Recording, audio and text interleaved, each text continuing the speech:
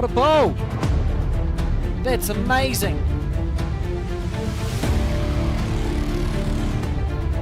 This is more on target. Got something. Close, she's got it. She's got it. Back into the ditch for 2.5. Good morning and welcome to the Bowls New Zealand coverage of the 2025 National Intercentre broadcasting live from the Naenae Bowling Club. My name is Alex Reid. I'm joined in commentary by Peter Thorne this morning and later to be John Macbeth, who will come and join us. And we're bringing you coverage of the semi-final rounds of the Women's Intercentre. It's Canterbury versus Nelson, and it doesn't get much better than this. We've got Taylor Bruce taking on Joe Edwards.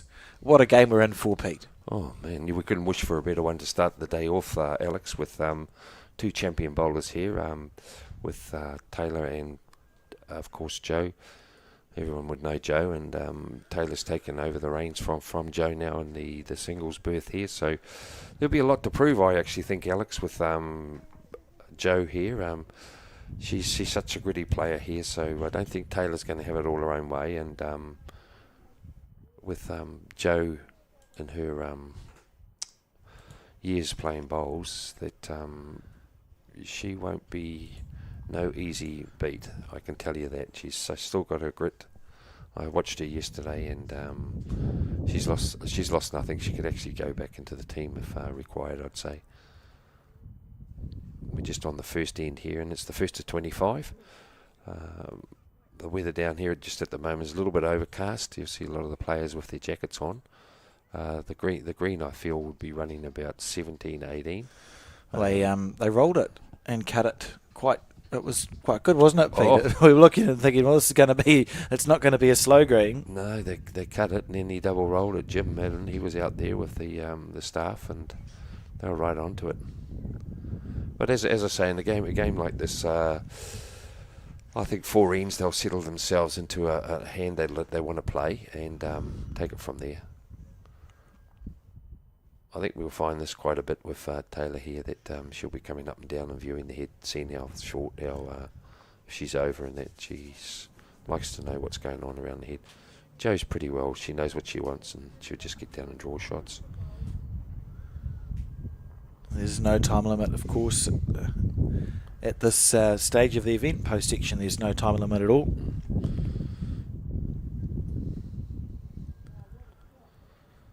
Yeah, just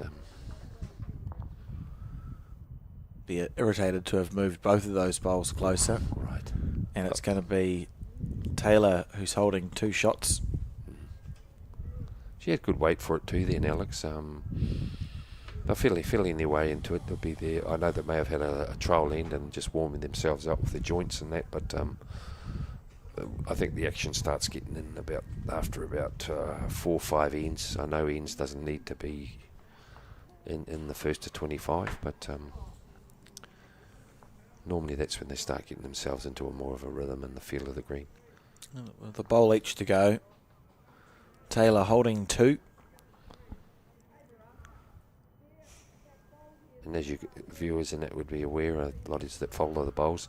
The Nelson team are going for a three-peat. Yes. So that's a great effort if it goes their way. And the Wellington boys here, they're on the same. So the Wellington centre, or people that like to come down and view it.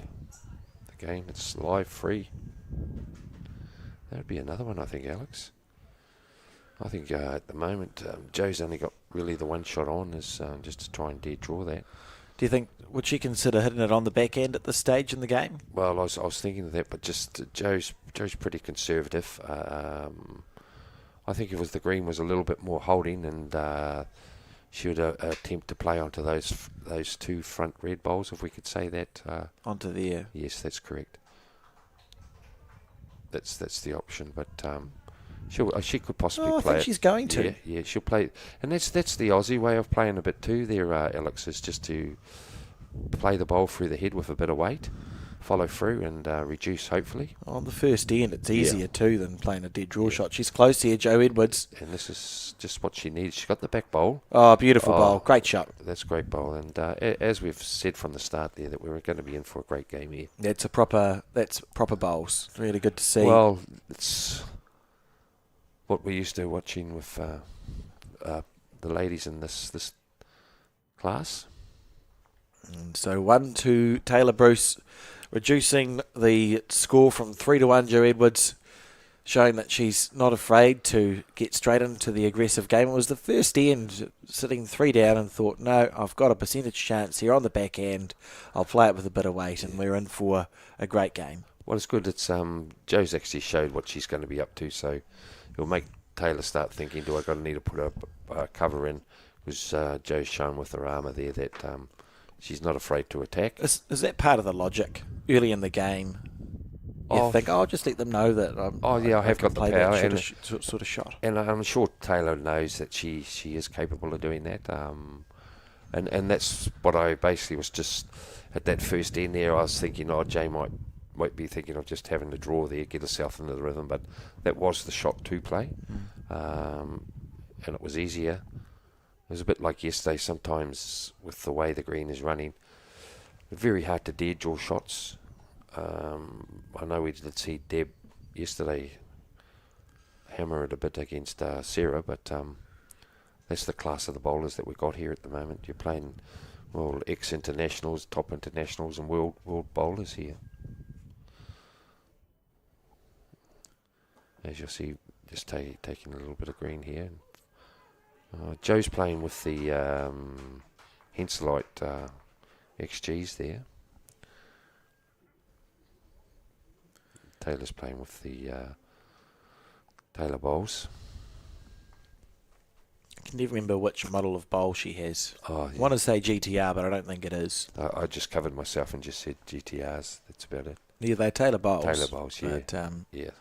I never remember which model Taylor plays with, but she's played with Taylor bowls for her entire bowling career. Yes. She said, with a name like mine, why would There was only one maker bowls for me. Oh, what's happened here? Is the bird up there? Or, the seagulls hanging around a bit. And umpires flapping their arms. And Thank you, Sue. You may not have seen that well on screen, but there was a seagull pretty much where Jo was looking to aim on the forehand side. I see old Jo's decided to change her hand on that particular shot, so she'll be got a bit of run in here. That jumps out. That's a good bowl. After playing the other hand first up and then coming down and changing. Still a good bowl there for Taylor to sit or touch the jack back. A little bit of the breeze coming up at the moment, but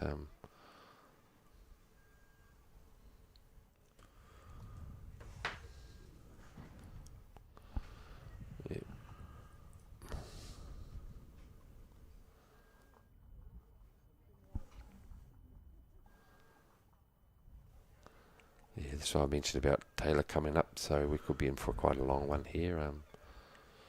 If someone does that against you in a game of singles, Pete, what's your action? Do you follow your third bowl up as well, or just stick to your own game?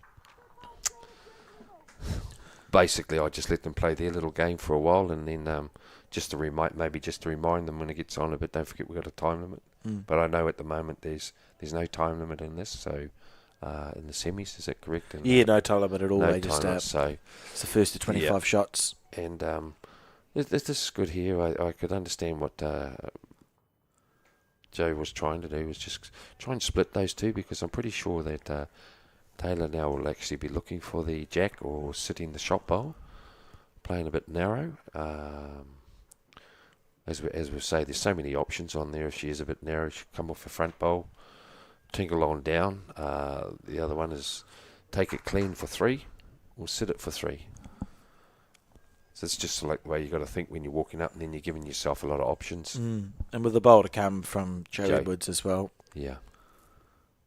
So we'd expect to see just a reaching bowl on the back end.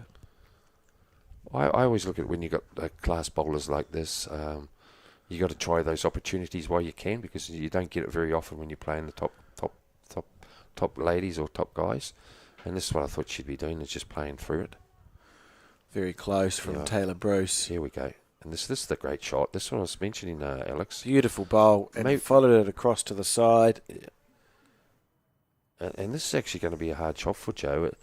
Viewers may think it's going to look easy, but it's right off line now, and she's a couple down, and you've got to be thinking to yourself, I've got to be up. Can't be too wide, it might hang.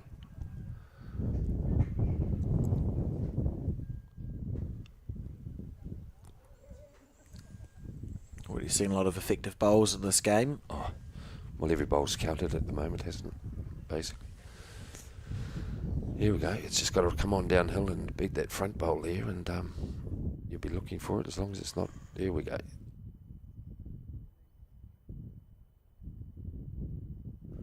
We just lost a little. Just passed.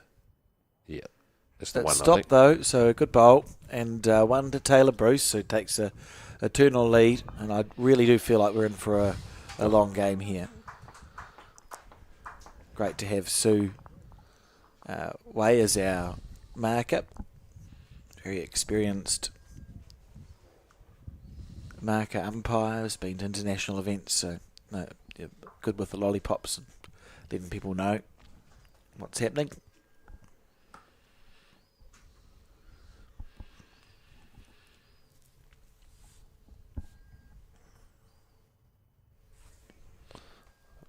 Taylor's looking more for the basically the 3/4 length here that she'll have a lot of control on, which is a way to play it at the moment, with the way the green is running very quick. Makes you more mindful of drawing. Here she comes. We spoke about Nelson looking for a three-peat, and they've won. They've been successful in the Intercentre. Just looking through, 1983 was the first year there was a women's Intercentre. When's the last time there was a three-peat? Wellington won 2 in a row. There may not ever have been a three-peat for the women. Waikato run 2 in a row. Yep, so if Nelson can go a three-peat here, that'll be the first time in the history of the women's Intercentre that a centre has managed that, that's quite incredible. I think it's the same for the men, Alex. No, Dunedin did a three-peat on the men. Oh, that's right. Was that the one with Terry and them? That there was quite a. Was that the youthful team? There was quite a. It was earlier on, so you've got Gordon Jolly, Ernie Wilson, yeah. Hugh Hogg, Arthur Crawford, Neville Hill, and Bill Cousins. Yeah, love the old troops. Here we go. Well, Taylor's right into it here. You might see.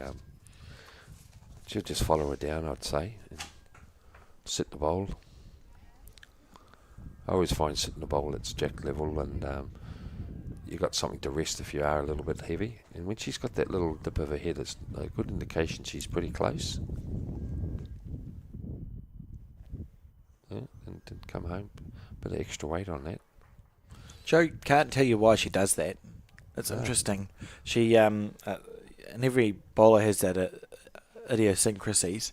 If you watch Joe, she tends to play a bowl, do 1 or 2 sniffs, walk 3 steps out to the right, and put her head down. Yeah. And they're always very good bowls. Taylor would be very mindful here of reaching, and just if it's over where she's hoping to be, is just to match Joe's bowl, and that will give Joe more of a. And she's.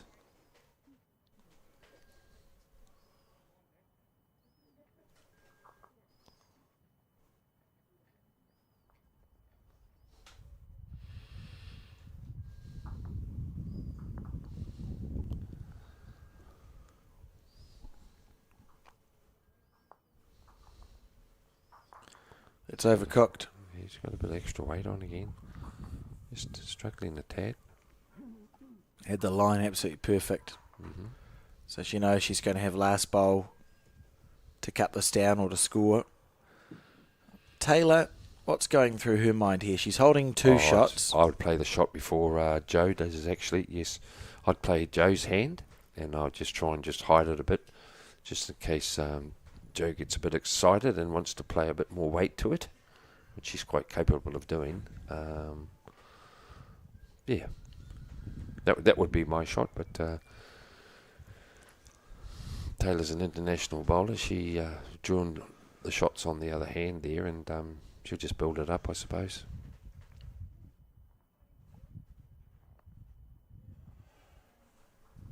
Yeah.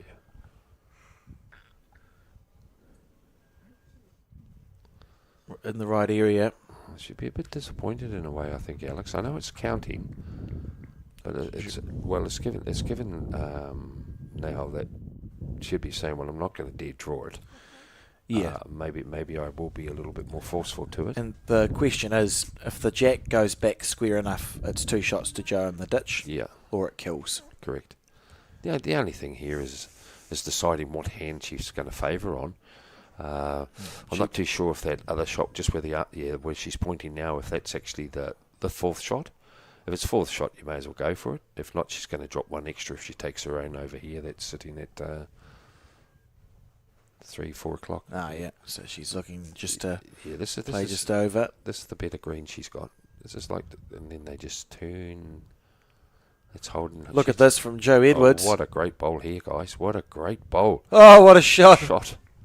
That's outstanding. How good are these 2 players? Oh, well, you wouldn't be having your breakfast watching this at the moment. You'd swallow your spoon. This is this is as good as it gets. Honestly, that's just such a fantastic shot from Joe. On the 30 end, in the morning, it's cold. It's been raining. Your hands are slippery. There would have been a real temptation to go, oh, I'll just hit it again. But she's back to draw. That's unbelievable. We've seen this with the top bowlers, don't we, Alex? That like yesterday, with like Sarah Scott and Debbie White. How often was Sarah holding a couple of shots like that, and Deb just comes straight in? That's the class of the top bowlers at the moment, and that's why they're still in the running. What do they say? It's harder to win this than a lot of other events. This is a very challenging event to win Yes. for sure. Yeah. You're playing every district's top players. That's a good bowl from Joe Edwards. Oh, and she set the pace. Sorry, not the pace. She set where she'd like it. Where you seen when Taylor had the jack, then she was dominating more the 3/4 length end, and Joe's decided to go to the old ditch to ditch with her mat up a bit. Oh, look at this! What a great return.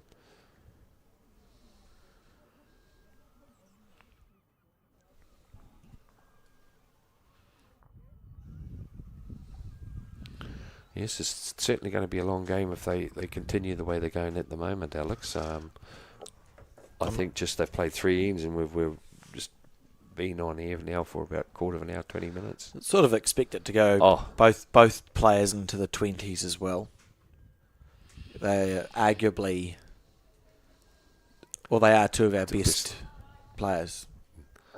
Full stop. Yeah.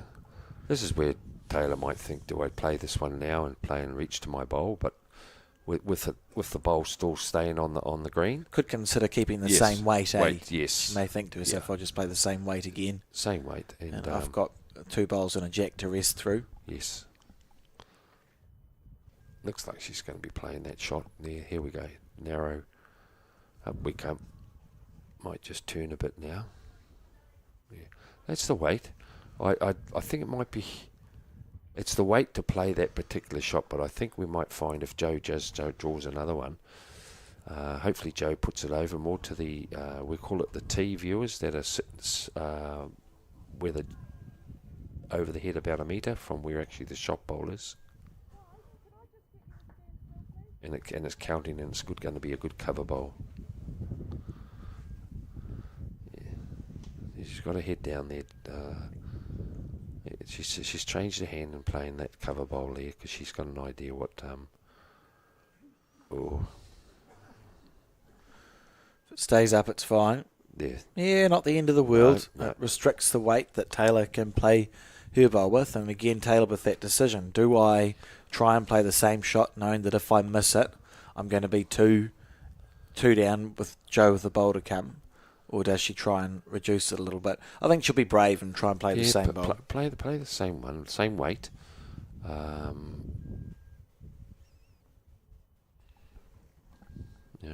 Yeah, that's the line. Just mainly the weight now.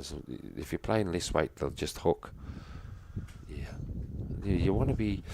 I know Joe's got the back bowl, but I think I'd be a little bit more positive to it and run it and be a runner. They're reducing, especially now if Joe draws another one and covers these three here that are sitting at on the left-hand side of your screen. This is quite an important bowl, even though Joe is holding two. She actually needs a really good bowl over the head here, just to cover those three if possible and make it count.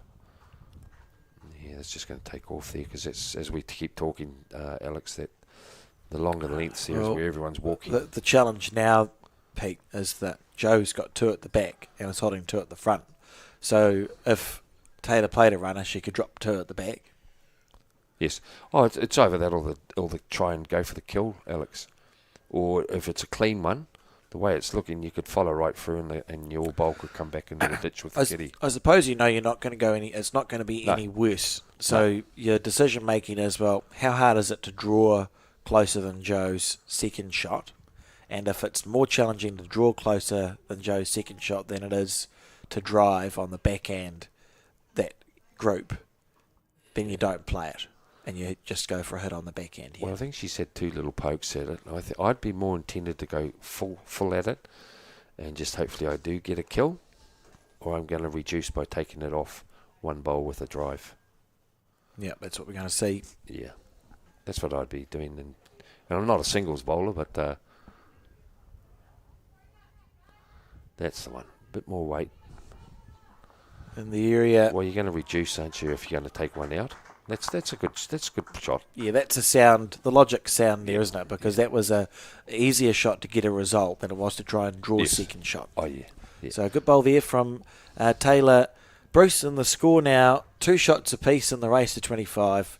We're in for a marathon here, I think, folks. Yeah, and that's what was very important. I feel there that Joe should have put a third shot in covering that bowl, and that would have changed all those options in.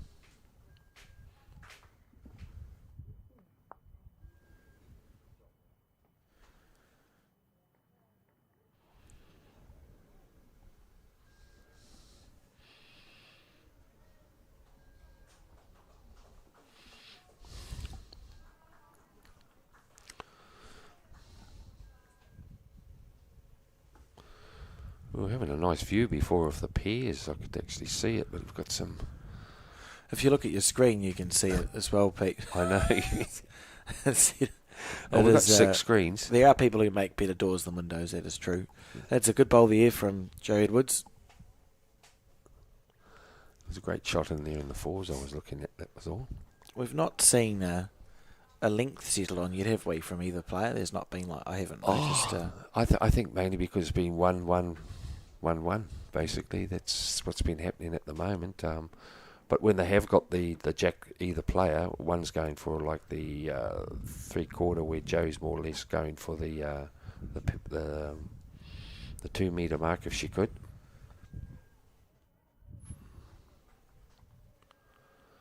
You seem to be favouring that side of the rink at the moment.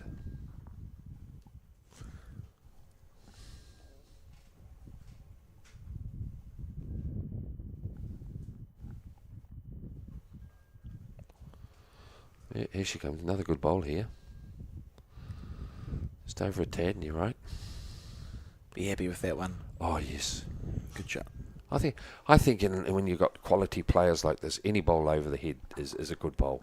You'll find that their effective bowls are always over. They don't tend to play too short. And if it is, it's they know it's a bad bowl, but they know that they respect the opponent they're playing against. That if the jack does get moved, it's always going to be their bowl. Here's another good bowl in the gear coming from Taylor.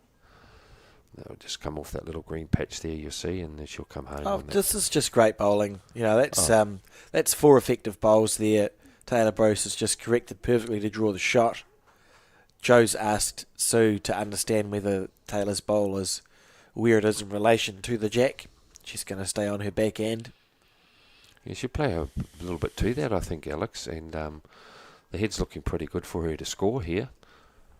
Play it a bit narrow and then drag it back to the last bowl that she just played.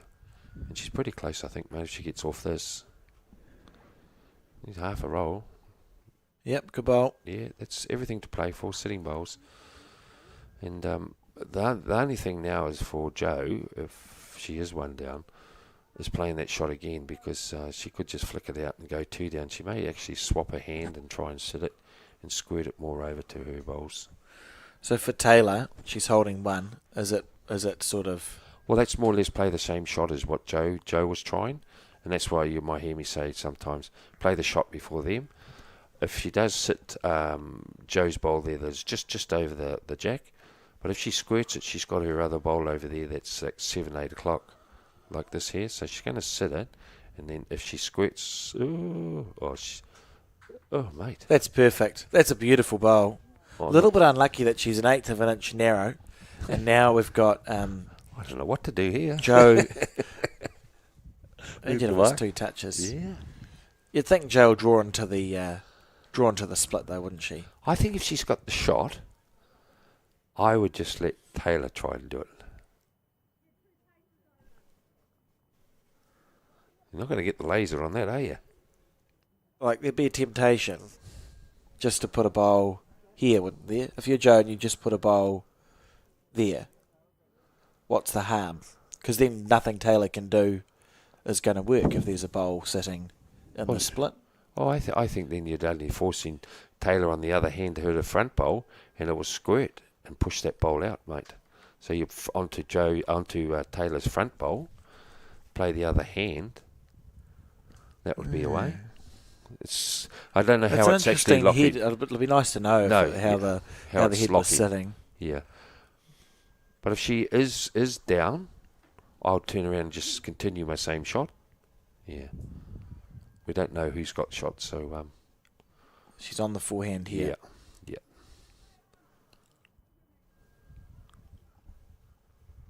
Just go for a squirt. Outstanding header bowls. Yeah. You know by the weight if Jo is down what she's playing. She must be holding. It's sort of drawing to cover where the jack might go, perhaps. Yeah. Yeah. I think she feels she's got it. Just play wide. And so for...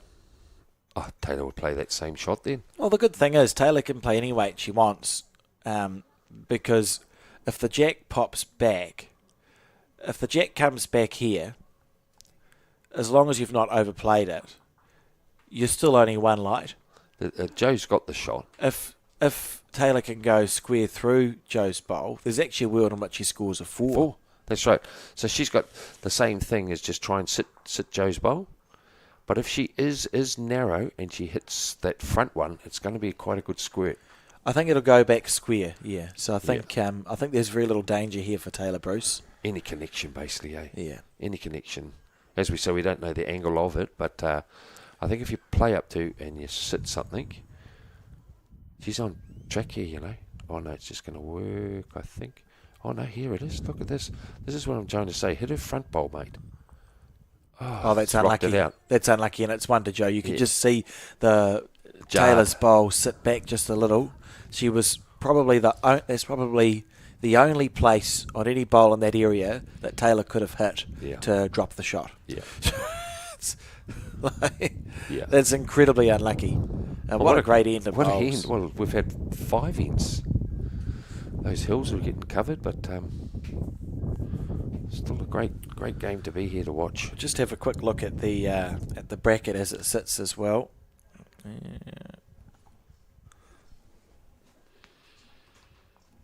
So that's what we're dealing with here, Pete, when it comes to the post section for the Women's Intercentre. We've got Canterbury, Nelson, Bay of Plenty and Waikato contesting these semi-finals. Bay of Plenty defeated Auckland, Waikato defeated Dunedin, Nelson defeated Taranaki and Canterbury defeated Marlborough. It's been a fantastic few days reaching through, and the 8 qualifiers should be rightfully quite pleased with themselves. We might just get someone else, just do a quick little run around and we got the updates of... We will have some updates. Yep, we will. Yep. too high. Did you not like your seat, Pete? No, it's too high. Look at it. It's the one that John's been sitting on all week, I that's suppose. right. His legs are cut off from the knees, I think. That was a great bowl there by Taylor, but I don't think nothing. You don't feel safe, even though you're holding a shot here at the moment in this particular game, Alex.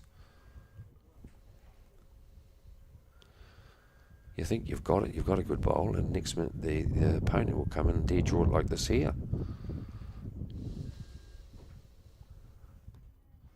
Look at that. Yeah, good bowl. Oh, that's a great correction after your first one. That's what I was saying, you know. Your effective bowls when they play, if they are short, very seldom you'll see them play another bad one.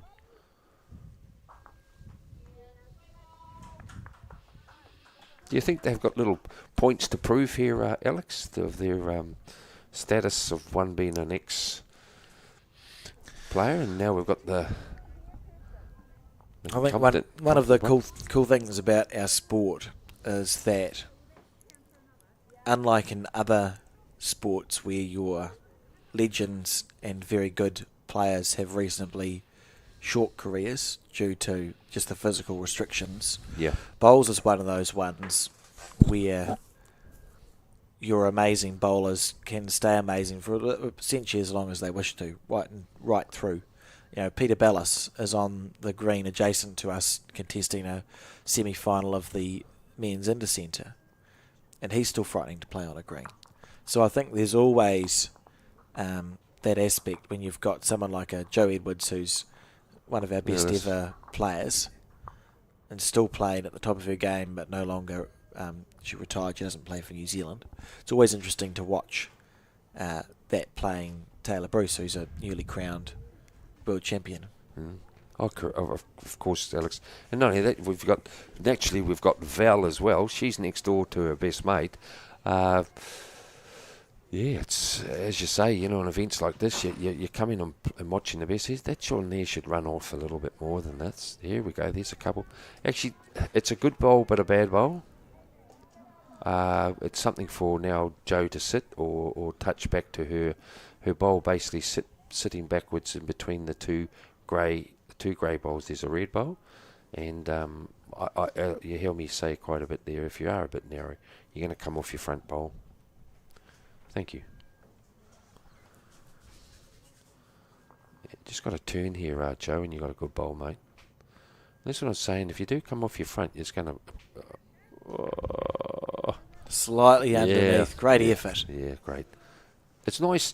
What I feel, Alex, the players can actually make us look good because we're actually calling the shots how the game should be played. Yes. It's all on Taylor's favour here, because even if she did touch the kitty, she could get 3. Yeah, good weighted bowls. Those heads are marvellous considering I'm not saying the bad conditions, but they're in a bit of mist out there, and they're all still got their jackets on, and Joe's got a peek on and wiping her glasses every so often. Something people without glasses don't realise is how irritating rain is. I hate the rain because your glasses get specks of water on, and then you're blinded as well as damp. Yeah, it's a sign of getting age. Like I found those pretty good, and then now I've nearly got to have window wipers on them. You know. I've had glasses since I was 7, so it's been an irritation for a very long time. What's Taylor doing there? Just making sure her Bowls Canterbury sticker is on correctly. As we saw this morning there with the staff that were here at 6:30 this morning, Alex, what was it, about 9 of the club members here and the greenkeeper, rolling, cutting, and there was a guy behind it, any of the, we'll call little bits of soil or grass that was on the mower, he'd be sweeping it off. So the green is actually manicured, and if you were here, the 3 greens all look the same.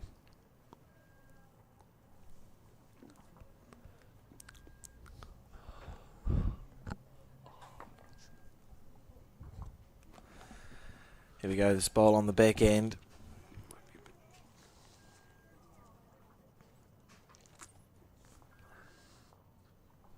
Just wobbling down.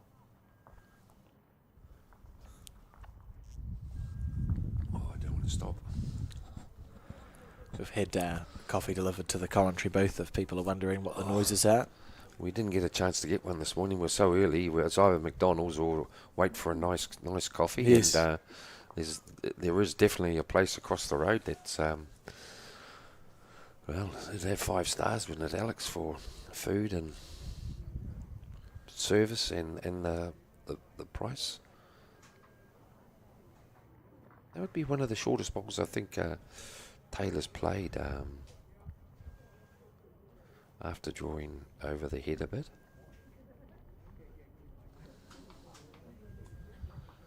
Yeah, this just looks like a better track for Joe.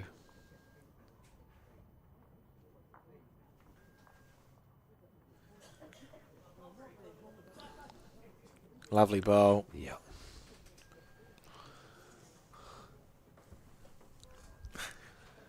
We've got Jimmy Pugh here trying to take our view. Then we've got Robbie Reed,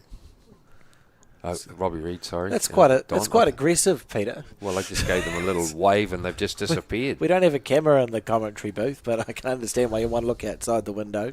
Hey, actually, it's quite good where I'm actually sitting, Alex. I can actually see the 3 games. Oh, brilliant. That's why I moved the seats. And just passing through there, Taylor Bruce. oh, Richard Collick, he's got an injury. He's sorry to scare anyone down the Nelson area. He's got a little bit of a wobble on.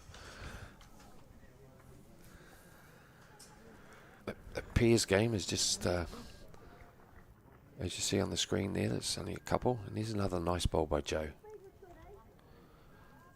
That's a lovely shot, isn't it? Holding 2 shots, Joe Edwards. And Taylor Bruce will just stick to the back end. There's all the lads there from Nelson supporting their player. You've got Shannon McElroy there and Richard Collett, Jimmy Pugh. This is going to hold a bit here, I think, on that little green patch. And she might trail it back for 2 here. Oh, that's a mighty effort. What a try. Grand effort. Couldn't have played that bowl much better, to be fair. And an opportunity, though, for Joe to score 3 shots out of nowhere. This could be the biggest number we've seen in this game.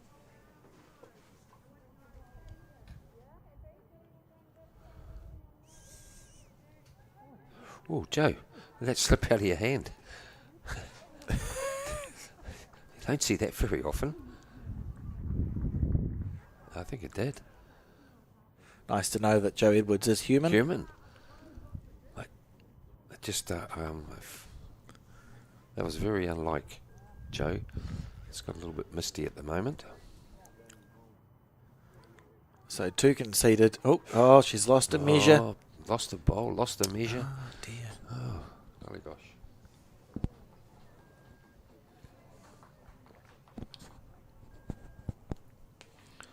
It's been quite interesting at the moment. How have the times flown? That's nearly 40 minutes we've been involved here. Oh, look, it's a game of bowls where at each end there's been 5 or 6 really effective bowls to watch. So you blink and you miss it. And it was 2 to Joe Edwards. So the score now 5 shots to 3 in the singles game. And because it's a race to 25, I would be unsurprised, Pete, if it became a deciding match. You've got 2 players at the top of the game here, so it's actually unlikely to finish early, this game of singles. There's a world where the 4s goes one way, the pairs go the other, and we sit here watching Joe and Taylor play a 30-end epic to decide who goes through to the final. I think we could be here for 3 coffees, actually, Alex, the way it's going. It would be great, too. I'd never say no to a coffee. No, and the other thing, too, is it's just a coincidence here. The score is actually the same. Pairs and singles, and at the moment you'll see it's 4-8-2. Hold all tickets, please. It is 4-8. Someone's just moved out of the way. Excuse me. Canterbury's on the top, so it must be. Someone just 8-4 to Canterbury. 8-4, correct. Good bowl, Joe. Lovely bowl from Joe. So, excuse me for the delay on that, but someone just walked in front of the board there. We're pretty restricted at times.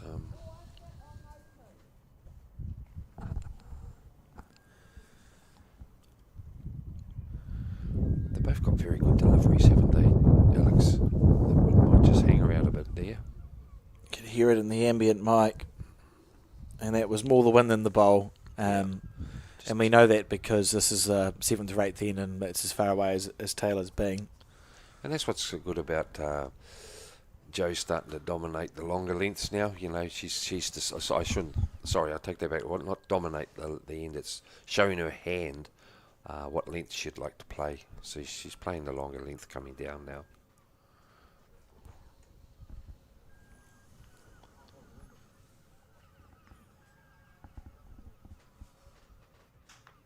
Very close. As you say, Alex, the pairs might finish before the singles. That doesn't happen very often. I wouldn't be surprised.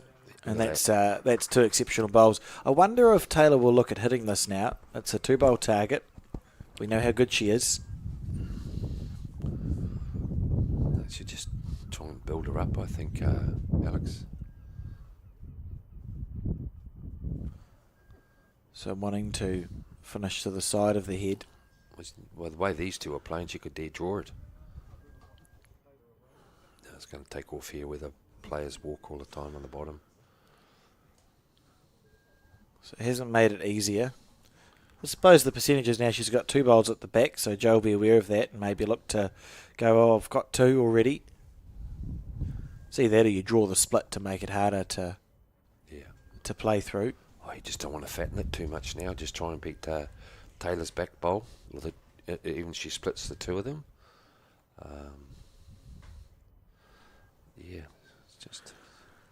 It's a good cover, but maybe the time now. She may have a little lick at this. There's no difference. Just run right down to them. Interesting that she's on the forehand. Yeah, she'll run right down to these, I think, now, mate. Yeah, that's what I'd be doing. Pretty close, I think. Oh. Yeah. Joe may change her hand here and try and split those other 2 of those 2 grey-black bowls.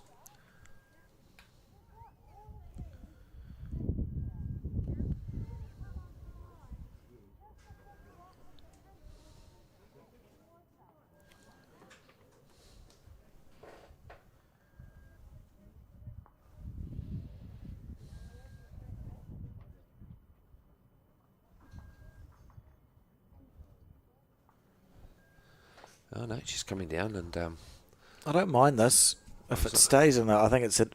Yeah, but Needs it to hold. Mate, that's the guide that I keep saying about, mate. You'd want to be over. Holding 3. Yeah, she didn't mean it, but I suppose what it means for Taylor is that the forehand's actually okay to stick on because you've got that short bowl to use on the forehand. If she pushes it wide again, you can wick off that short bowl. And she's not going to take her 3rd shot off there. Like if you hit this bowl here, which is now on your screen, you've got a chance of coming across sort of in that direction through the jack. Or onto the 2 bowls. There's 3-4 different shots on there, isn't there?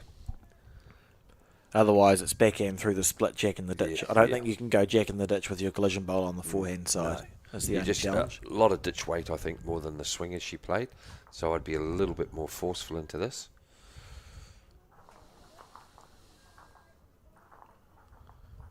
Be on its way shortly. Yeah, you want to play a lot of weight if she is. Then it'll hang up in between the shots. She can follow through here. That's the one, and follow through. Yeah, that's a beautiful bowl from Taylor Bruce. Well played.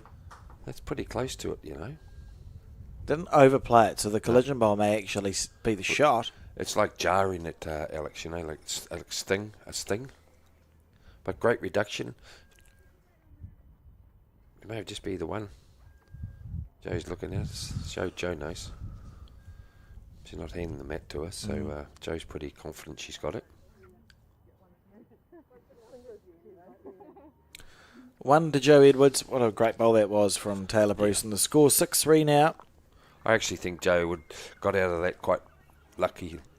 She's quite lucky with that because it was looking, once she did put that bowl in there, it gave Taylor a bit of a more confidence of hitting it, where if it was over, and I know Joe didn't mean it, but I'm pretty sure she would have liked to do a little bit over.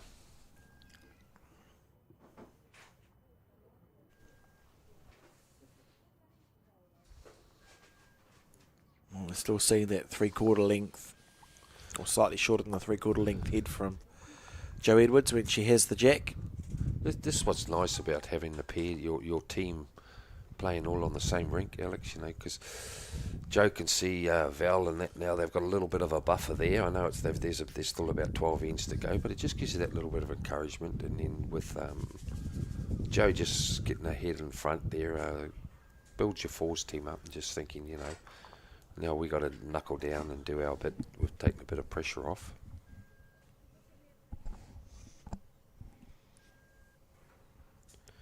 Here's a good bolt. They're coming home at the finish here with a hook.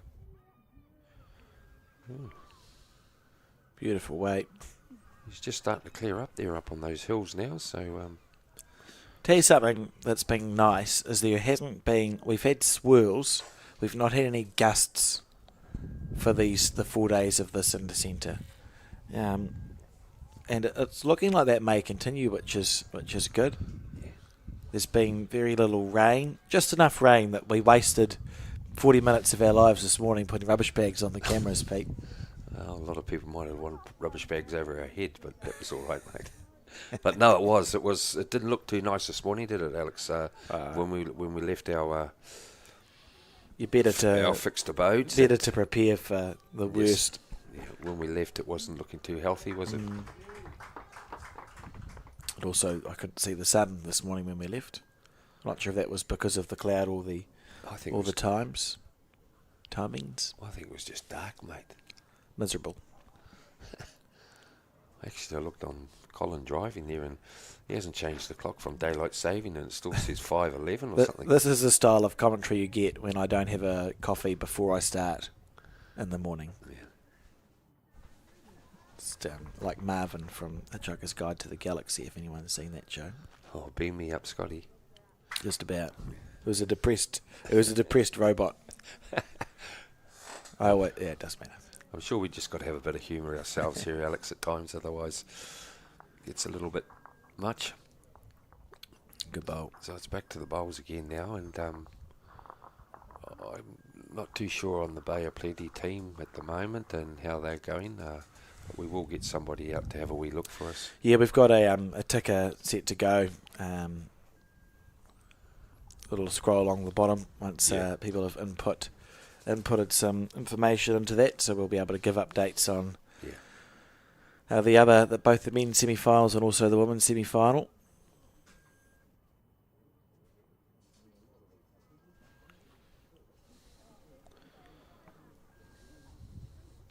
Yes, you get all these people getting hold of you. I've just told them to go on the site there. So we do what we can with who we have.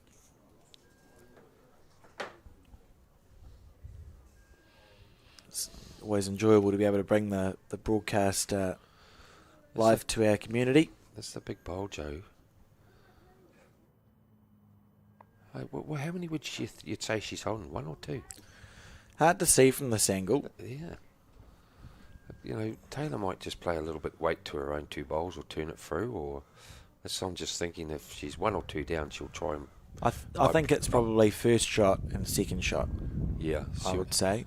She might just play a little yard to her own there, mate.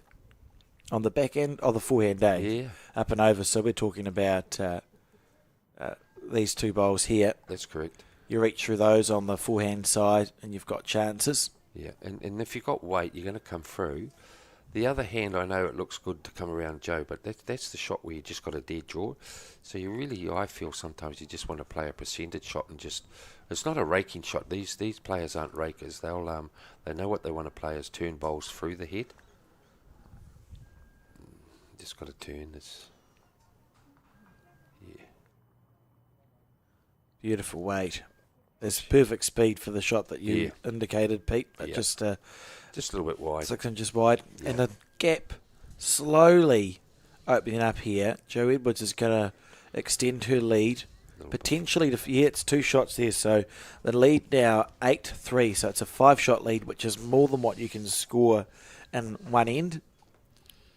You'll be looking just to try and continue to eke that out as long as she can. She knows it's a race to 25, and Taylor Bruce is one of the best players in the world. Isn't going to go away quietly. The sad thing about this now is, and I may be harping on about your team next year. Taylor's just looked up now, and she maybe just looked over, and she's just having a great battle here with Joe. She's just looked over and she's just seen her pairs team, and it's 10-2, and it's putting an added pressure now back onto Taylor. She needs to, we all know she's got to score, but just gives that little bit of pressure. And it doesn't matter who you are, you're playing for your team, and it's not for yourself. Mm-hmm. So that's the added pressure as well. And when you've got Joe that's starting to find her first bowl is very effective, it's putting a lot more pressure back onto Taylor. It's not a bad way to your team's getting led by two international players with Joe in front here playing singles, and then you've got Val steering the ship there in the pairs. And as we know through these events, if your singles and pairs are doing well, and there's no disrespect to your fours, because sometimes it can come back to the fours game, but if they get off the paddock before the fours, before the games with two wins, we've got it sewn up. Yeah, and particularly in post section where the three disciplines are next to each other, it really is a day of momentum, isn't it? Is what you end up getting. Yeah, and it's so different too, because with the post section, you got to win, because it's that game point that you need as well. That sounds right. If you've got to have 3 wins, you have to win the match. Yeah, so you just have to win more games than your opposition. So if I was a centre and you were a centre, that's correct. I need to win 2 to your. Well, I need to win 2. Yeah. It's nice to win that series, but it can revert back to games 1 as well. Not in post section. No, in section play. Is that what we're talking about? No, this post section now, isn't it? Yeah, we're talking about now. Oh, it doesn't matter. They can shake hands. That's what I thought we were saying. No. You've confused me, Pete. That's right. I think okay, it's all good. So I may have misled everybody, because I'm now confused. No, that's right. Section plays match wins, so the centre that wins the most match wins. That's what I was saying. And then it goes to games. If your matches are drawn, games won. With this, it doesn't matter if it's 2-1. You just shake hands. That's correct. Yeah. It doesn't even matter if you haven't even completed. Absolutely. Yeah. So I think we're agreeing with each other. Yeah, I just had someone give me a message. I said no, they can shake hands as long as it's 2-1. Yes, because it's post section, it's straight knockout. So what would you gain by playing out your third game? No, it's irrelevant. That's exactly what I just. But in section play, it's a different kettle of fish, obviously, because it could come down to a count back on games. Yeah. So it does get very technical. We have to know all this, Alex. Oh, it started to hurt my brain a little bit. Okay. Here we go. Look at this. Oh, that's disappointing from Jo Edwards. She's sat down Taylor Bruce's bowl, and she's 1 down on the head now.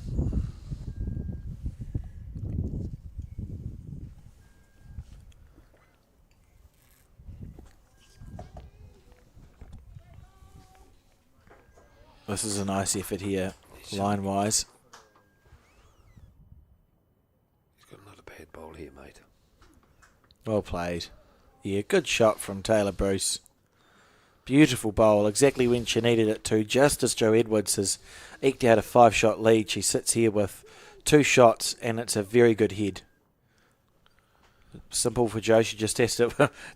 She has to dead draw this. If you looked at her 3 bowls she has played, that's all been in the vicinity. They're good weights, but they may be a bit wide, but she can just correct them. She's good enough to dead draw the shot here, or cut it down. Here we go. Hold all tickets, ref. Hold all tickets, ref. Oh, just slightly off. Arguably slightly heavy, isn't it? Oh, but you're right. But if she just got half of that, she could have got 2 shots, maybe 3. Set it, squirt. I like it because she's given her bowl a chance. And now, how important is it for Taylor to make this bonus bowl count? No right of reply from Jo Edwards, so she's got an opportunity to score 3 shots here and tighten this game right back up to 6 shots to 8. As you said, Pete, Taylor would have looked across and seen that Canterbury is trailing 2-10 in the pairs and is leading the... no, they're not. 2-10 in the pairs. Yeah, they're behind. And something to 6 in the fours. So she'll be thinking, I want to try and drag my team back up, give them a bit of a push. Yeah. What's that? Oh, the back.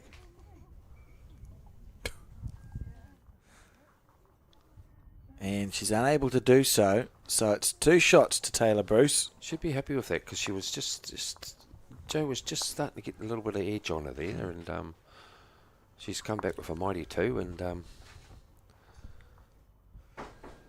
we've just been in nearly progress nearly an hour, and we've got we're not even on basically the score at the moment. He's not even halfway, so things are looking pretty cool on that respect. Great game. Well, Slightly longer lengthed end. yeah, she's maybe Slightly. She may be feeling confident coming down a bit more sheltered to the clubhouse here.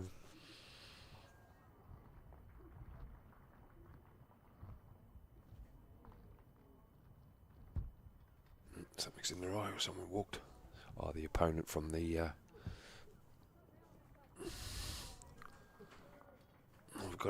we've got Cole out there biting the plastic. I mean, I know we didn't have breakfast this morning, but that feels... that was just taking the... That was the digging. That feels like Hungry. he's overdone it a little bit. I've got an arm in here, Cole, if you want to have a chew. Yeah, nice opener there by Taylor. I see next door right there, Nelson have got the jack, and so they're nearly no, they're 7 ends. Here's a good reply from Jo. They'll come home with the... For the drama of it, Yes, I mate. would like Nelson to win the pairs and Canterbury to win the fours, and for it to come down to like a 34 end. 24 in, 24 all, and Something ridiculous. Yeah. and the crowd will Just be for the roaring. purely for the Drama. drama. I've got no horse in the race. I don't care who wins. No. But for the television coverage and for the drama of it, I think it would be amazing if we could have Nelson win the pairs, Canterbury win the fours, and it come down to this incredible game of singles between 2 of the best players we've ever had, Gracie O'Greens here in New Zealand. Yeah, of course. And then I think that's what makes a good commentary as well, that they are performing for us and the viewers, and it makes it more interesting. We're going to get people watching the game a lot more now, Alex. They'll be saying, oh, that the other days they might be saying that looks easy, but come up now, and now we're in the big boys or the big ladies. It's totally different. Every ball's got to count, and I look at it in this of when you get to this stage. When I was involved with the team, was every bowl you got in your hands your last bowl. You can think like that. You're mentally prepared for things.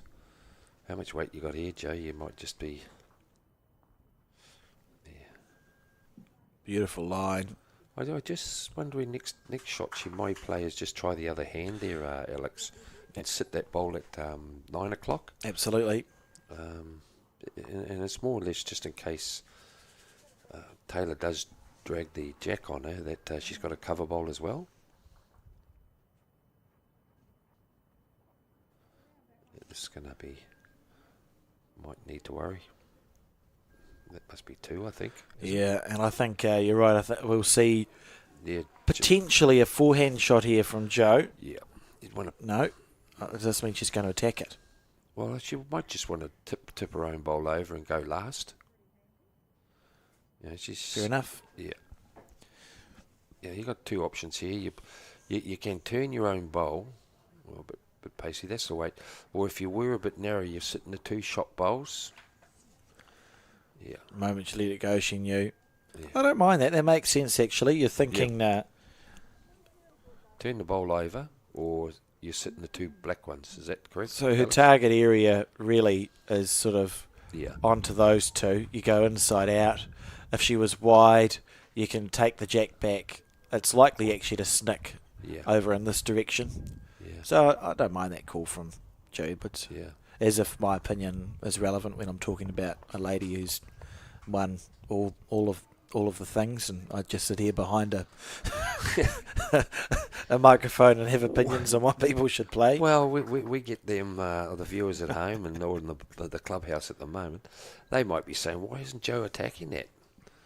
Especially now. It depends if this could hook over to her favour here. That's classy bowl. This is That's definitely classy bowl. This has definitely put her onto another shot here. And the brilliant thing about that for Taylor is her bowl is low of the jack, so it's changed what Joe can do. I think Joe has played the other hand. I agree. And then put it in the drink. She may even come and have a look at this. No, she don't. Save your energy, Joe. Alex. Doesn't change what's in your head. She'll be looking to see the angle. Well, Excuse me. It's important to know when it comes to these bowls what's actually going to happen in collisions. Yeah. It may look on your screen at home, it might be jack level, but it looks a bit jack low. I'd say it's a half a bowl low of the jack. Yeah. So she'll be looking, if she did take her own out, is it going to bring in that other bowl over there for the fourth shot?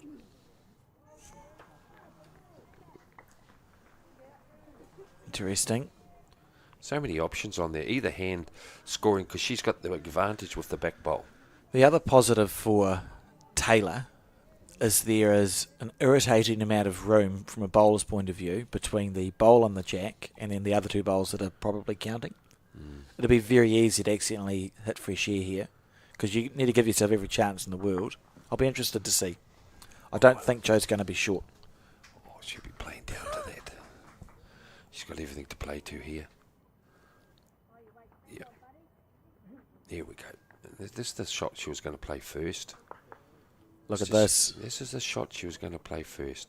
I'll tell you, she did. Just going to sit and stay here. 4 down. That was my fear. 2 down. Well, that's a good. It's well played bowl weight wise. She was literally an inch wide, maybe an inch wide on the back end there. That was my only fear, that if she did play it wrong, going down a 4. With the other hand, you're playing to your bowl. But I didn't. We didn't see how that bowl was sitting for her. Joe, having gone and had a look, would have played the best shot. Yeah. Oh, I'm not going to deny that.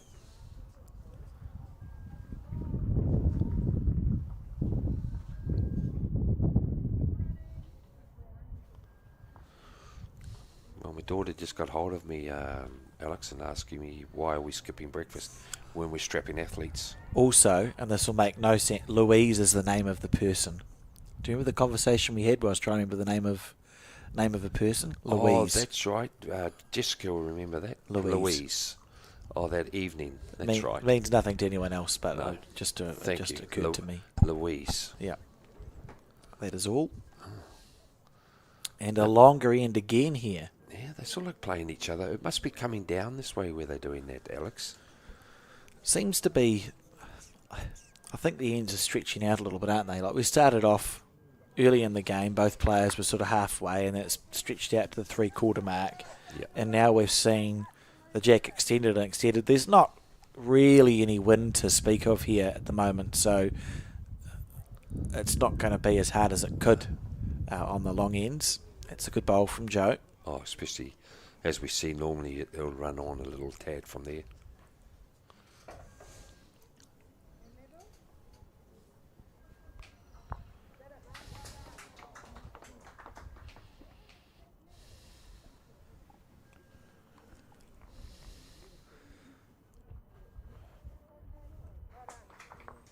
Yep, well played.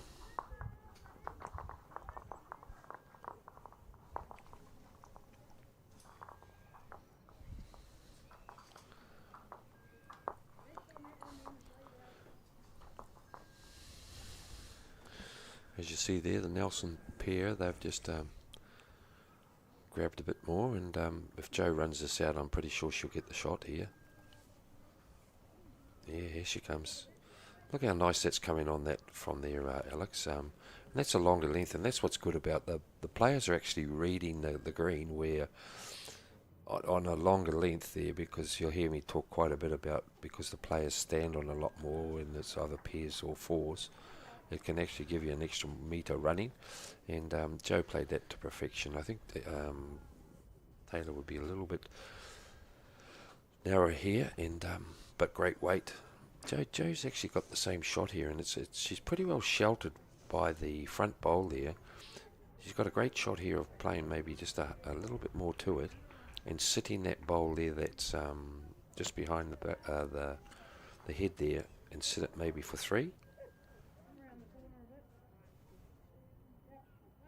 Seems like a good plan.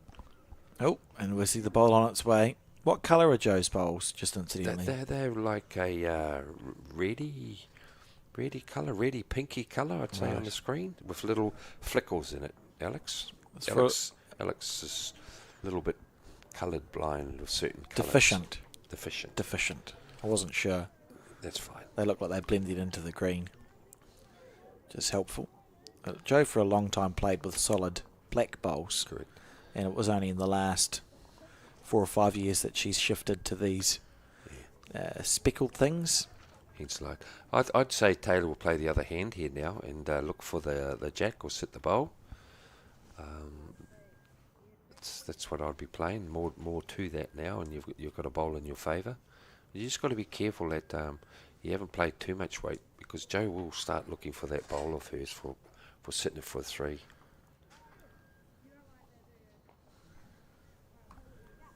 Yeah, there's the shot coming down. Yeah, if you sit it, you're going to drag it for a few. And this is a great bowl by Taylor. Yeah. That's just taken a lot of options off Joe now. Very close, wouldn't it, mate? So, from Joe's point of view, it probably is still staying on the back end, isn't it? And it was just indicated there off screen by Sue that Joe's holding 1 shot. So if you did draw on the back end, sit on the 2 Canterbury bowls, should do the trick.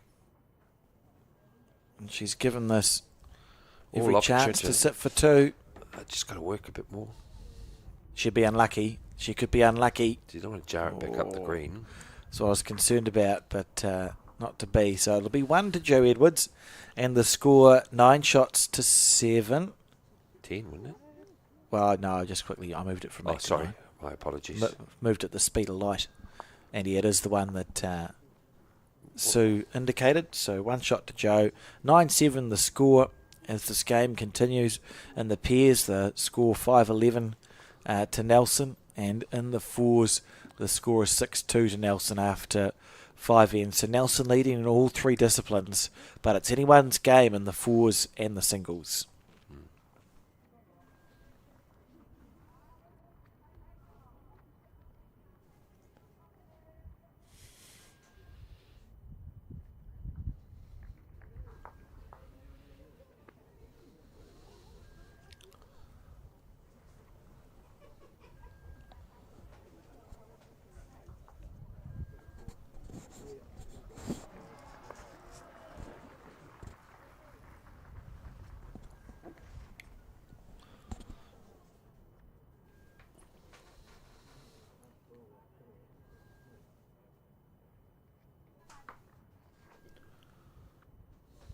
There's something in Taylor's eye here that she's been very patient and waiting, which is cool.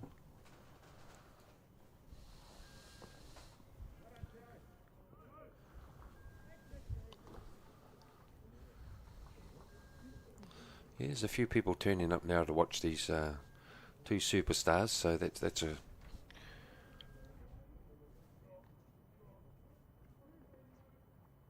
goes to show how people want to come and watch the best when they start turning up on a Sunday, and it's only 20 to 10.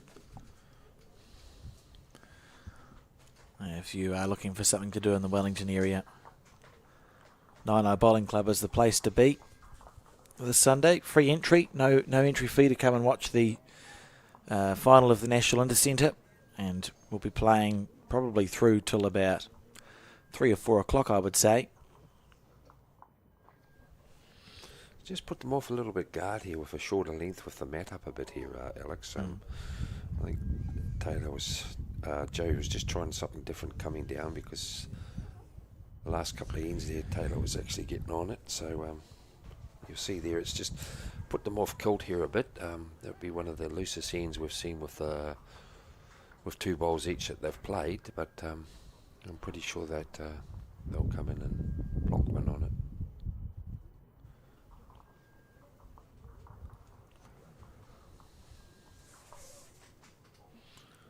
See if you were right.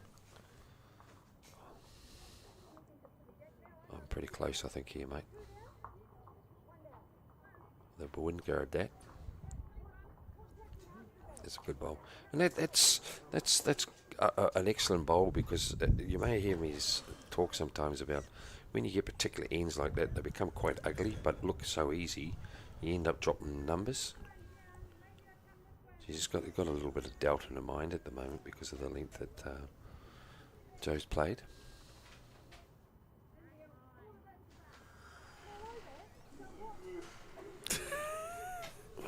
Yeah,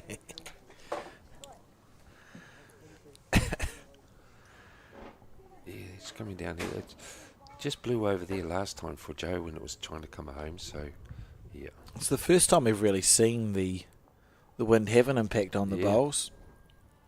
Different lengths too, I think, Alex, at the moment.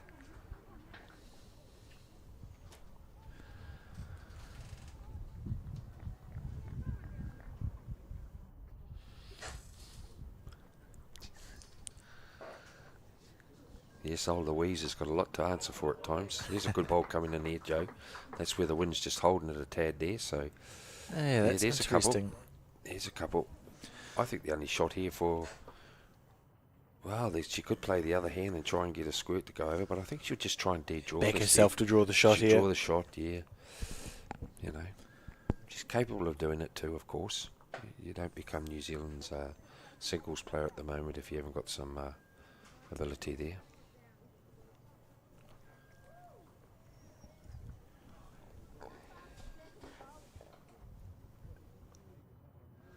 Here we go. It's not bad. Just going to go through the hole, I think. Yeah, I know. Little gust of wind at the right time. Oh, that's a good bowl. No, good weight, good weight. And as we said, you don't feel safe when you're holding shots. Such is the ability of these players, and the score 8-9.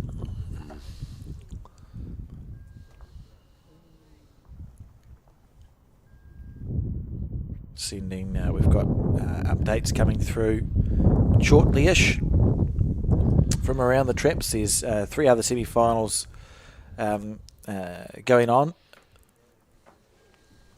The men, Wellington also going for a three-peat in the men, which would be quite remarkable if we had Nelson three-peat and a Wellington three-peat in both the men and the women here at this Intercentre. It's like we know a little bit of what could possibly happen too, but we don't want to put any jinxes on things with certain people. All I'll say is that we had to raid the Silver Star cupboard in the office at work, and just in case we needed to use some of them. We're not going to mention it yet, are we, Joe? Alex? Oh, that's a Freudian slip. No. No, we won't. We won't mention it yet. But it could be a pretty neat day. And Joe's gone for a walk after those bowls have been played. We see here. Where are we looking? That's the men up there with the Auckland, Bay of Plenty, Wanganui, and... Just a little word for Wanganui as well. How great is it to see them contesting the semi-final? In particular, you've got names like Keith Slight and PB, Peter Bellis, still playing Intercentre for their region. They made the final last year. They found themselves in the semi-final this year. And for a centre, not a huge centre, but a competitive one, isn't that great to see? Oh, definitely. And he's still producing the bowls as well. My bit of paper that it has the year that Wanganui won it has disappeared, but I know they did in the 80s, I think. And I would say that we would find that a lot of the names are similar ones. Where are we? Wanganui. Yeah, there we go. So in 1984 when they won, Peter Bellis and Keith Slight were in that team. Cess Bell, Warren Carter, Ray Savage, Laurie Penn and Des Steed were in the team in 1984 when Wanganui last won the Intercentre. Had some remarkable bowlers there, Alex. There was a gentleman there, Ray Parks, I think it was. I think he's got about 400 centre titles. Yeah. And this is what's so good about this event. Some of the players that have actually New Zealand honours, they've represented New Zealand, Auckland, Bay of Plenty, and they've never won an Intercentre. I don't like saying it. That's one thing I've never won. I've never won an Intercentre, but I've been a selected coach for an Intercentre winning it, so I'm quite happy with that. But I'd still like to be the player. They're hard to win, aren't they? Oh man, we've been close all the time, and we know Auckland we were around in those days. But the other one was too that I've never ever won, and I don't mind saying it. It's the first year singles, and I always go up to people and when anyone in my club wins it that I've been there, I say I really congratulate you, because I says it's the only event I've never won. I won my club's first year singles, Peter. There was one other competitor. His name was Andre. It was we played 3 games. We're very excited. First year singles. Yeah, it's one of the events that a lot of bowlers don't win. No. You know. Easiest to win, of course, when there's one first year. One just dropped out there In the club. Yep. Look how consistent this. Oh, it's 5 beautiful bowls, isn't it? Yeah, you know.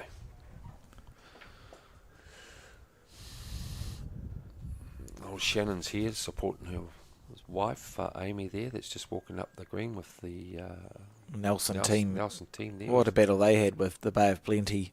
Oh, that was yesterday. Yes. Shannon being defeated by Anthony Ulay, 25-24. Look at this from Joe Edwards. Oh. What a bowl. What would you do here? Well, you don't have anything at the back. The only one is that playing down onto her bowl there, Alex. Why can't you play on the forehand? Yeah, play down to your own bowl. And if you get through down to there. Correct, or your bowl following through onto it. And the weight that you're playing with is sort of weight to here. Yeah. And your bowl in hand should follow through with it. Yes. So there is opportunities here, because the angle of it could actually take out the other second shot bowl and your bowl rolling through. Yeah. The only place you don't want the jack to end up is 3 down. Is here. Yes, correct. That would be not ideal. Yeah. And the only way that could happen is if this bowl is hit at the wrong angle, sort of through and nudges the jack over to there. But you'd think to yourself, I'd be very unlucky. Oh, you'd want to play. I'd be very unlucky to get that. You've got to play with it too. A metre through, your bowl, as I keep saying, is clunking onto it. And here we go.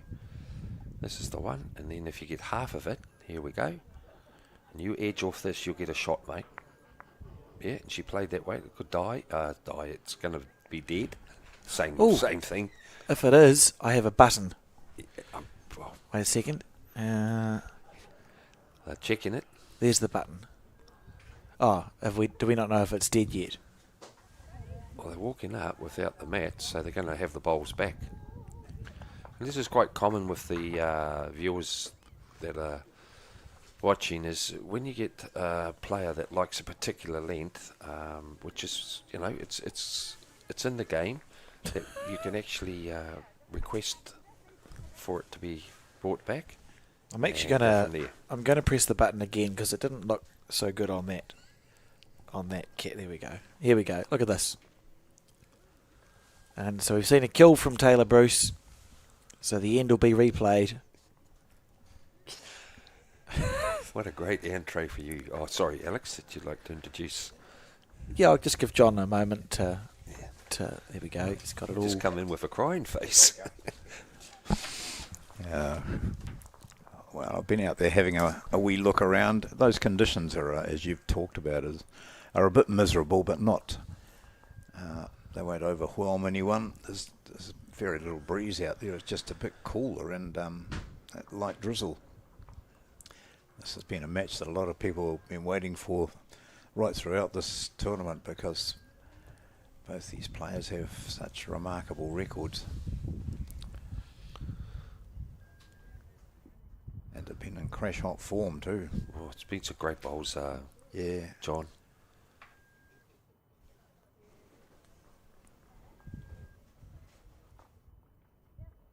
I might go for a wee walk and then just come back in and with some results, if that works out right, guys. Yeah, That's one of your better ideas, Pete. That'd be great. Yep, thank you. Well, I wasn't going to ask you.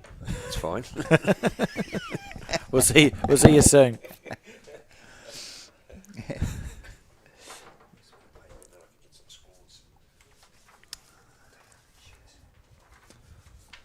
been quite a remarkable game of singles, this one so far, John. And it's only yeah. 8 shots to 9, and we've been playing for, what's the time now? We're 10 to 10. They started at 8:30, so they've been playing for, well over an hour, and they're barely a third of the way through. And I must say, I like the fact that there's so many people out there watching inside the stadium here as well, but out there watching and applauding and encouraging. Great opportunity to see the best in the country in action. I quite like this. We've got, Jo Edwards, who a lot of our listeners and viewers will have heard, expounding her theories and talking of her experience and what helps her in moments of stress and so on. And then others who will have watched Taylor Bruce and listened to her and her talks to clubs around the country. Now we just see them in action and see, whether they or how they practice what they preach. And she practices it quite well. Yeah. I must admit.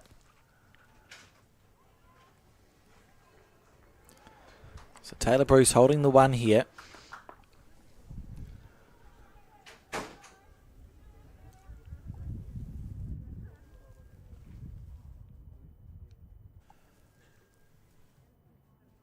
I think Jo was in one match, would it have been yesterday against Marlborough, and she wasn't ahead in that match at all, and until the end, and as someone said to her afterwards, "Gee, you look so calm," she said. "Calm on the outside," she said, "but internally hemorrhaging," like she couldn't get on top of her opponent. Eventually did, but...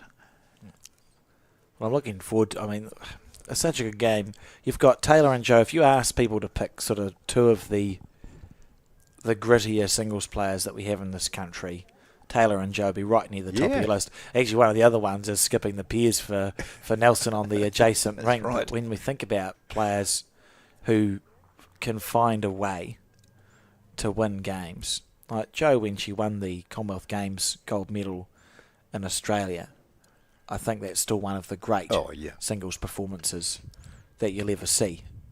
Just quite remarkable tenacity. And for Taylor here, who can't help but be influenced by what's happening next door and sees her team down by 16-5, that just builds up that sort of internal desire or desperation really to win this game against Jo, because if she sees that pair continue on that frame, then she needs to win to give her team a chance. Not sure what that score is in the fours. You might have a better chance of seeing that, Alex, because there's people standing in front of us around the no smoking sign. But the fours match, 7-8 in the fours. All right. And it's 7-8 to Nelson. Nelson, okay.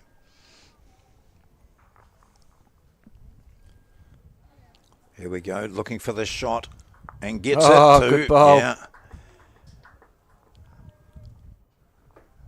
Well played.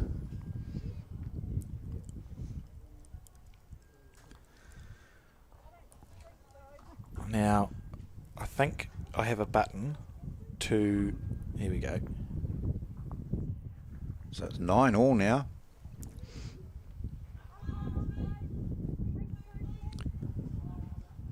So you can see some updates along the bottom of your screen. Bay of Plenty. So that's against Waikato. That's a big margin there. That's between Sue and Debbie.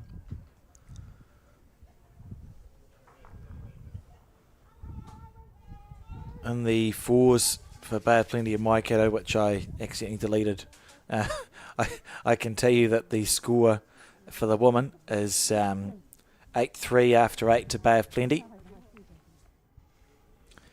You can see there finals updates for the woman. Obviously, we've got the Canterbury match, which we're broadcasting. But then in the other semi-final, it's Debbie White trailing 7-17. Yeah. The Bay of Plenty pairs trailing, winning 9-5 after 11, and the fours, as I said, 8-3 to Bay of Plenty. So Bay of Plenty on track at the moment to find their way through to the final.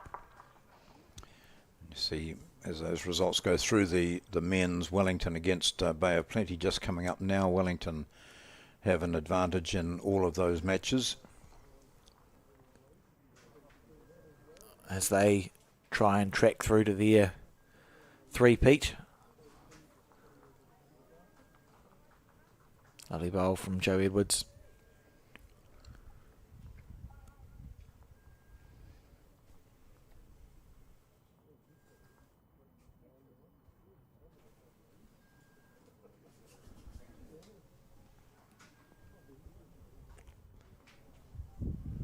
It'll be great timing for Pete to come back and tell us what we've just shown people on the screen. Right? Yeah, that's right.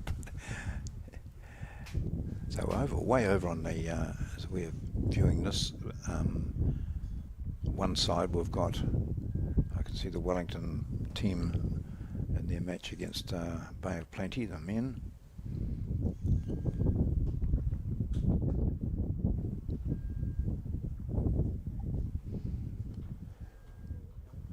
It's good. It's a bit miserable, but I don't think the players will be worried about it. It's certainly not wetting.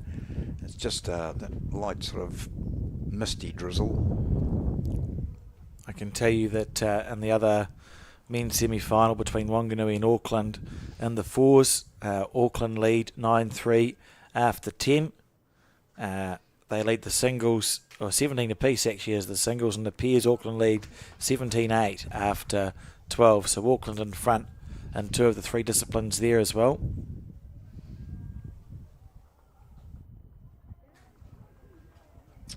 Just sliding by.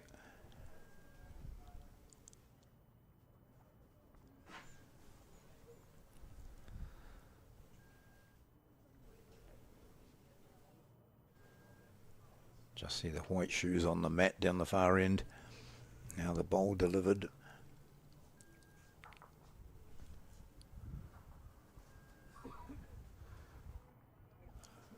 Willing to make it it to two hold. here.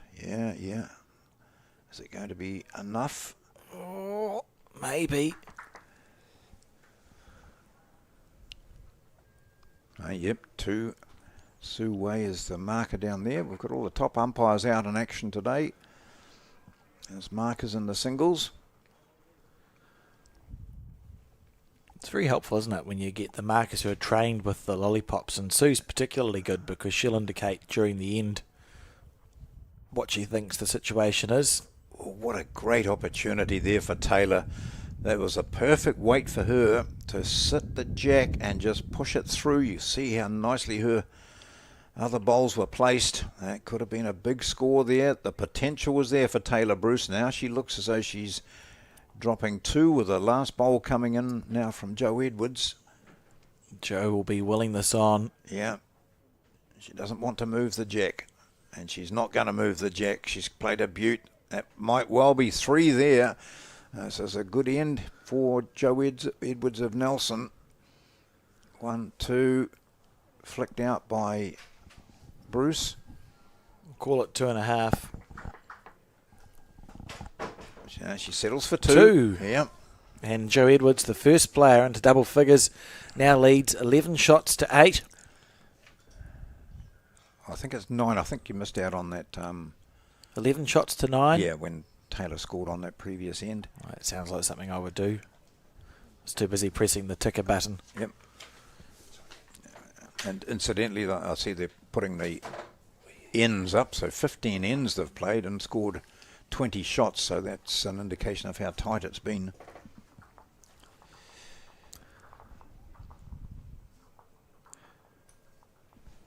Go, Pete. Well, at the moment, we'll start off with the men at the moment. We've got up there with Auckland and Wanganui. At the moment, Auckland have got pretty well charging ahead with all the games there. In the fours, they're 9-3 up. In the pairs, they're 17-8 up. And in the singles is 18-7, I was told, on that the singles because we couldn't quite see it.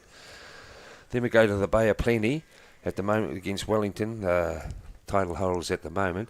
They've got a pretty well strong control in there as well. They're 14-7 up in the pairs, and then in the fours they're 8-1 up. And in the pairs at the moment, they were just turning the board over there, and that was looking in favour of the Wellington people at the moment, so they got that in control. The woman at the moment, Bay of Plenty, you've got Sue up there against Plain, and she's 17-9 up against Waikato. In the pairs, they're up 11-5, and in the fours, they're up to Bay of Plenty are up 8-4 in the fours as well, so there we go. So if we were to stop it now, we would have Nelson and Bay of Plenty in the final of the women's event, and we would have Auckland and Wellington in the final of the men's. Yes. If we were to stop play now and say we're on to the finals, that would be the situation. Yeah, correct. Thank you, Peter. That's right. Wow, that was hard work. It's You must have walked about 30 steps. Well, it was. It was quite frightening. my watch went flat this morning, which is irritating because it's no longer recording my steps. Annoyed me. Yeah. Anyway. So Jo early got to a 5-shot. She got 5 shots clear of Taylor Bruce, and Taylor reeled her back in. Now is 2 up.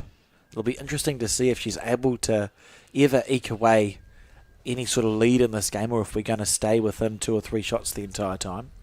Certainly feels more like it's going to stay close, doesn't it? Yes.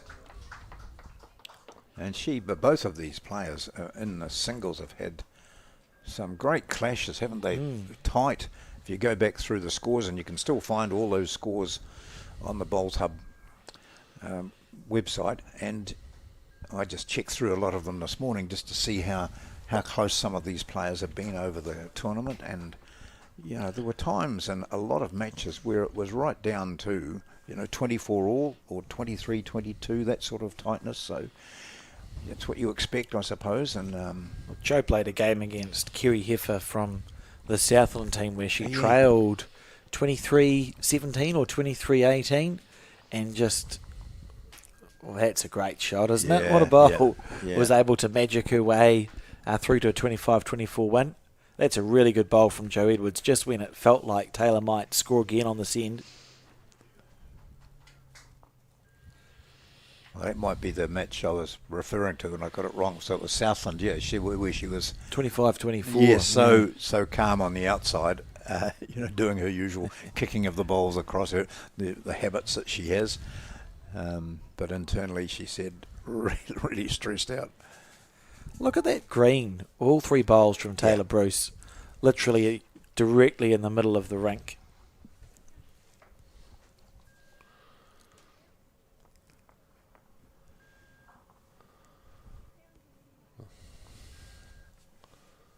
Husband Dave has been sitting down, perched on a chair there, watching pretty much throughout.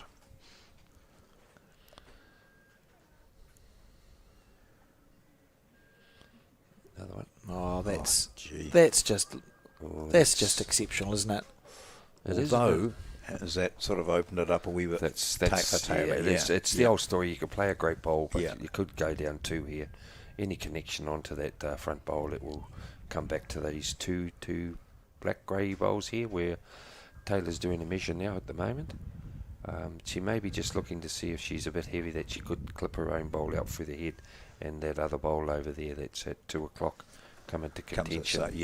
So that's the only option at the moment. But there's a great shot there. We will call it like the jar. It's just sit on the bowl there, and then it's in a great position there that will rock back to those 2 bowls of. If Taylor can press the right button, Alex. It comes down a backhand. If she can sharply get it right, the jack's going to end up there. Yeah. If you picture the jack there, that's 2 shots, but needs to go as close as she can to the bowl at 12 o'clock. Yes. And while we said that, while a good bowl, but not a good bowl from Jo, it's just widened the target for Taylor. If she gets any touch on that last bowl of Jo's, that will also possibly bring it in That's and then she's got an Square option. through this one. It does Yeah. the same thing. Yeah. That's worth 3. Yeah. Oh, what a bowl. Very good. That was a good result, but well played. Yeah. That was always on and that's what I said with Joe actually playing that bowl there, and she knew, because when Taylor hopped on the mat for the drive, Joe's head was actually down. She was down looking at the She feet. was, she knew that she'd done something wrong. Yeah. And it wasn't meant to be that way. That she didn't mean that, but that's what happens when you're playing class. I suppose, as it turned out, that last bowl of hers wasn't really didn't work against her, because Taylor did hit her own ball. Yeah, it just made Taylor. It allowed A Taylor bigger to play target. the shot, didn't Yeah, it? So it absolutely. gave Taylor the confidence to play the bowl that she did. Yeah. Because there was percentages. I can tell you that Wellington lead 22-13 in the singles, 20-14 in the pairs after 14 ends, and 8-3 in the fours after 8 ends in the men's semi-finals, looking to go for a three-peat. So Wellington on track at the moment against whoever it is that they're playing. Wanganui. Yes, No. against. Is it? Auckland's playing Wanganui. Oh, Auckland's playing Wanganui. Well, it's your fault, Bay John. of Plenty then. Wellington playing Bay of Bay of Plenty. Plenty, they are. Plenty, Of course, yeah. they're Bay of Plenty. Yeah, Yes, but you get it right, you guys. I just throw something into the mix there. See if you're alert enough to correct me. But no. We've had a coffee, so we're fine. I'm beginning to chew up a bit, actually. I sculled the rest of my coffee and feeling a little bit Picked. better. We were talking about first-year singles bowlers before, Alex and John. John was not here then. We're just saying about the only thing that some players don't get to win is the first-year singles. I've just been notified by Martin Dixon, which he's just won the national fours 2 years in a row. His wife's just joined bowls, and she's won the first-year singles, and he's won the first-year singles. So there's no bragging rights on a first-year player. Isn't it So good? he got hold of me saying that. So Congratulations. yeah, to Lynette. So Must have been all Wow. the bowls watching. oh, that she's Lynette's watched been over the years. Well, put through over the Yeah, last she few did. decades. She's watched, she's listened, and especially with Marty and his type of performance. And it's just- only taken her how many years to take the with game up? Marty, well, you know the story there. Marty will have the salt and pepper shakers out, and he'd be explaining over the table. That's So right. I- I've watched it. I've heard about it. I might as well play it. Yeah. That'll be it. Yeah, I actually feel sorry for Lynette. So a lot of wives you feel sorry for if they're married to bowlers. We always miss But most of them are very supportive.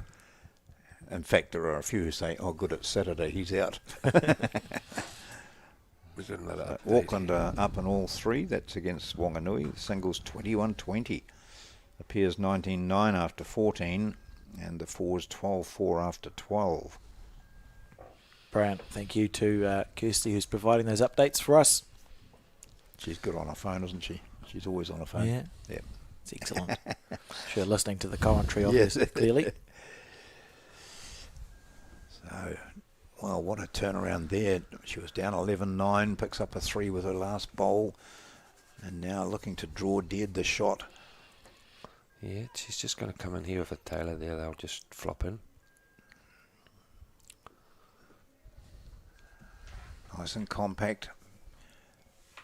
These are players who've played in the hottest of competitions, finals of world championships. They've both participated in that World Champion of Champions singles, haven't they? And it was Yes. on this exact green, John, where you and I were lucky enough to be sitting roughly where we are now when Taylor won her first World Championship in the Champion of Champions singles. Playing the other direction, though, weren't they? They were going left to right as we see it. I'm sure she has happy memories of the Naenae Bowling Club. Yeah, as we've spoken, Alex, you know, the game could possibly go on for 3 hours.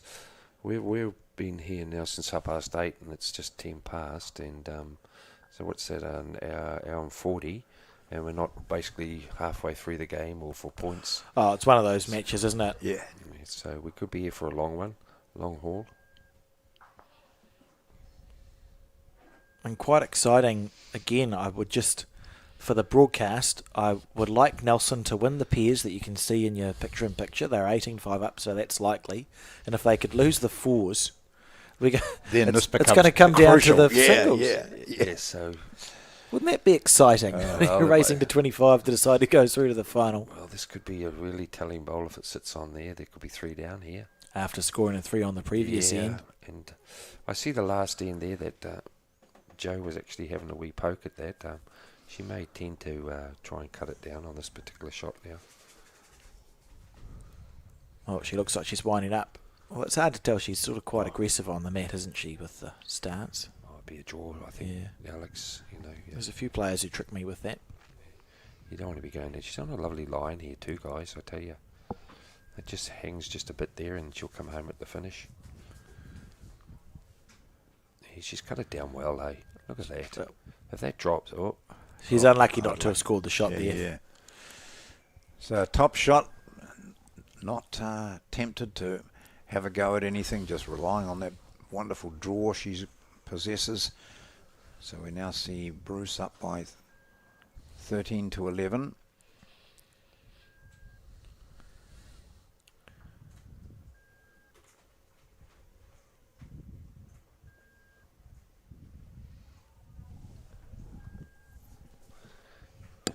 Yeah, that would have been quite crucial if she grabbed that 3. That was just a little buffer, and that would have been the furthest. Taylor would have been in front. Joe's been leading the way most of the way through the game with. I think the biggest margin was about a 4 or 5 at one stage, and it looks like the Nelson pairs at the moment are starting to. Just something distracted Taylor for a moment. That's why it's been a long time for the ball to get down here. She just stepped back off the mat. There we go. Yeah.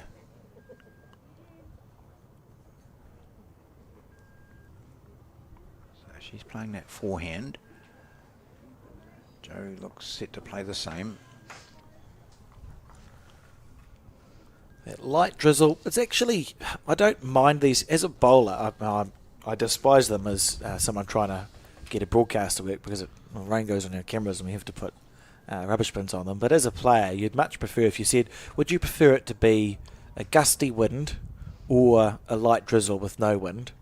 I would expect you're not going to find many people who opt for the wind option. A light drizzle is fine. Yeah, it doesn't slow down our green to New Zealand. If anything, they're going to get quicker as the day goes on. And the rain seems to be, or the drizzle seems to be here to stay because there is no real wind to speak of at the moment. Which is, good for the bowls and annoying for us. Both the players. See, I just looked up through the window here, and they're both laughing. With Taylor would have been saying something like, "I'm sure I took the same line there," and look where it's ended up. I'd like to know how many packets of chewing gum Val goes through. Should get a sponsorship. Yeah. Here's a good bowl here by Joe.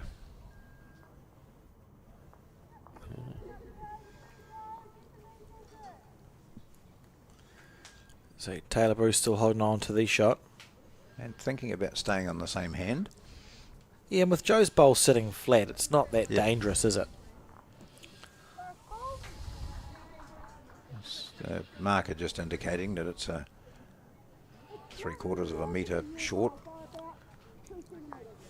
I think because it... Oh, sorry, I didn't mean to sound like I'm yawning. I think because it's sitting there, she's going to switch, it's fine. Yeah. You'd be playing a lot of weight if you were going to turn that through on Joe's, but... You'd be unlucky. Yeah, she's playing the safer option here. Not in that, it's covering that pink bowl just in case. Yeah, I think that has to come into the equation, doesn't it? Yeah. Because Joe will realise that that's there, and that could be her get out card. Yeah. Yes.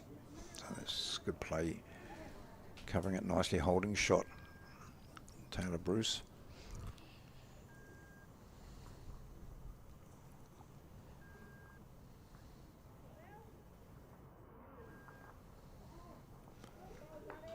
Always looks so convincing, both of these players' deliveries. When they let it go, you think, it's going to be close. This is close, but...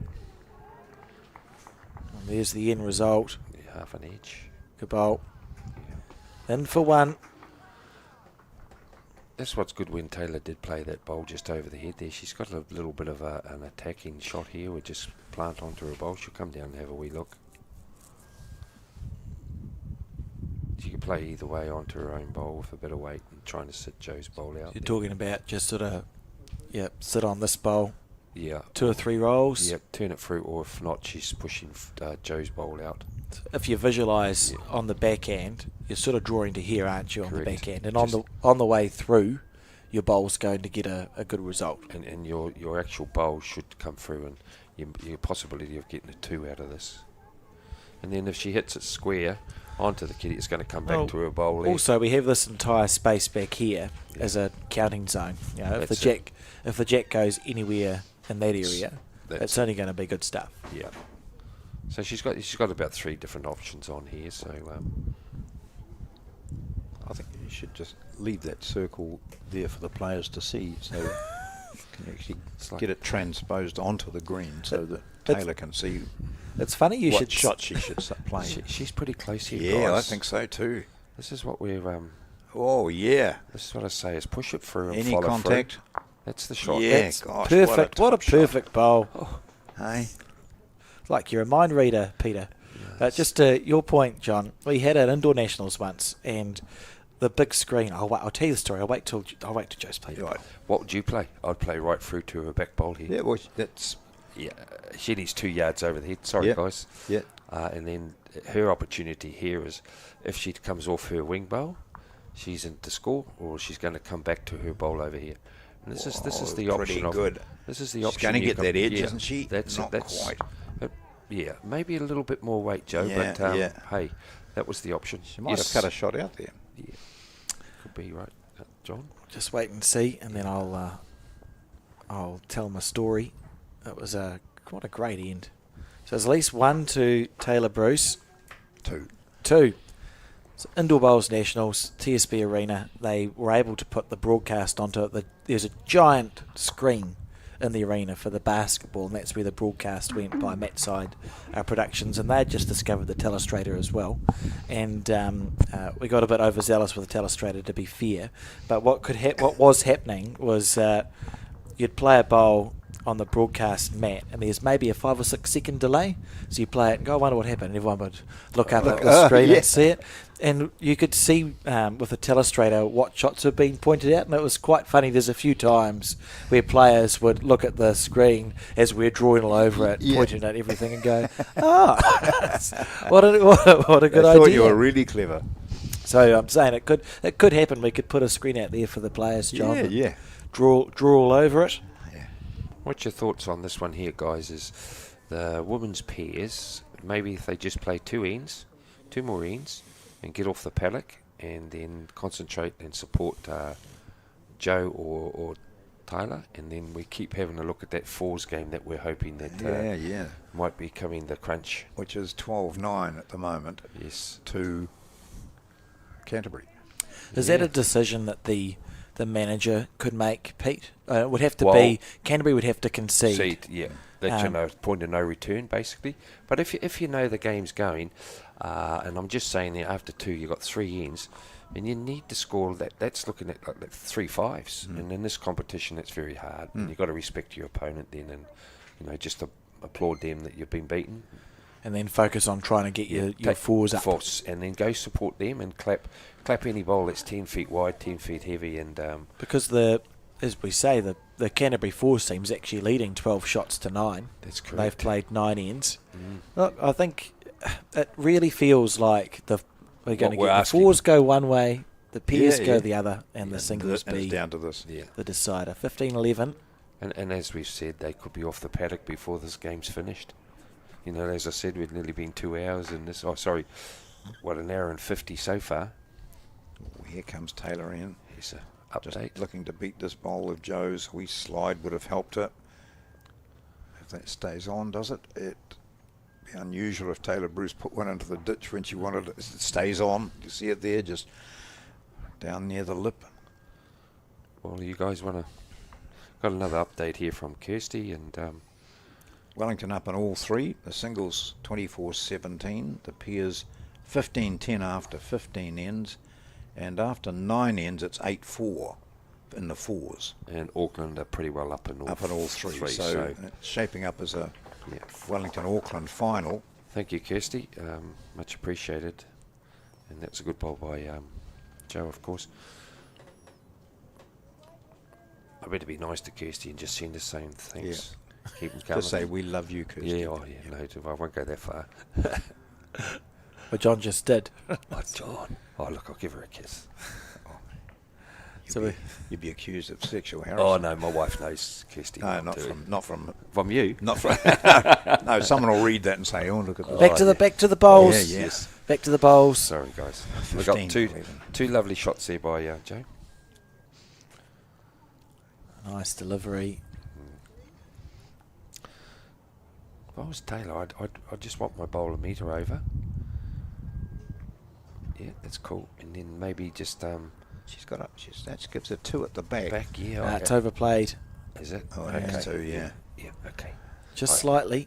And sort of what if that had stayed on? What that would have done to Joe is, I need to get one down there. So take her away from drawing another shot.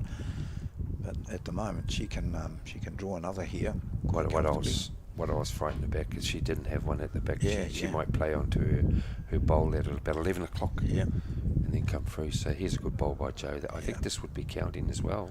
Yeah, and left gaps there is too. She's not made the head any easier to play to. And that's what seems to have happened when they have added to the head, and without any disrespect, that it's actually a good bowl but a bad bowl, and the other opponent has actually scored off it.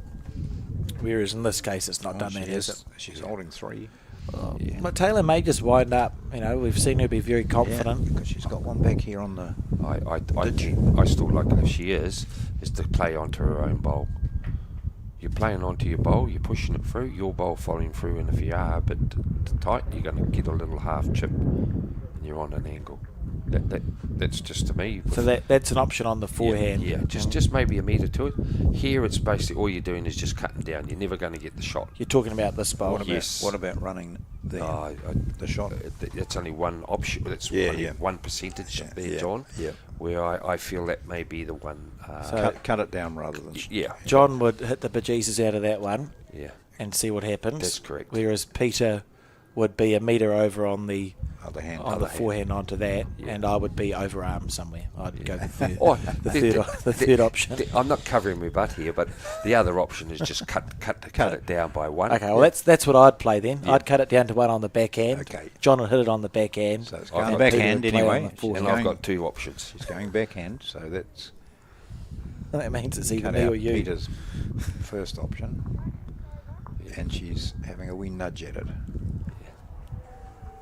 So she's taking John's option. She's close, but just hanging. Oh, it's hanging. She's got to hit that one to cut the score down. No, she didn't.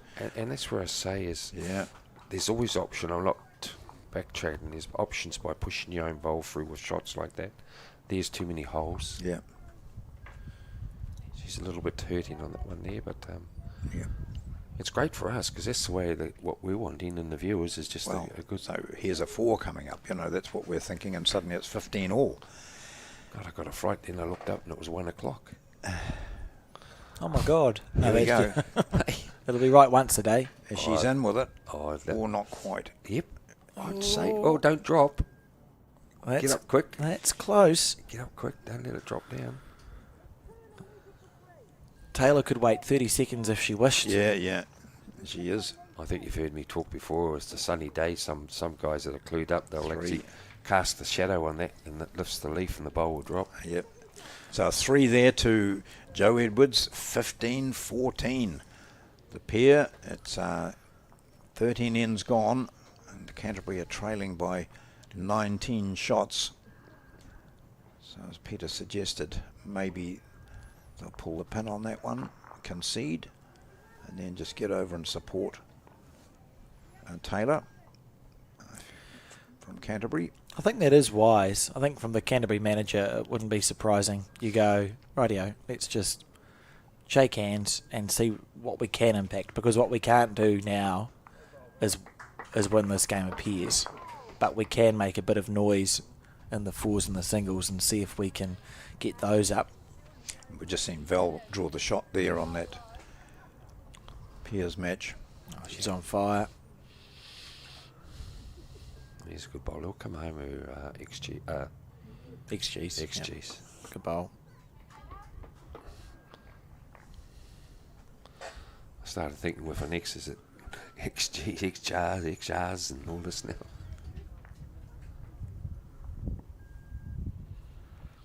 There's been too many loose ends, has there? Hasn't been too many loose ends, has there?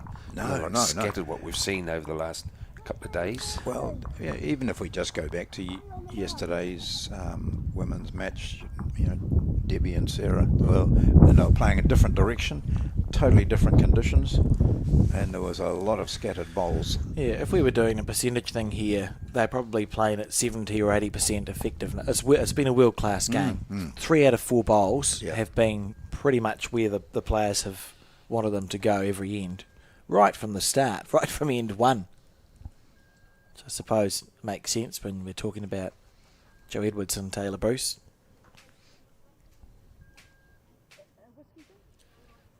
Yeah, how's your weight here, Joe? You'll come home on that. Can you hear that beeping? Yeah, I thought it was that.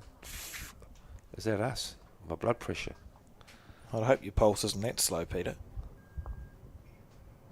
It was like yesterday there was something beeping and it was There's an that alarm. alarm going off over there, yeah. No, I can't hear it. So.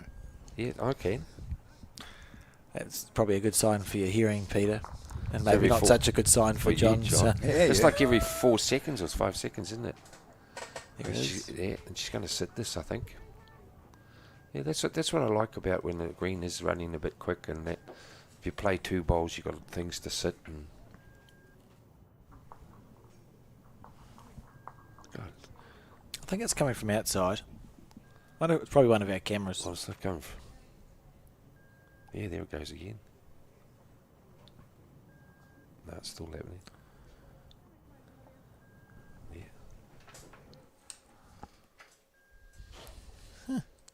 I think now we're aware of it, Alex. It's going to play on us. Yeah, it's only. I'm pretty sure it's only for us having pressed 2 buttons there, and we Yes, can. It could be my hearing aids. Here's a good one here. I'll too. blame you, John. Yeah. Here's a good one. Oh, yeah, this is So this this- is a fantastic match, isn't it? Yeah. Decisions. Almost looks like the backhand would be easier to play here for Taylor Bruce to the right of your screen.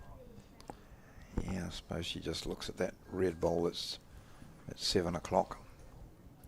Looks like the easier way to go. That pairs match to me, guys, is basically a point of no return, isn't it? 3 ends. Yeah, we'll see. 6 threes are 18. Got 4 ends. This is only the 15th. Oh, 15th. Yeah. Apologies, 16. Yeah, 21. But even maybe so, after this yeah, one, yeah. nearly point of no return. Just a little bit. Don't want to get an edge here. You'll be, Wrong half. yeah, she's pushing it up. Actually, fortuitous there not to be slightly wider. Yeah. Just same one, Joe. You touch the jack and you get 3. Still might have 2. Was that the shot? One on a measure, I think. Or was it just a measure? 1 and a measure, I think, is what Sue indicated. We'll just see if she.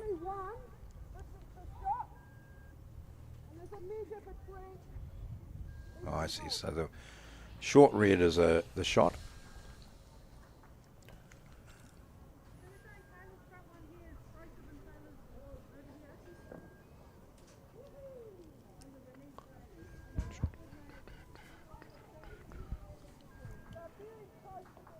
She may as well have come. Oh, she's coming down now. I was going to say she asked 18 questions. And now she's coming down. Fair enough.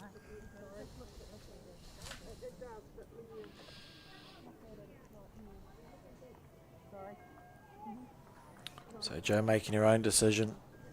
And we know she's holding 1. Yep. So she's probably just trying to understand whether the better percentage chance is the forehand or the backhand.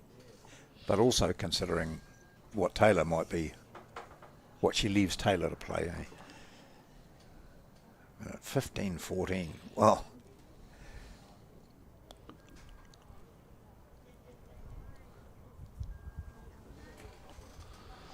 meanwhile, Val Smith has come down to the mat in the pairs match as we wait this last bowl from Joe with Taylor standing down at the head watching. She has 1 to play.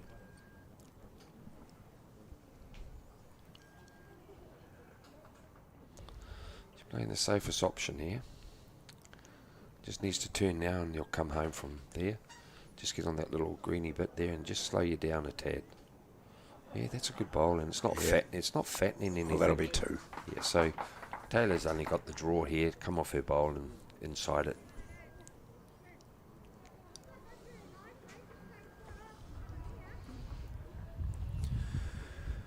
What a seesaw game so far. Back backwards and forwards. Just coming over those hills again, a little bit of mist.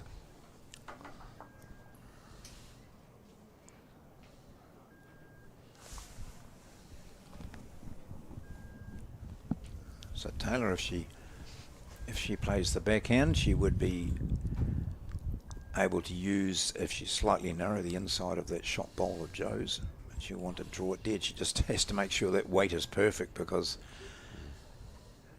she could move the jack back slightly, but she'd go from 2 to 2. She beats that bowl. Yeah. She should be very close to drawing the shot. Oh, she's pretty close, I tell you that. She chips her own. Oh, this is pretty impressive, isn't it? Yeah. This is pretty impressive. Oh, gee. Not entirely sure how it held so long. That was a great effort from Taylor Bruce. Yeah. 2 and a bit, is it? Or I think it's 2. It's certainly 2, and I think the one that was in the measure beforehand might have been moved when she sat it. So there's the 2. Oh no, let's see. They're hanging us out with those other results. Yeah, want to talk about turning points in games. Well, when they're of this high quality, you drop a 3, it doesn't necessarily mean that you're out of this game, because the fighting qualities, or it is a 3, fighting qualities is so extraordinary. But late in the game, a 3 can be damaging. This isn't as late in the game, a singles match as normal, because it is a first to 25. Just looking at the head on that Piers match there. 2 down, Nelson. Yeah. Joe's got Val's got a bowl in hand coming down. You see, her one's turning, but she might get half a shave.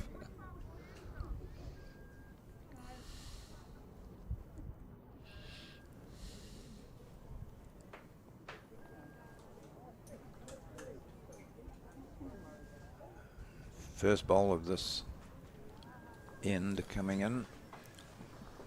How many ends have they played there? Oh, I just can't go. It's 20 something anyway. There's another bowl by the.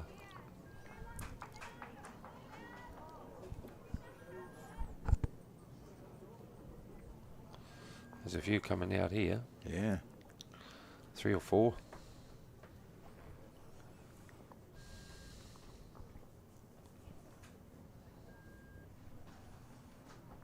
Good bowl coming down here by Taylor. That'll be. Yep, pretty good. Just a bit short in the zone.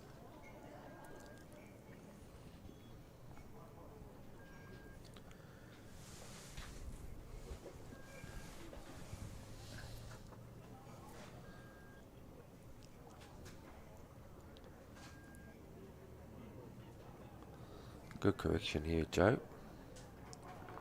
Lovely bowl. It's a great bowl, isn't it? Well, when you played one a little tad short and you sit right behind it. So just looking at the fours score over there, it was 12-10 to Canterbury. Now it's 14-10 to Canterbury. I've just completed either the 11th or 12th end. It's getting exciting. 11 ends, 14-10 Canterbury lead the fours. You can see the pairs there at 25 to 9 after 15. Hold all tickets, ref. Yeah. What a great effort. Oh, just those little fractions, eh? She's almost on 2 or 3 times. You see those bowls coming, you think, and you can pick it, Pete, and you say, oh, good bowl here, good bowl. Oh, just, that's a fantastic bowl, but she hasn't got the shot. What tends to happen here now, but I'm just seeing how it's working out. Joe's just got to be a little bit careful on this particular end. If you are fattening it up, there's too many bowls to come off, and you've got a really good bowl behind the kitty here. Do you just try and control the head, take one without making it, too much of a target for Taylor to play onto bowls? As we see the angle on this here, the only way she's going to get it is a dead draw. Look at this. Look at this. Gee. Got a slot back. Oh, there was a bit of wind That there. was just a bit of wind on that one there. But now she's got a great option. Is Taylor in particular is playing more to her bowl because it could squirt, or she gets half. That bowl could go right out through the head to get 3 shots. Which is why Joe's going to be proactive here, isn't she? Even if Joe be at peace, if she gives the shot away, at least you're not going to drop more than one. That's one of my favourite saying. Play the shot before them. Yeah. Yep. And then I'd rather go down 1 than 3. I think that makes sense. Yeah, I'd rather go down 1 than 3. Yes. Because Even though you're holding shot here. Yeah. Because it's such a nice target, and that's what I was saying before. If you fatten things with the calibre of these players, they can play those shots if they see something, half a shot, half a bowl, they're into it. Taylor's watching. This head next door for old Val has just turned to custard. It's like we thought we had the game won, and now they've scored, what was that, last 4 or 5 points? A couple anyway. Yeah. 3. So here we go. Over she comes. Yeah. I think she would have liked it a little bit more, a little closer, because whatever weight that Taylor's going to play, her bowl will come back through the head. So she's not going to drop too many. I'm thinking Joe playing it back there. If it goes sour, Joe's bowl's going to come back and maybe end up with 2. But I still like that shot squirting for 3. Just coming through there, Taylor Backhand. Bruce. Yes. And the shot bowl ends up here-ish. You sit with 3. Yeah. Worst case scenario, even if the jack popped out to here somehow, second, Yeah, you'd only be 1 down That's if it went weird. There's every chance here of a good result. That's it. Last time with this sort of bowl, she just missed wide. She's narrow this time, is she? I think she was hoping for that bit of wind. Yeah, I think she. Well, last time it hung. went hung. Yeah, this time it didn't. That would have been great if she did eventuate playing that shot. Yeah. I think played with Could we love. get her to take the ball back and just play it to illustrate? I'm in favour. I would like to see it. Yeah. This other head next door looks a bit ugly, boys. Doesn't it? It's going to be the 1. Ooh. So the score 18-15 now. Val's just got to plonk one in here, surely. There's something dramatic. She's going to grab it. Val, isn't it? Yeah. Gosh. Well, if you're looking to score, you've got to remove it, lady. Yeah.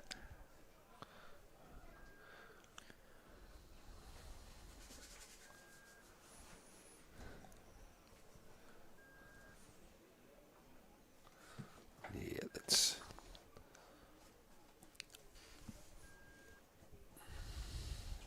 Hard to remove that now on that hand with Yeah. for Nelson against Canterbury. Canterbury down by 25-9. They're playing the 16th end of 18 if they continue.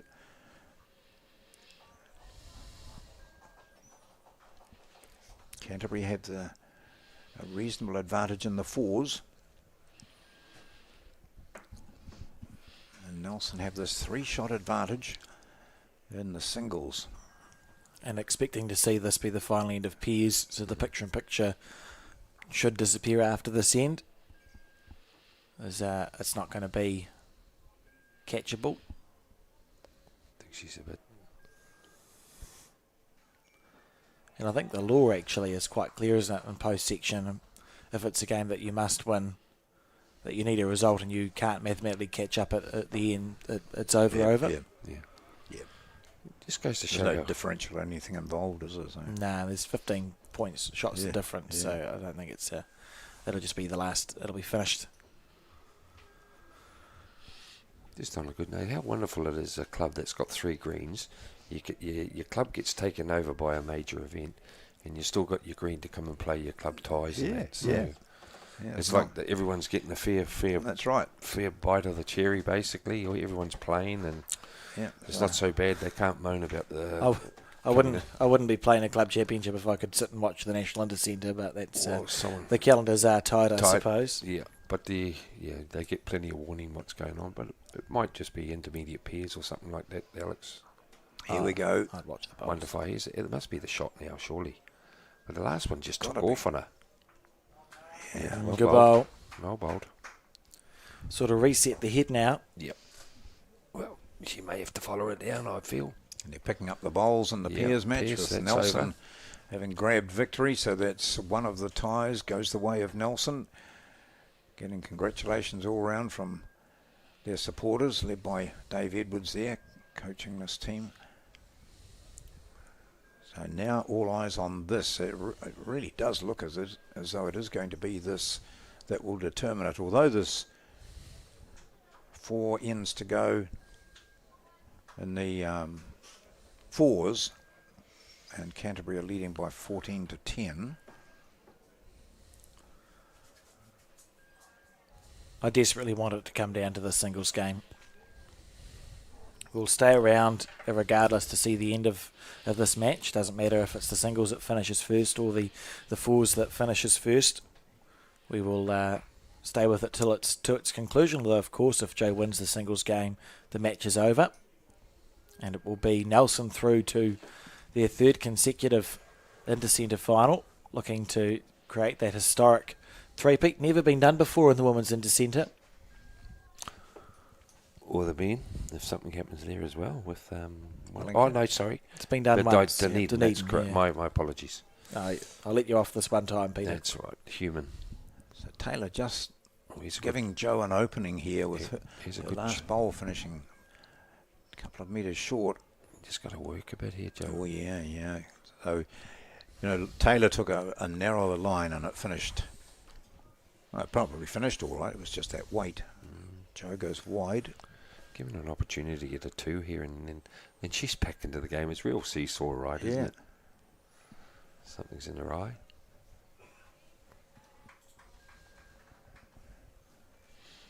So there we are. We're over the 2-hour mark. 2-hour 10. So soon, the marker has just said to people, could you just keep still? And it's an etiquette thing. I mean, not a lot of people don't worry too much. Players don't worry about it. But in this situation where this is a bowl that could determine whether Canterbury or Nelson move on to the final. He's a good bowl, I tell you, John. He's pretty good. When's it going to stop? Oh, she'll stop. Stop perfectly. So that's a 2 there for Taylor Bruce for Canterbury. I can tell you Auckland are through because there's Mike Bradshaw there, the hook. He's sitting there. Otherwise, he'd be up there supporting his team. So I think Auckland have defeated Bay of Plenty at this stage. And the way the scores were coming in before with Wellington, I'm picking they've come through What's as happened well. to Kirsty? She's not texting you anymore. No, she may have just decided to. I think it was It's after you sent that text message. I turned around and said, thanks, lovely. I didn't get anything back. She may have taken it the wrong way. She's old. Shannon Right. sitting in the background, Shannon McElroy, and There's so the girls. here's the So other game. that's So the scores there, Waikato against Bay of Plenty, so Debbie against Sue. 22-16. It would be to Sue in the singles, wouldn't she? 22-16 Yes. up. So Bay of Plenty leading 22-16, 15-8. And we'll see that in a moment because Something it's just been 8. changed. move.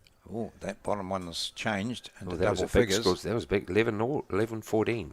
10-14. 14-19 down. So Bay of Plenty leading in 2 of the 3 disciplines there. Exciting. That's a great Oh, achievement if the Bay do get up with Sue with her hip being through the event and leading the way for them there. 25 shots is no easy feat, and she's carrying a wee injury.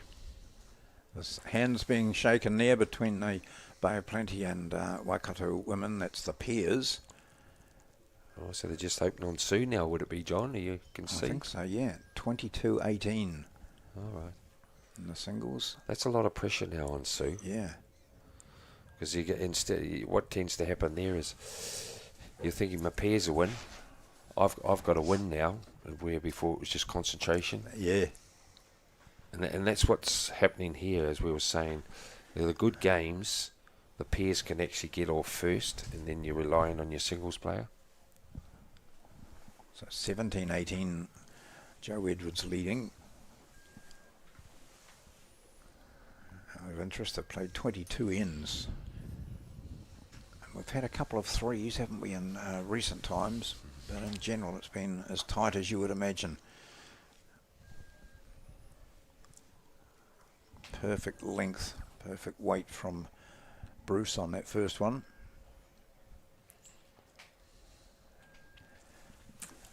It looks down this end as though she's surrounded by Nelson. People, the Canterbury supporters haven't quite got over there yet. And that's what I'm saying, what's good, you can just rile them up a bit, and a little bit of banter here and there. Yeah. Here's a good bowl by Joe. That's a lovely bowl. All good check level. And It does make a difference to have your supporters around. Even if it adds 1 or 2%, that can be the difference sometimes.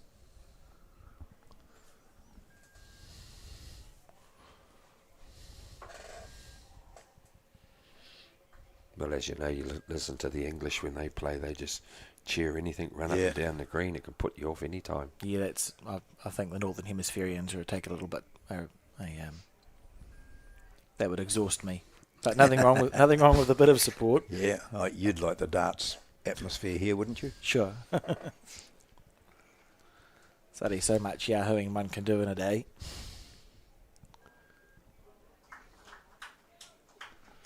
It's got to be a bit tighter with the way the wind was coming in.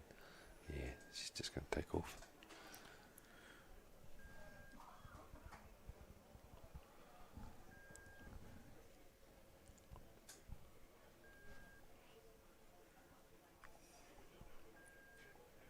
She's inched her green in with each bowl.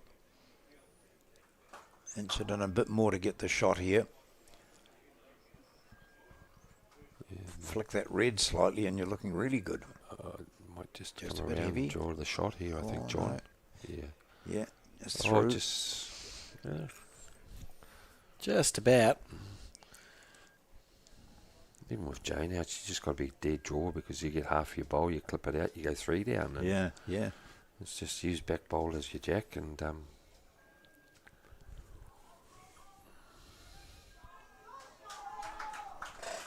someone's played a big one. That's a better track if you got the weight here, Joe. I tell you. No, she's short. No, she's short. Still holding on to the one. Yep. But it gives old Taylor a good opportunity there. It's just a bit more weight to the bowl, and yeah, now it's opened up a little bit for her. Joe's shaking the head. She knows now that's just giving her a guide. So you're suggesting that Taylor almost cannon her own shot onto... Definitely, yeah. You won't get an opportunity scoring 4s against Joe. So you're talking about... Yeah, just sit on that and then... hitting that bowl. That's actually better so that goes away, or what? The way that bowl's fallen now, that's given Taylor more. Was that of a my vision. fault? Yeah. I looked at myself. It was the telestrator, knocked it over. Okay. I would be... Now you have to play to sit that. At least a metre, 2 metres further ahead. You can't go wrong. Oh, would you come down this hand? No, you would have to... I'd play your bowl there through that. I'd look at forehand and play under the shot bowl and tip that red out. Taylor's trying the forehand. Oh, is she? Okay. Yeah, under there, sit that red. You're only promoting here.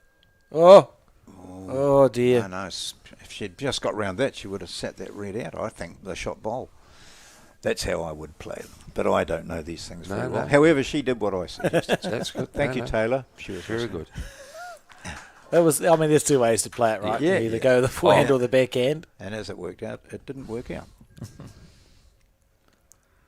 Now, Joe to plonk one in there to take it to 20, but still 7, till 5 shots away.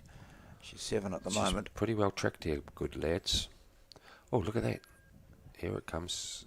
A bit of walking in the wind. Yeah. Not going to quite make it, so 19 shots to 17, the score in the singles. Remember, Nelson has already won the pairs, so if Joe Edwards was to win this game, it would be Nelson through to the final. The fours match going on is currently 14-13 in favour of Canterbury. So Canterbury leading by 1 with 3 ends to go. So they dropped to 2 on that last end. And need to get up in both of the remaining disciplines to make it through to the final, whereas Nelson just needs to win one game. We know that Auckland is through to the final of the men's, and Wellington was leading in all 3 disciplines in their semi-final, so likely to be an Auckland-Wellington final in the men's division. Bay of Plenty up in 2 out of the 3 disciplines in the women's division over Waikato.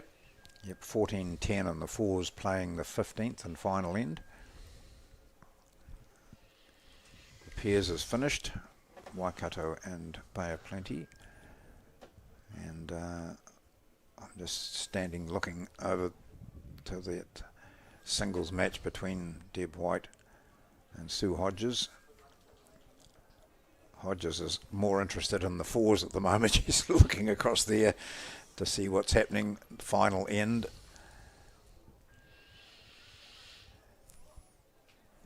A nice 2 lead bowls again from Joe and Taylor. Well, we've got a little break here while it's coming down. Just something I was just thinking about here. We're going to have 2 cracker of a games with singles. We've got the men's final coming up, so if everyone wants to do their ironing, prep their food for the week, we're going to have Tony Grantham and Ray Martin. Yeah.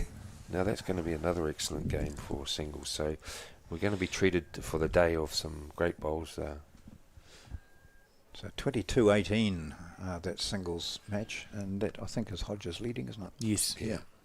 She just played an ordinary bowl. She shook her head, and that came after her studying the fours and watching the fours.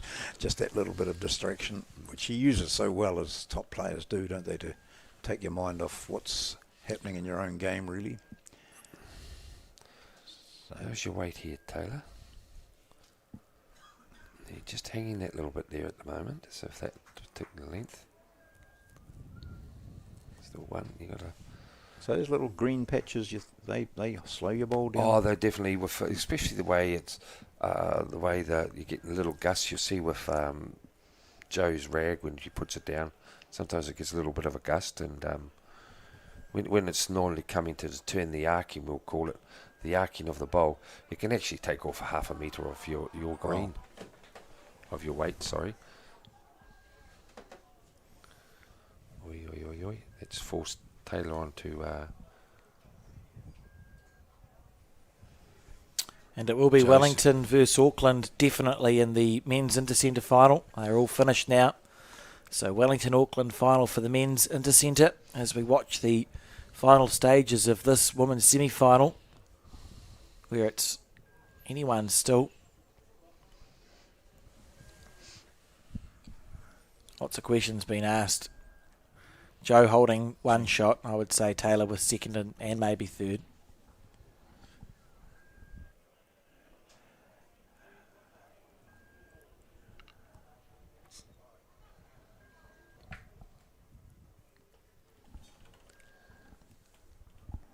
Here it goes. Backhand for Bruce. Oh, should be pretty close, I think. I think so. Oh, she's just pulling up short, mate. That's going to duck there. Just going to be short. Oh, Joe, yeah. Oh, I'm not sure. You reckon? I think red. Yeah. Remember, Canterbury's blue, Nelson's red. Yeah. So I'm talking pink bowl, red bowl. I mean, yeah.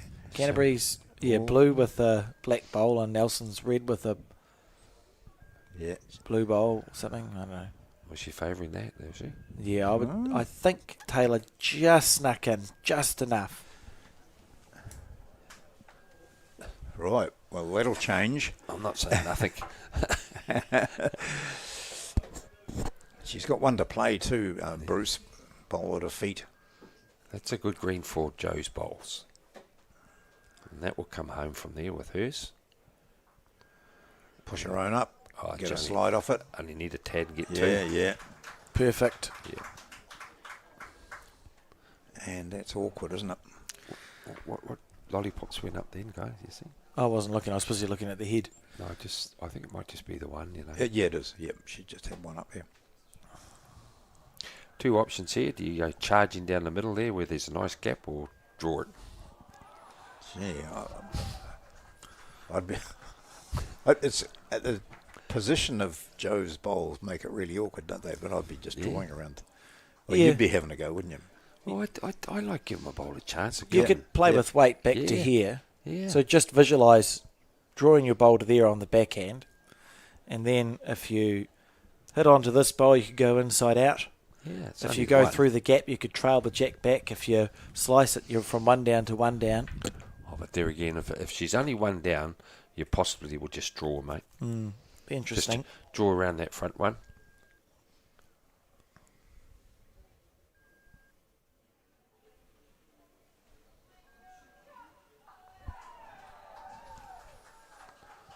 Yeah, that's the one.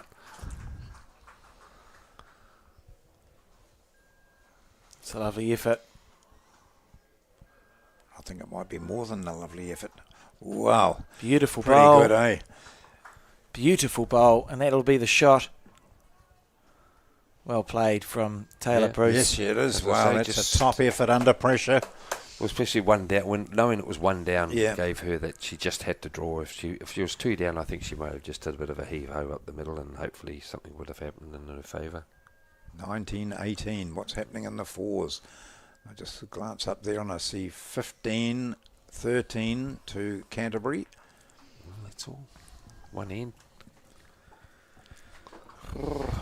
It's exciting. 23-18 in that Bay of Plenty. That's Sue against Debbie. Sue Hodges against Debbie White. So I'm wondering whether they didn't kill that last end. They've played 28 ends, and Bruce and Edwards have played 24. Are we going to get a 3-hour game? I think they'll be quite pleased that there's no time limit. Yeah. It's nice too in post-section, isn't it? Because the last thing you want is your game Yes. timed out. And that's what I was sort of like indicating. If it was a time limit, I think they'd only have another two ends and the bell would be going. Mm-hmm. Oh, good start. Oh, She's that's changed it up a bit too. A bit Oh, shorter this time. Yeah, more control. Beautiful bowl. Lovely. Yeah. I think from the start, Alex, we weren't expecting anything more than what we're getting now. Oh, it's incredible, isn't it? Yeah. She's interested in sportsmanship. You know, yes. First day was it? I was watching Joe Edwards playing in a singles match, and she had a 2 or 3 shot advantage, and the time they looked across and they saw the time was really racing down, and so her opponent was keen to get the game going, you know, to get the next end, and so too did.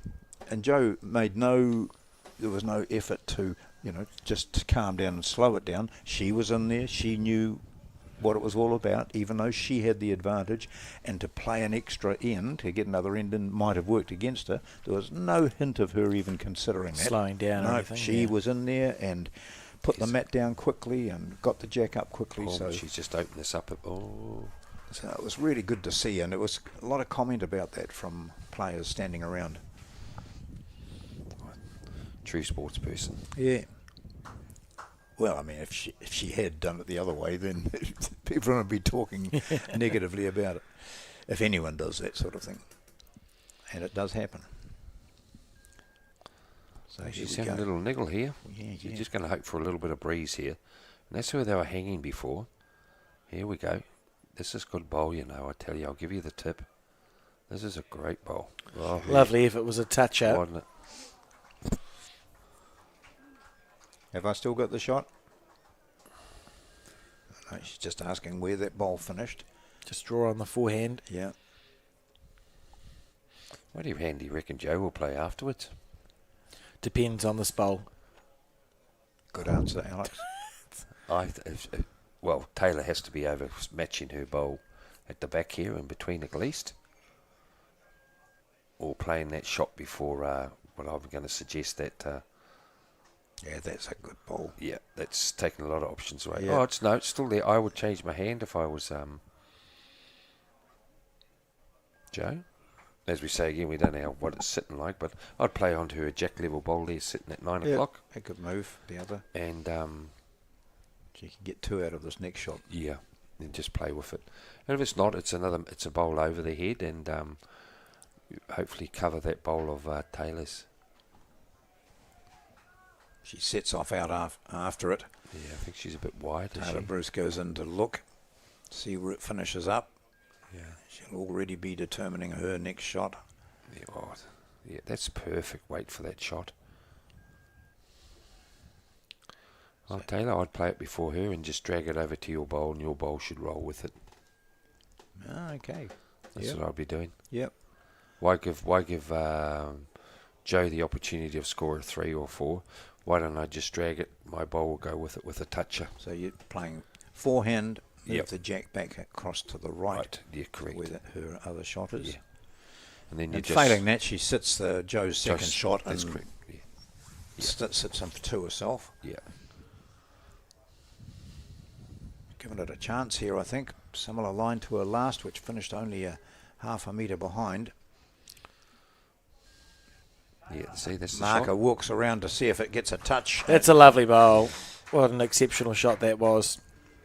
I think Joe's just got to try and burn this. Does Joe have third? She's got third and fourth, eh? Yeah, it's the only shot really here is just the burn. Yeah. Because even if she hits her own bowl, looking at it from the angle we are, guys, they're just going to squirt out. The back bowl might come into contention, but I think the way it's sitting with the jack there, There's it's just going to burn. a possibility if she gets that bowl absolutely dead square. That bowl there will come into her shot. Maybe everything. Yeah, she could score a 1. All the bowls could disappear, but this won't be short. No, I think it's just two lovely goal bowls by Taylor. Oh dear, she'll be off the mat and back again. Yep. Here we go. So she's playing backhand here, isn't she? Yeah. She just wants a result here, I think. Yep. Burns.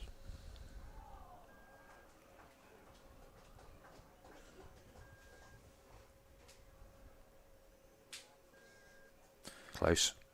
Needs it to hold. Close. Oh, she's half a bowl away. What a lovely effort, and that's going to be 2 to Taylor Bruce now. So the score 20 shots to 19. It doesn't get much better than this. Absolutely fantastic. That fours match is still at 15 to 13, playing the 14th end. And the fours match in Bay of Plenty against Waikato, it's 14-10 to Bay of Plenty there. So Yeah, and 14-10 in the fours, and Bay of Plenty lead 23-18 in the singles. I think Waikato won the pairs, did they? I believe so. Yeah, so the fours could be the one that ends first. Oh, I see Debbie White putting the mat down, so she's closed that gap. It's the final end of the fours happening, you can see in the far distance. We know that our 2 men's finalists are Wellington and Auckland. As we 23-19, so White got a single on that last end against Hodges. But here, so tight there, but 20 to 19 here. Joe just gone for a comfort stop. That's big Canterbury massive male in front of us. That's actually a good ploy. What Joe's done is just have a little wee think of where it's situated, the whole team event. Let the fours thing do their thing at the moment. Oh, the Nelson supporters were just running around so they could get a really good view of this last bowl from their 4. That score stands at 15 to 13 in favour of Canterbury. And that's why I say what's good Joe going for a wee walk is taking the distraction and a little bit more of a concentration that they can get off the green, and it's going to come down to these 2. Just about removed the entire headset from my ears as I stood up. That's right. Great opener from here.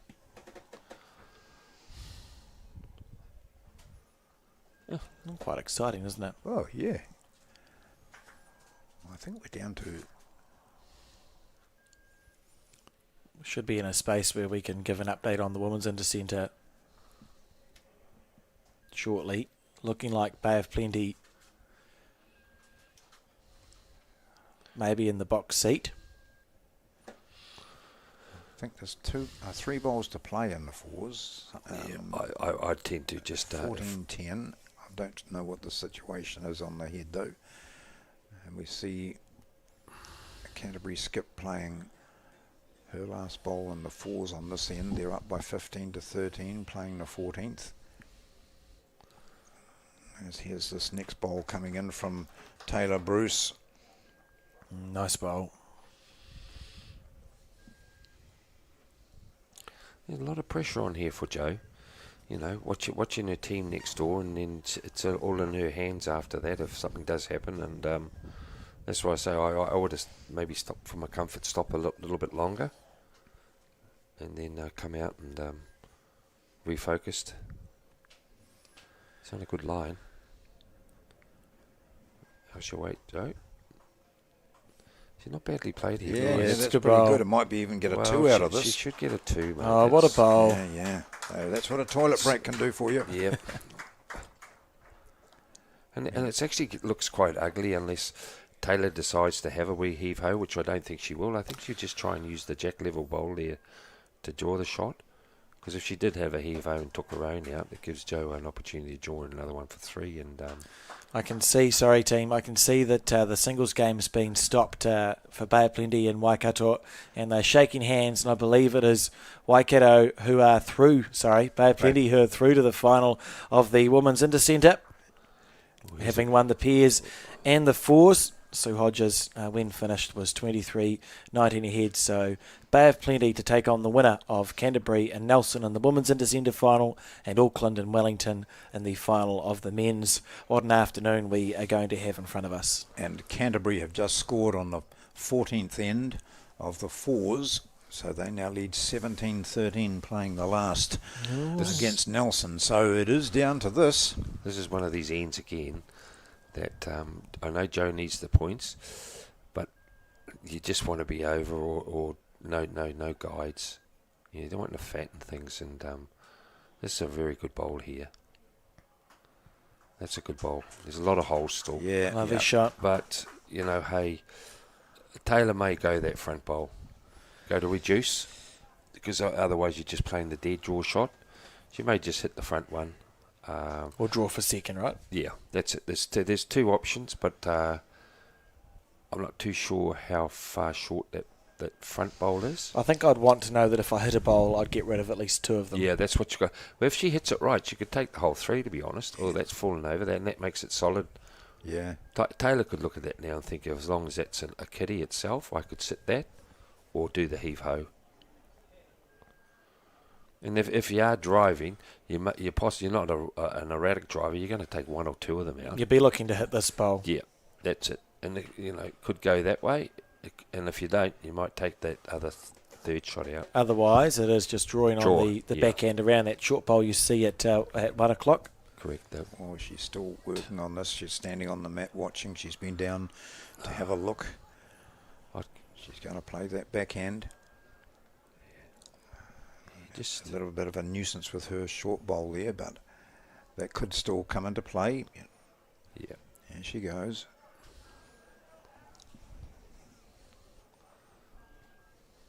Oh, it's pretty well pointed, Peter. Oh, mate. She got the weight. She's going to pull the jack here. It just depends if there's a hole. Oh, mate. no, there's a gap. There's a gap. Oh, my word. That's great weight, because just sit the jack level bowl, and that's where it fell over. Possibility of Jo might get a 4 here, because she's had 3. She's had 3 lovely weighted bowls, and there's no reason why. She's found her weight. She knows her green. Taylor did very little wrong. No. There's no reason why Jo won't draw a 4th one here. She's got that head down. I'll tell you what, I'll give you the tip here. No, it's holding. It's got the bit of wind. She's just got to sit. No. 3 it is. 3. Wow. So 22 shots to 20. Toilet breaks work in the game of bowls. Who knew? Oh, exciting. And now, within check-out range, Jo Edwards, she could win with one end scoring. So the pressure just continues to tighten up. and there'll be glances over to that fours match. Remembering Nelson already have got 1 point on the board. They've won the pairs. Both the singles players will be watching the fours because that is going to dictate how important the singles game is. Oh, I think it's going to come down to the singles, Alex. Brilliant. That's what we asked for. You know, I think it's going to come to the singles.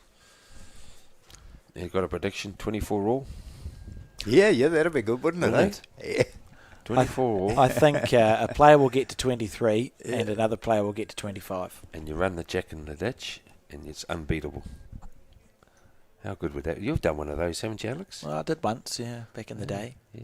Back in the day. No, When I could deliver a bowl. makes him sound like a bloody grandpa. Doesn't he? It's the first and last time I swore on television. I know. And you gave a good little fist pump too, didn't you? Yeah, it was quite exciting. You got that on the reel on your phone? I have it as a GIF. I have it as saved as a GIF for important moments. Good on you, mate. You deserve it. Oh, you got to be up, Taylor.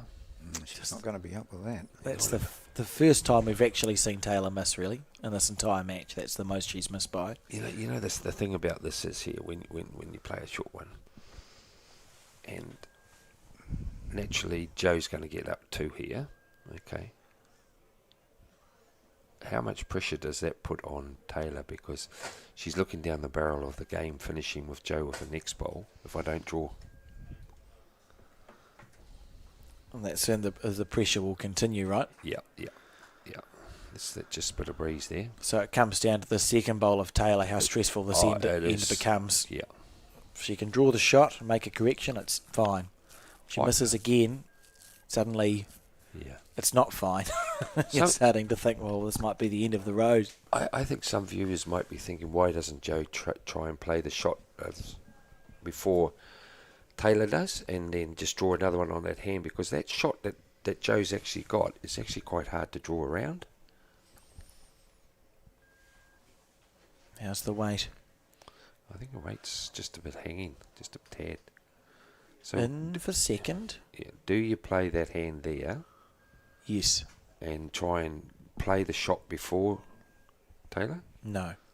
No, it's fine. That's fine. It's just an option how I would see it. Oh, I thought you might, but I can All see you're that doing she's is just blown up giving on the back end. Taylor the open hand to play a shot. Different hands, aren't they? This is a much narrower side. This one's going to count too because they come downhill here. Or unless she flicks the jack. Yeah. Classy. Judged it Oh, perfectly. that's actually quite. Man. It depends how desperate you are here, guys. Are you thinking jack in the bin? Yeah. Yeah. Ooh, It's two. There's two guides either way. You know. As the guys would say, is show yourself, show your card. There's two tracks. If you're in there, you're going to get it. If you're down there, you're going to get back in forehand. And you got yourself a bowl over the head. I sort of visualise it Yeah, there. that way. Yeah, more, because that front bowl up there that she's played very short is actually quite a good guide. What you would hope is that this bowl Yes, is in a nice position that if you were to hit it, you're not just going to chip off clean. correct. And then if she does play it, That's it easier might, to see when you're up there looking, isn't it? it might come back to Joe's bowl. But hey, But that's still they're world one class. rather than two. Yeah, they're world class players, and she may decide to try and draw it and play it with the last. And she's got a fourth bowler in her locker as well. That's correct. Be intrigued. Go for it first. I would. I'd just go for the runner.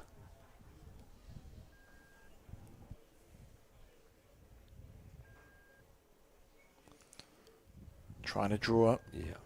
on a reasonable line. Bill did, but she might be short. No. No, if she gets that left-hand red bowl, she'll be good. That's She's very good. nice. In But for second. Yeah. Mate, Joe, you got know what you can win the game by here. Yeah. She's played the backhand 3 times. Yep. It's going to have to switch to the forehand now for the first time in this end. And this is where Taylor's got to be careful because she doesn't want to play with too much weight because she could flick the shot ball out. Joe's just going in for the. Wait, be Move the careful. jack slightly and she still end up Yes. with 3. Or she might give it away, will she? Yeah. No. Righto, Taylor. Where do you go now? Well, you got to sit Joe's bowl. Stays on the forehand. Yeah, because you don't want to be tipping in the other bowl there at 1 o'clock. And she might just play pretty much the same shot. Gets a Yeah. little edge off, feather off her own, tickle and fish shot. 100%, John, 100%. And if you got a little quarter of the other bowl, you could end up with 2. Yeah. Here we go. I tell you, it's pretty close here, guys. Oh, she's working this time. Inside out. Yeah. A bit lucky, but that's okay. She's got the second shot. That's a far healthier end result from this end than was looking likely. Played it with a lovely weight. Oh, it's perfect. And one It's to one, Joe it is. Edwards. Well, she's 2 away from victory. And the fours match is still going on with Canterbury having that 4-shot advantage playing the last. Quite exciting. And 4 sounds plenty, doesn't it, when you're playing the last end? But It does, but there's every 16 individual- bowls. Yeah, that's right. You just need your lead to be a bit on edge and is short, and then your 2 gets up and think, I'm in the lead now. And you're not there, and suddenly the opposition are starting to crowd you out. Tough stuff. Very good game. Oh, as Joe put the jack out. That's in. They may wait. No, okay. Sometimes you get that style of team where the manager may actually say, just pause. We'll see how the 4s goes. Yeah. But you run the risk of double bluffing yourself, I think. Yeah, too much overthinking. Well, they're bringing the bowls back on that 4s match. So was that because They killed it. killed it? Yep, indeed. So that still goes. That must have been Here's a good bowl coming Canterbury home. were in a stronger position. Here's It's a a good good one bowl from here. Joe coming in. Yep. You definitely need that. Great bowl. When you're in a back. Great bowl. They're actually one of the hardest bowls to play to. That and the front one. Yeah. Joe's probably thinking now that the end has been killed on the 4s, I can win the match for Nelson before the 4s is finished and take the pressure off them. Correct. Just because there's been that kill takes 8.5 to 9 minutes for an end of 4s, 4 minutes for an end of singles. Taylor practices and practices these draw shots, a metre past and slightly narrow. Well, Joe, do you start fattening it now or just try and beat bowls? You know. Because if Joe does draw another one pretty handy, I'm quite sure that Taylor would have a heave ho. It's a shot you want wider than the kitty than right beside it. Yeah, she has gone slightly wider. hasn't Yeah, she? yeah, and then just go. If she can get in the centre line, that gets right in her eye. Yeah. Gee, yeah, you're quite right. Yeah, she wanted it more, just maybe a metre over.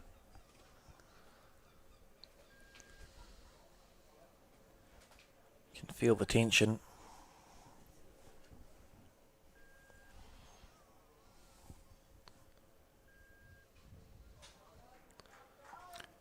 How's the weight? No, a bit short, I think, Alex. They're just ducking there, yeah. Well, at least she's in for second shot. I like that bowl there, mainly for Joe's benefit. She just wants to be a metre wider the head this time, or just over, of course. Nothing too close that she got a shoulder to sit on. Yeah.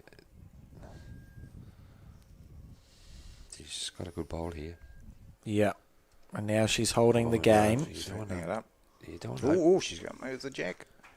Oh, she did move the jack. Yeah, that's... That yeah. turned more than I was expecting, to be honest. And that's made Taylor now play the other hand. It's the only way Taylor's going to get the shot is to try and sit that and a metre over.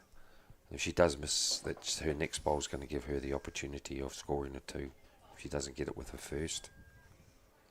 But it's given, and Joe would know that she's opened it up for her. Yeah. And that's what I was trying to say before, more Slightly wider. or Yep. a metre over. Yep. And it's not that, no, I'm not saying she'd done it deliberately or trying to be greedy. It's just, that's bowls. That's why we play this silly game. It's on the hand. It hasn't really been favourable, I don't think. Coming down there on the forehand. Both. Just get a little bit of wind there. That's Yeah. judding us around. See, that's what I was trying to say, is how it can make your play more definite to a shot. Yeah. So you just don't even want to be anywhere near this. I'd go to the ditch. So currently, Jo is holding the win, isn't she? She's Correct. holding 2 Yeah. shots. Yeah. And Taylor's just given her her intentions of having a kill. So just don't even go anywhere, Jo. Play to the ditch, just in case she follows through with the jack. I wonder what's going through Taylor's mind. Yeah, do I have another go?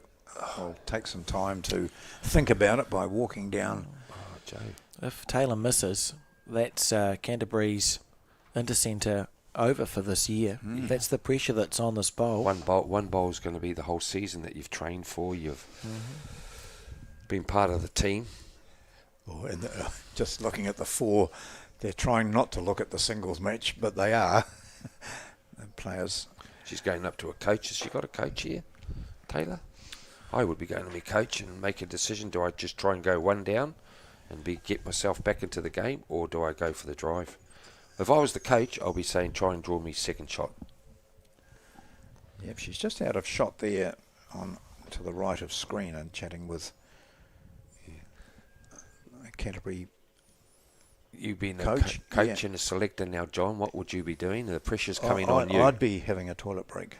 And not come back, Yeah, not come that's back right, till next yeah. week. Yeah. No. I honestly think I would just try and draw second shot. She's a good draw bowler. She's gone back again. Yeah. I'm not too sure who's there. Is it Linda Coach? Pam Clark, is it? Right. Yeah. I honestly, I'd try and draw second shot here. The conundrum is, usually if you attack it with your third bowl, you are trying to psychologically get yourself up that I'm going to attack it with my third and fourth bowl. Yeah. Usually you try to be at peace with having 2 goes, but you do look at this head and think, well, a drive shot probably has to be accurate within the width of a bowl or you've lost the intercentre. That's correct. Whereas you'd back Taylor to draw a second shot within a metre 9 times out of 10. Correct. So that's where I feel. In theory, that's an easier shot, and Yeah. the negative is that you're 24-20 down instead of 3-20. Correct. 23 You're still back into the game. That's all I'm saying is. Such a hard decision, isn't it? Well. Meanwhile, Joe's standing down here just picking at her nails or something, trying to look But nonchalant. and that's what's good about Jo, as I say, is she doesn't run after a bowl and stare you in the face. And Decisions. Well, she would have made a decision on the way back, but she's been back twice to the coach. And the coach in this instance, Peter, is just saying, what shot do you think? Okay, I believe you can play that. let's give her confidence now. Yeah. We'll back you. Yep. You can't deny her. The last thing you want is, you could play this. Oh, God, I was set on playing. I'll draw myself. I but, think hey, that's... just draw, keep myself in the game. Yeah, because she is a She's a great player. draw bowler. She's Yeah. won New Zealand world title Yeah. and that. So here we go. Oh, she's so going for this to keep Canterbury in it. No, it's hanging, mate. Oh, Yeah, and she went the same line she missed with the last one. And so it is a victory to Nelson's Jo Edwards. And that means that Nelson will go through to the final because their pair had beaten Canterbury earlier. And this has been a cliffhanger. 2 of the highest quality players in world bowls.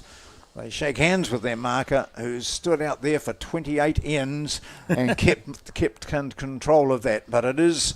The big final will be between Bay of Plenty and Nelson in the women's, and in the men's it's Wellington against Auckland, and we're going to have coverage of that for you next up.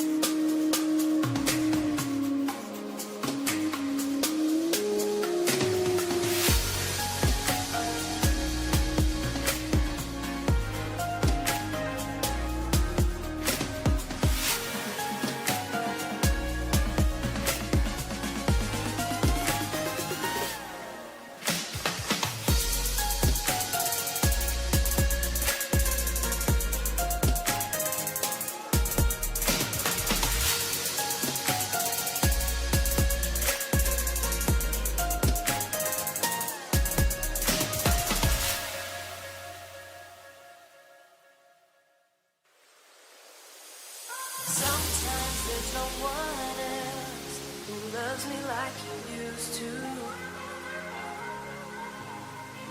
Sometimes we're not ourselves. There's no one I can turn to. And I know all the feelings that we shared are in the past. And I know your relationships are never meant to last. And I'll take some time, but I'll be alright. We're moving on. I know time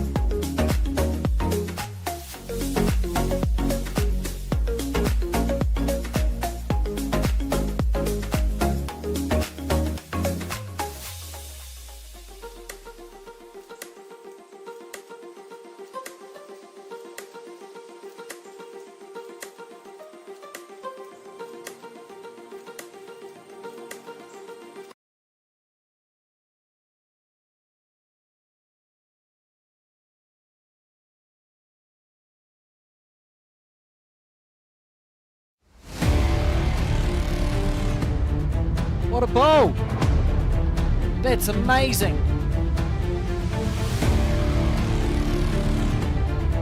This is more on target. Got something. Close, she's got it. She's got it back into the ditch for 2.5. Well, good afternoon and welcome back to the Bowls New Zealand coverage of the 2025 National Intercentre competition, and we're coming live to you from the Naenae Bowling Club with coverage of the final of the men's Intercentre this year, and you can see on your screen how Wellington and Auckland have got there. Wellington defeating Bay of Plenty in the semi and Northland in the quarterfinal. Auckland overcoming Wanganui, last year's finalists, in the semi, and Far North in the quarterfinal. Wellington going for a three-peat. We've got Ray Martin taking on Tony Grantham of the singles. John, what a game. Oh, really looking forward to this. And when you have a look at the fact that they beat Bay of Plenty, who had been unbeaten right throughout the entire competition, very strong unit, young unit too, at Wellington. As some people suggest, maybe have an advantage with it being held in Wellington, but I'm not convinced that that's a big argument at all. But when you've got players of the quality of Ray Martin, and then as we'll look back through the rest of their team, the likes of Robbie Bird and Finbar McGuigan, Blake Signal and others, that's a strong unit. But Auckland had their battles on the way to qualifying, finished second in their section, and are now here with this final, and no more experienced player, not necessarily as a singles player, but certainly one of the outstanding draw players in the country, Tony Grantham. That's really going to be, I think, maybe a game of two different styles, with Martin quite quickly eager to get onto the weighted shots, Grantham more a draw player. And the man who knows a lot about Ray Martin is joining us here for commentary for the first time, Mike Carroll. And Mike has been the manager of the Wellington team, managed the New Zealand team to the Commonwealth Games as well, and not a bad bowler himself. So what do you think about these two individuals? Mike, have I surmised it reasonably that Ray's a bit quicker to get on the gun? Yeah, I think you've done a fantastic job of describing those two players, John. Yeah, like you say, Ray probably a little bit more attacking than Tony. Tony's going to draw himself out of trouble a bit more than Ray, I would have thought, but let's wait and see. It's certainly the standard set already, isn't it? Yeah. So conditions here look as though they might have changed even from our morning game, in which we saw a marvellous singles match between Joe Edwards and Taylor Bruce, with Edwards eventually winning that to ensure that Nelson got through to the final, where they'll play Bay of Plenty. They're playing Bay of Plenty. Oh, look at that. That's a fantastic effort. What are the vagaries of Naenae, this green that you're aware of? Well, we always said when we played here, John, that the most important bowls on these greens are the ones that are just inside the metre, not the ones that are all over the jack, you know. The conditions are perfect out there. There's not a lot of wind, but if the wind does get up, you know, it's important that you've got those bowls sort of in that 2 feet, 3 feet area. So pretty much where those teal blue bowls are at the moment, that's pretty much in that zone that you were talking about? Yeah, absolutely. I mean, he's probably going to struggle to play with too much weight here. He wouldn't want the jack getting back down there. Are these new bowls for Ray? I think he's had them for a little while, but okay. Yeah. Newish. Newish, yep. If he was aggressive, maybe through the front blue, but like you say, Mike, that's fraught with danger, isn't it? It is a bit, yeah. He can afford to be a metre to the jack here, though. So newish bowls, but certainly not a newish rag. Yeah,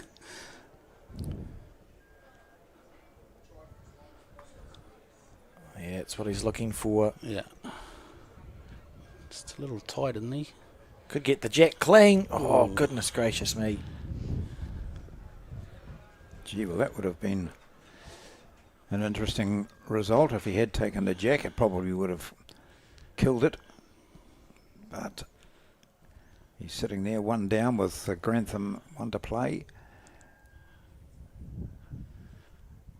And this is where Tony's really good too, because He's normally really good at adding, when he's got a couple of feet for another shot. So Yep. I'll expect that he will draw another shot here.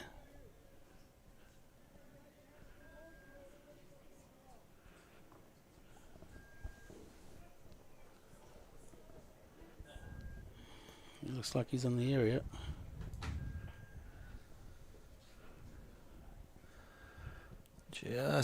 Yeah. Just about.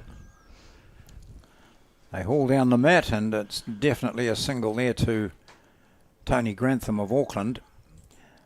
The pairs are up in the top right corner of your screen, just completing the first end now of 18. Oh, that's got a goal. Yeah, just thank you. look, we can see now. It's fantastic. Steve Sargent, the lollipopper for this game. We had Sue Way in the first one. John, she did a great job, didn't she? Yep. They've been around a while, those two, haven't they? Done a great job. Did you say that was two? No, I think it One. was just one. Just the one Yeah. to Tony. Yeah. Long Yep, yes, it game was. to 25, isn't it?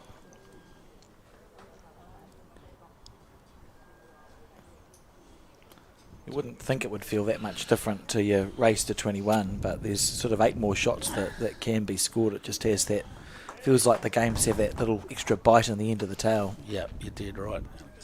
We always used to say try and break it down into little numbers like fives, and get to 5, get to 10.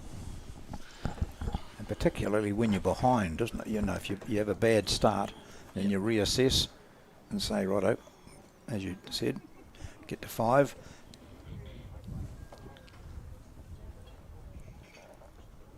So who's playing the pairs for Wellington? Is it Finbar and Robbie Bird. Robbie yeah. Bird? They've played a lot together. They were Yeah. very successful at that build up the octagonal down this way. And played the Nationals together too, didn't they? And went. Yep. I remember commentating on them. I don't recall how they went. Certainly somewhere in somewhere into post section. And I think the year before they may have lost a semi-final. I think they had intended to enter the mixed pairs as well, but Robbie Robbie just determined that he was not eligible for that. Robbie, one of those players who came to us from a different sport. He represented New Zealand in indoor cricket, didn't he? I He did. believe. Was a very good indoor cricketer.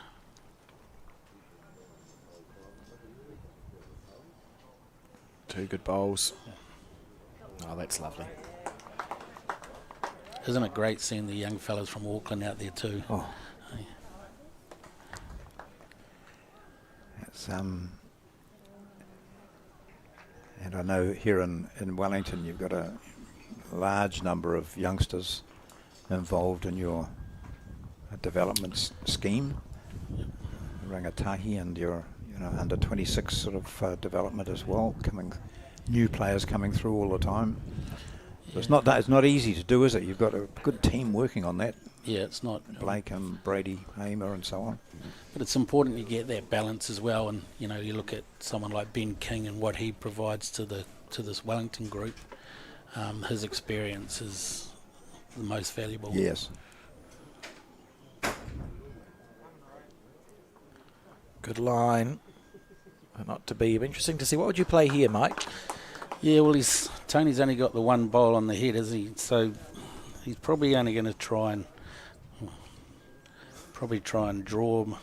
Draw backhand, maybe. Yeah. Do you think? I mean, dropping one's not the worst, but No. he wouldn't want to be dropping more than that. Oops. Yeah, he's just trying to draw. Yeah. You can get around that shorter bowl of Martin's, bring it in onto the jack, and if he was really good, he could move that jack across to give him a couple. Oh, look at It's this. fair effort. Yeah, really fair effort. And he'll probably blame the fact that, because he shook his hand afterwards. I don't think the bowls will be getting all that wet, although it is a misty drizzle. They're constantly wiping.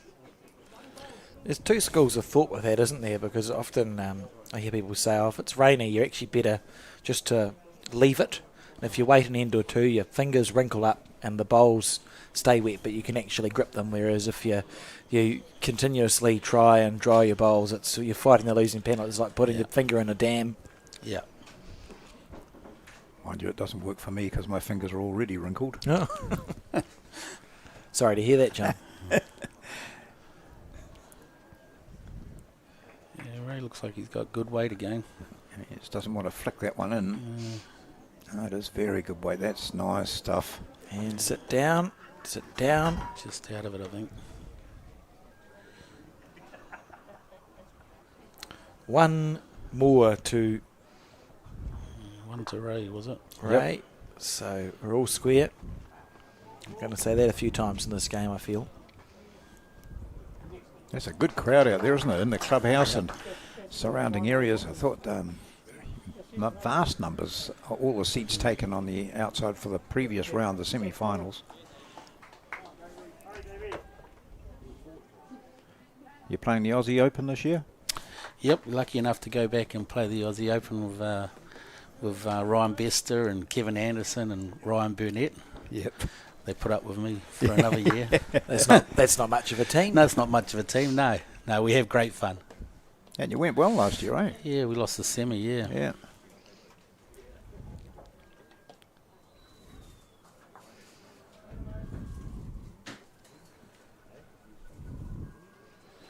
Another handy start here by Ray.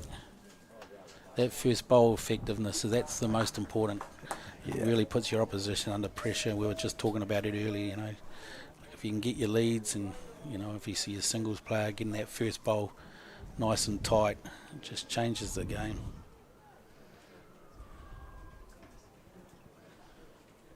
Handy one from Tony as well. Yep. Yeah, well played. I'll keep an eye on which hand they prefer. They're playing forehand going in this direction for the moment. I suppose the good thing is we've seen it's not really windy, is it? I mean, there might be a swirl very occasionally, but there's no real wind, so the hands should be consistent. Correct. Especially here at Naenae. There's definitely no wind out there. I was asked to give it my definition of wind and breeze yesterday because it's a breeze. My description of a breeze here in Wellington is vastly different to what other people would be saying in other centres. It's all in context, isn't it? Yeah.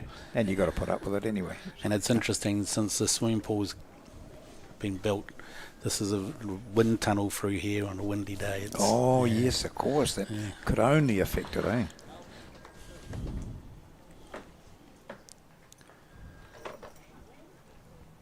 That's one thing you can say in defence of the hedges that we used to have around bowling clubs, which obviously ultimately it's a good thing that we have less of those because people can actually see our game now. But the reason why we had such high fences and why they had big hedges surrounding the greens was actually largely to create a sheltered environment for the bowls. Absolutely, yep.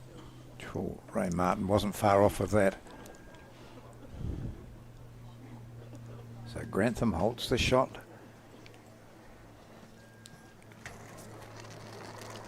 As the day wears on, we'll become more and more aware of how important this particular clash is. Yep. Whether the fours or pairs, if they're looking at being one each. Well, it's definitely a psychological advantage if you can get that W on the board first. We nearly saw that in the semi-final, didn't we, where it was looking likely for the majority of the game that the fours was going to go one way, the pairs was going to go the other, and because the singles game is to 25, it actually looked like we were going to come down to who won one out of Taylor and Joe to see whether it was Nelson or Canterbury through to the final. Yes. Not quite how it worked out at the end. And Ray opting to play his backhand here.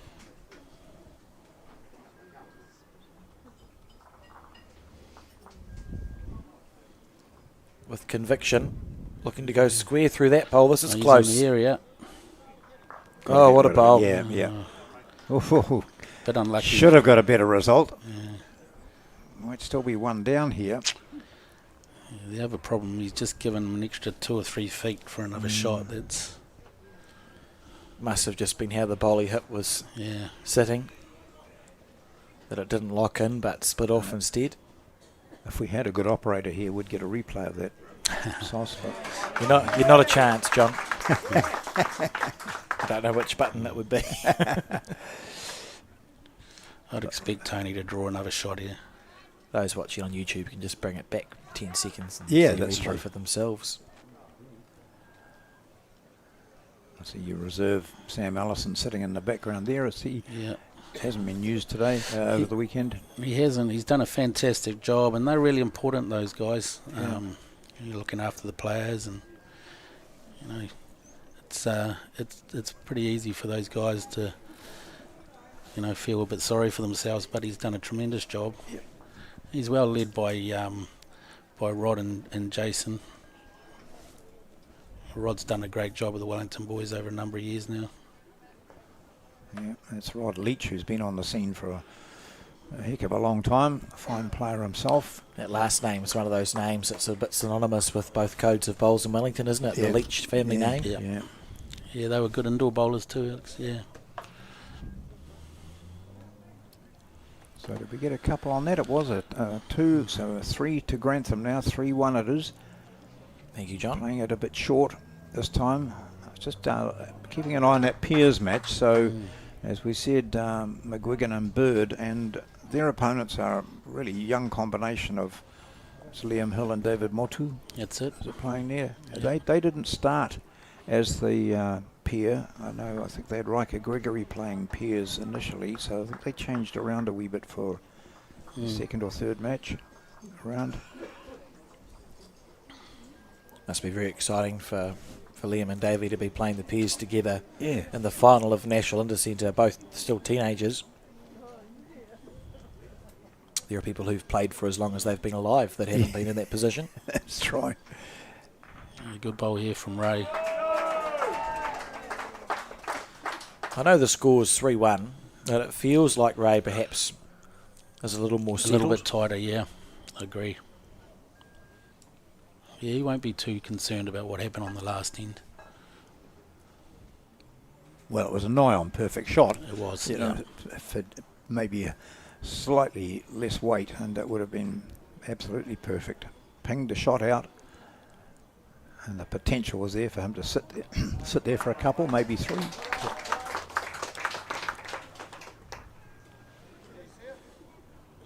Drizzle and the perfect angle just to get on our camera lens. Yeah, It's not as bad as it looks. It won't be as bad as it looks out there for the players. It is just like a light it's quite mist. a bit lighter than what that particular camera shows you.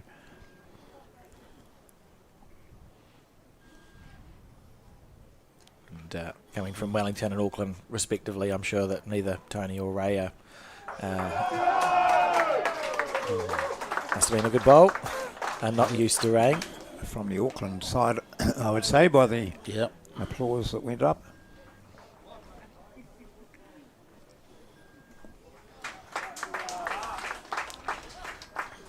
At least Tony's given himself a chance now, getting the bowl past.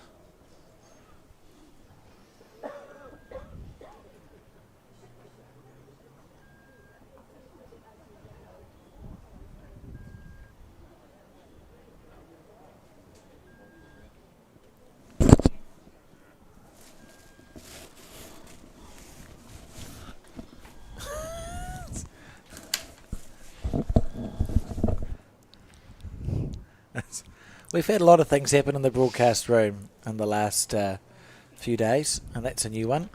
It's quite impressive, Mike, how you managed to remove the, I don't even know what you call it, the Windsock. the windsock. Yeah, Yeah, yeah. It's on the end of your headset. Take it as I think we had John tripping over headsets yesterday or the day before. We all went quiet for 5 minutes because he'd pulled And them I out. was sober. Ray holding one and a bonus opportunity here. If the jack's not touching, which I don't think it is, it's reasonably safe to draw for 2, isn't it? It is, yeah. Bit of a loose end from Tony, to be fair.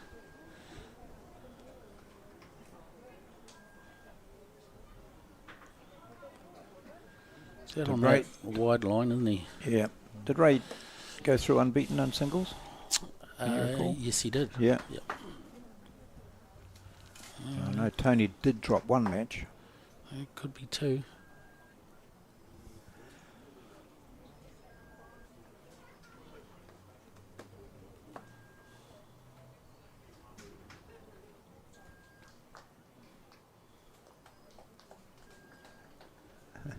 Ray says 2, and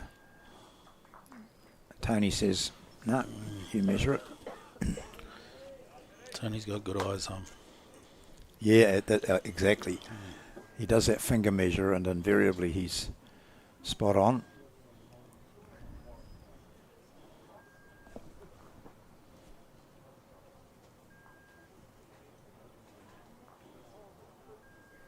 I've never figured out how to get that to work, the finger measure. Yeah. I can't. I don't understand. But they seem to be very accurate with it. Yeah, I get a little bit frustrated when I see them doing it after the bowls are all finished. I get like they may do it during, Yeah, you yeah. know, but at the end, why not just get down Just and measure? Yeah, you know. yeah. I've never had a commentator who hasn't agreed with me on that one. Yep. But the players still seem to. They need to listen a bit more Yeah. to the broadcast. It's just a bit confusing. There used to be that. Do you remember in Australia there was what did they call it? It was a see-through piece of plastic with circles, concentric circles on it, and they used to sell that. A bullseye, it might have been called, and the idea was that you could, like, somehow Hold it above. hold it above the jack and Yeah. look through. We overcomplicate things Oh, sometimes. absolutely.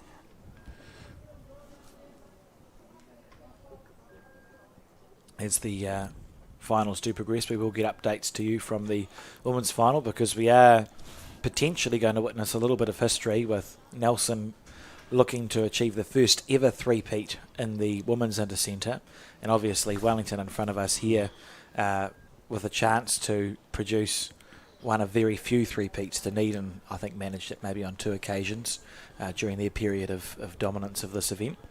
Quite rare, really.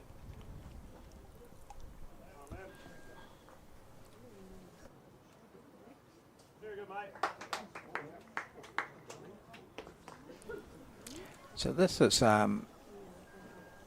2 things out of this. This is why umpires don't wear white long trousers anymore, because your knees end up going brown. And the other thing is, we saw and recognised the accuracy of the laser measure, which gave us a tied end at one. You know, they could not differentiate it. Came up with exactly the same. And I think I don't know whether he's going to be able to. Oh, he gives it to Martin. So there we are. But that would have been an ideal opportunity for the laser measure to come out, eh? Because it wouldn't have taken any longer than this. Yeah, it's hard to argue with the laser measure when it's a tight measure or when it's a longer. I like it for the longer measures when it's more than an arm's, more than being able to put a measure down and reach out an arm's length, which anyone can do in 10 seconds. Yeah. The laser measure is fantastic because it's very, very accurate. So it was a good call from Martin. Tony said it was, I think it's just 1. Martin obviously thought he was in with a chance. He measured, couldn't differentiate. Does Ray have a... Sorry, John. Does Ray have a preferred length of jack that he throws in a singles game? Not particularly. He, I think he prefers a little bit longer than maybe shorter. Just watching him over the weekend, he's sort of been playing that 3/4 to longer length. Yeah. We saw Grantham in his first game. That was against Hamish Wilson, wasn't it, from Canterbury? Yes. And Hamish was bowling short to 3, sort of half mid-length. Tony just pretty much went 2 to 2 all the way through, and that was what he was. That was on the day. That's what he was keen to do, and I think probably because his opponent was wanting it short, and he's comfortable with anything. These guys are comfortable basically with whatever's given to them. Eh? Yeah. Well, they should be. I see sitting down to the left there. That's Adam Blucher, who started. He started in the pairs with Riker, I think. So Auckland made a change quite early on in their combination. So Adam sat out the last. They've chopped 3 or 4 chopped games. and changed a little bit, which Yeah. I quite like to see, because there's 2 differences between the National Intercentre and the National Interclub. One is that the singles games in the Intercentre are played to 25 shots, whereas in the Interclub they're played to 21. And the other difference is that in the Intercentre you select the team of 8, and provided the manager gives, I think, 10 or 15 minutes warning, I can't remember, to the controlling body, you can put them wherever you want in between the rounds. And it just adds a Point of difference. slight nuance to it. Yeah. Well, Rod and I had 8 players last year's Intercentre, and we only put the same fours team out twice from the semi-final. Yeah. We changed it every round up to the semi-final. Young Caleb Hope wasn't part of the team, and we just felt that it was good for that group and put them under pressure. But unfortunately, at some stage, you do need to settle on your side. Yes. Depends on the centres, I suppose, as well. What is your group? What group of players are you working with? Sometimes you have centres where you have very established combinations and you don't need to be testing them out at the National Intercentre, but other times maybe it is just about having that ability to chop and change. It probably is an advantage for the bigger centres, having those extra players. 3 shots at the moment to Grantham on this end. Yeah, big bowl coming in here from Ray.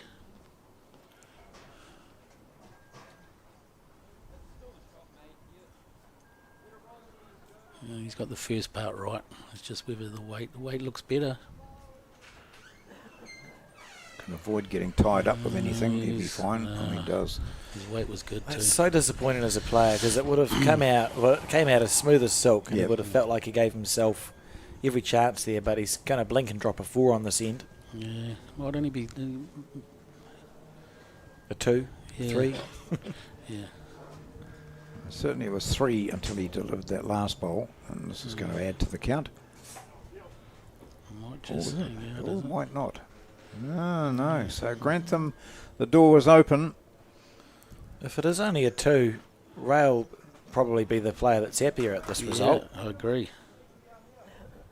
Could have been a lot worse. He would have had that sick feeling when he whipped off a short bowl. He would have gone, "Oh, I'm going to drop a 3 or a 4." Measures out again. Wellington off to a 4-0 lead in the pairs. You can see in that thumbnail. Yeah, I think Robbie Bird's holding 1 or 2 as well, by the looks of that.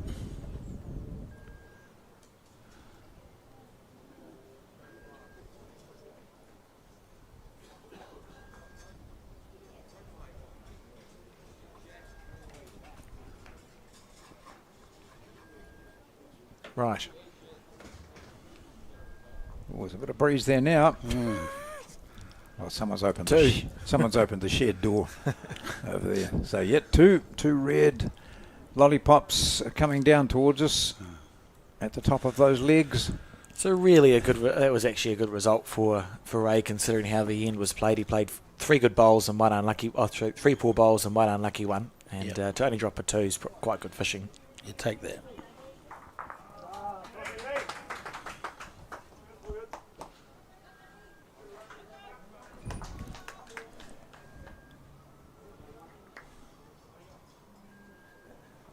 So Auckland up 5-3 in the fours after 3 ends. 5-3. 5-3 after 3. So we spoke about Auckland's Intercentre performance, I think, on the first day. And as a centre over the last 50 years, they've won the Intercentre less than you would expect. But they have had an okay decade. I think they won it.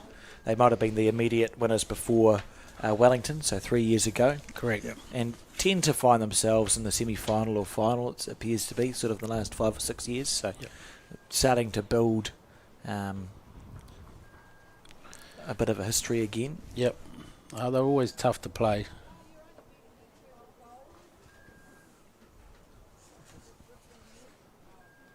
Guys like Jamie Hill that have been in the team for a while, and he'd be missed out here today, but I think even in 2021 or 2 when they last won it, if you look at the 7 or 8 players that were picked in that team, it was Galloway, Grantham, Jamie Hill, Nick Thompson, Martin Dixon, Aidan Takadura and Em Wisnowski. So Tony and Nick are the only 2 players still in the team. Yeah, it was Browns Bay, if I remember. Yes, it was, yeah. So Ray's just got himself under a little bit of pressure here.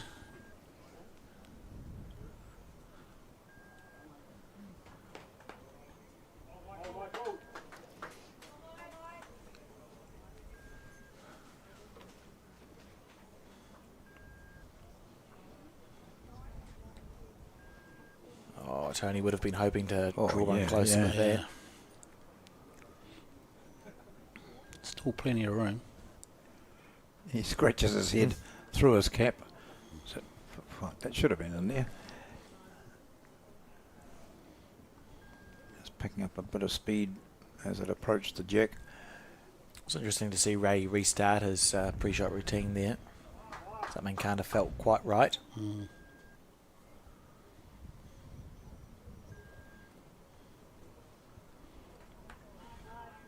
Yeah, coming in nicely here, I think. That's Should be- outstanding. Yeah. It's better. Oh, that's really what you expected from Grantham with his last. Yeah, he just hit him off the hook. Yeah, didn't he? yeah.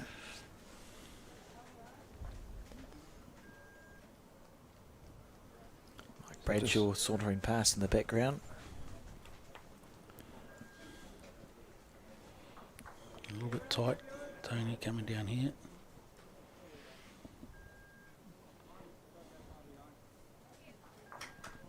It's an opportunity here for Ray to Yeah, get those two to back nail straight it. away. Yeah, exactly. You could see what Tony was attempting there, particularly with his two bowls that were back here on the left as we see them. Sit the shot bowl, move the jack back, and it was Yeah. a big advantage for him, but he was well astray with that. And now can Ray add to the count? No, he doesn't. We've seen 3 efforts at bonus bowls so far in this game, and no bonus bowls have counted yet. Yeah, disappointing. Well, it's always something you look at after the game, isn't it? So how many times did I take my Yep. opportunity with my bonus bowl to count? And it is something that we talk about a lot. You know, when you got chance to add those bonus bowls there, you know. Well, at this standard, you don't get many opportunities to score a number, do you? No. It's as we'll check as we go through it. See, we've played 6 ends and we've got 9 shots, so 1s and 2s only. A chance to get a 4 doesn't appear very often.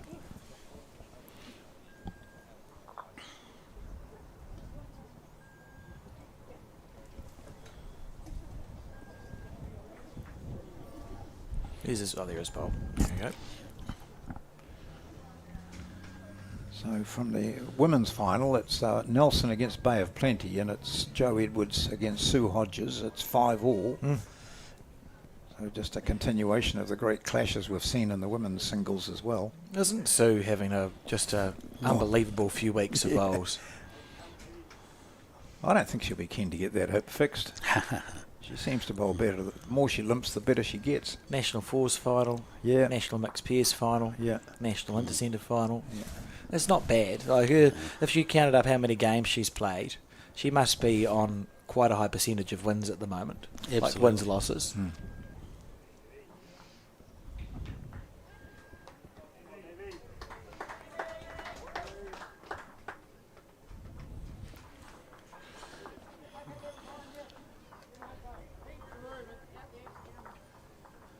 Good line. Yeah, just a touch quick. So going into this game, Mike, if you were to have the team together and give expectations, would you be saying, right, we believe we can win the pairs? So that's the one we want to win. We think we can win that. Do you go into it with that, or you I mean, it's think yeah. I mean, we can win everything here? well, yeah, Good enough too. absolutely. Yeah, like we're confident we could win all our games. I always said it's always a problem you quite often see in this format that you'll see the fours or the pairs looking over to the singles player quite often. Yeah. And we try to stop that because, you know, they lose concentration on what's happening on their rink. And before you know it, you know, you've dropped 2 or 3 shots because you're more interested in what Ray's doing.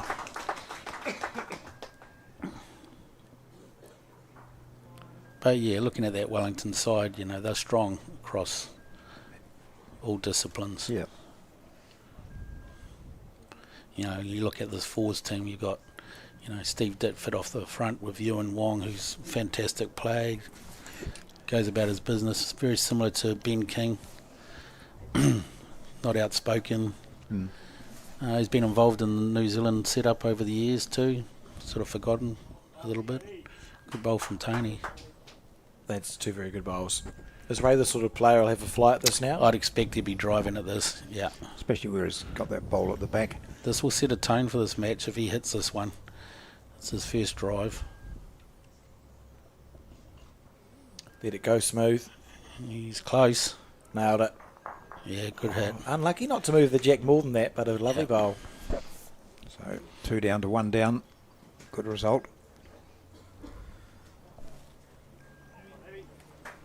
Is your point, Mike, that Ray's hit it square so you'll feel comfortable playing that shot more often? Yeah, I mean, I watched him in the last game when he had a few run shots and drives and he was just missing, and sometimes that can play in your head a bit. The fact that he got that one first up is going to give him a bit more confidence. He's one of those players when he starts hitting, he hits a lot. So.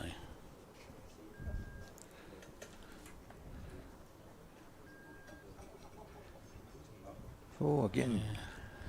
Yeah, Tony will be kicking himself over that. There was another opportunity to score an extra, but he gets the single anyway and moves to 6-4. It's 2 bonus bowls each now. Could be 8-6. Yep.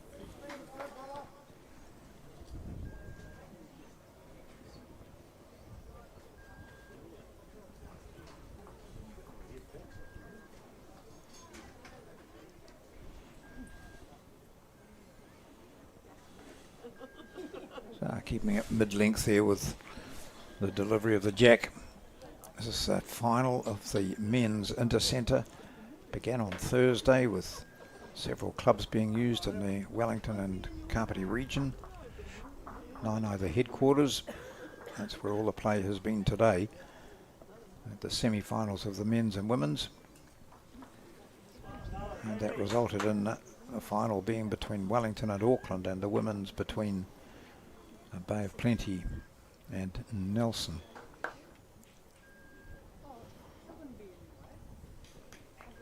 Big bunch of New Zealand representatives here. Yeah. Gosh. Been fortunate with this complex here in Wellington, and Naenae Club, to host so many national events, particularly with the indoor setup. So Champion of Champions will be held here. And of course having the Trans-Tasman here. It certainly is a great facility. We're very lucky to have it. So there's quite a lot of talk, I think an action too, about another indoor facility going in Upper Hutt. Potentially, yeah. Top bowl.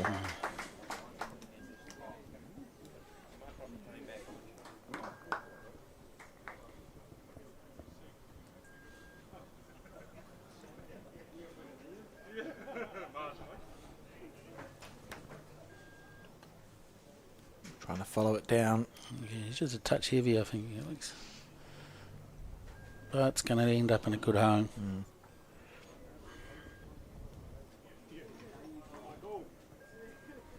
These players are very good at improving the head, aren't they? Yeah. It's not often you see a miss in a poor direction. Yeah, another good one coming in here from Tony. It's been interesting. That bowl's low. Yeah, he looks like he's setting himself up for a bit of weight, but maybe not. Yeah, the question is Yeah. how much weight, isn't it? Yeah. He's on a good track. This is close, I think. Oh, not bad at all. Get the jack and take it to yourself. Oh, Great lovely effort. effort. Yeah. That was so delicate. So in the fours at 7-3 after 4 ends to Auckland. You can see the score there on the pairs, 5-1 to Wellington. The only problem Ray's got here is that his two bowls are quite close to each other. Miss by a smidgen, and it's Yeah, that's right. it could be good night news. What do you think? Because he was so close with that previous one, will he try that again? Yeah, he can afford to play with another metre of weight, I think. Yeah, yeah. He He can still get come the- under that bowl on the right. Well, he can still use that bowl Yeah. there at 2 o'clock. Just a wee edge on that would probably bring the that- jack over to those. Yeah. In that area there, you're sitting with 3, aren't you? Yes. Just a positive draw.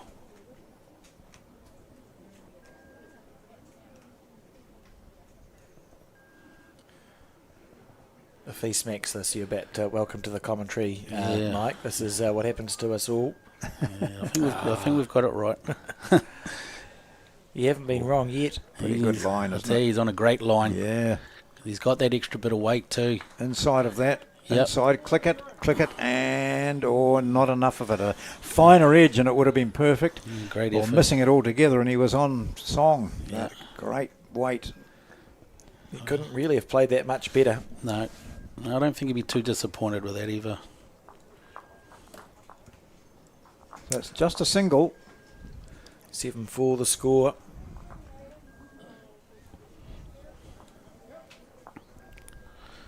It's funny, these guys, they won't talk about it, but you know in the back of their mind they're sort of thinking who's going to get to 15, 16 first, you know. Yeah. So sort of Yes, each will have set themselves little targets, eh?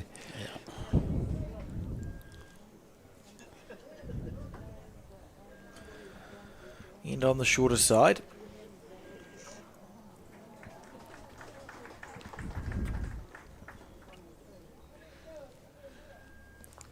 he looks handy again, Tony.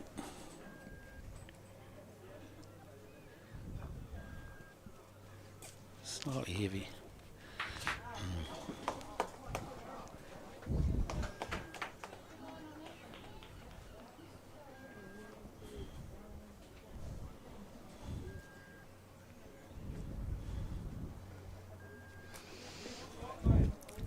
In that pairs match in the corner of the screen, you can't see the jack because David Motu just smacked it clean and it went over almost to the rink marker. So it's in the ditch there. Big chance for a jack to end up in this commentary box the way Yeah, those guys. yeah.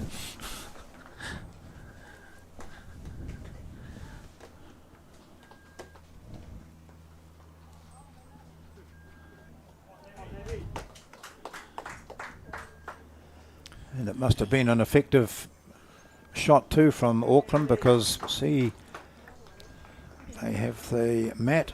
Liam Hill has the mat. So this will be interesting because in the past, Ray would probably have a run at this. He's just on the draw. Does it sort of depend how he's feeling on that day, or is it just how his game's changed? I think it's just how he's feeling, Alex, to be honest. But he's played a good one here. Yeah, and if your confidence is there for the draw and he plays it so well, he just he looks confident with everything he's playing. Really, his run shots have been good. His drive.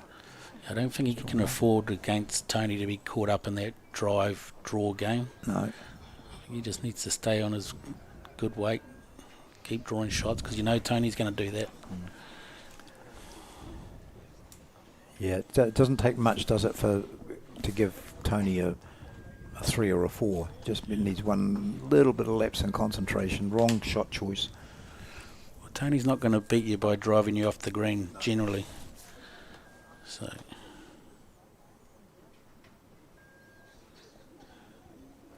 Another handy one from Ray. May give him some options now.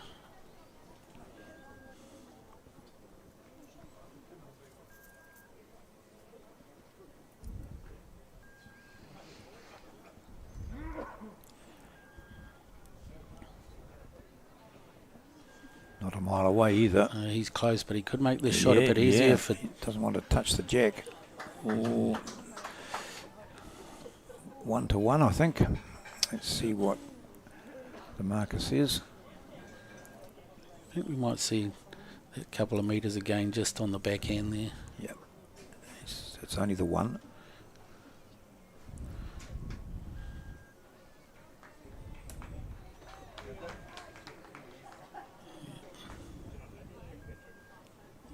Searching for the shot. He's going to have to stay on that line a lot longer.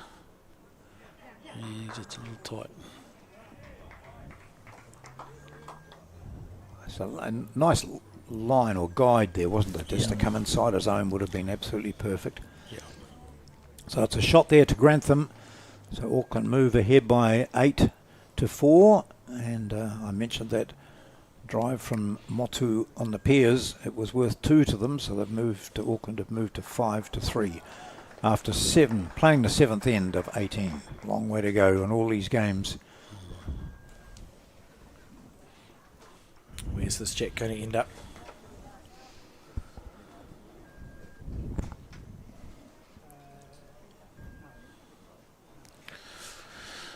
Ray would want to put a couple of ends together now. He doesn't want to let Tony get away too much. That's what we've spoken about over the week in the singles game to 25. As a player, usually you feel okay if you're within about 5 shots. Any more than 5 shots behind, you're asking a few ends worth of scoring. Yeah. That's a good bowl. Tony Grantham's got no intention of letting up here.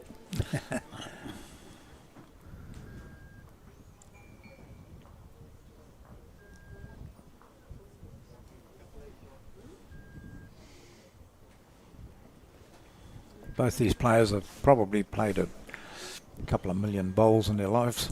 They've been playing for many years.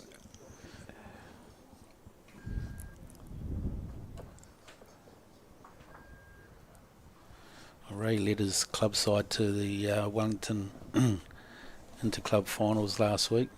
They'll represent Wellington at the National Inter-Club. Oh, yeah, which is here in a couple of weeks. Yep. Or here, and I think you said Johnsonville's headquarters, is it? I believe so. Yeah. That's right, yeah.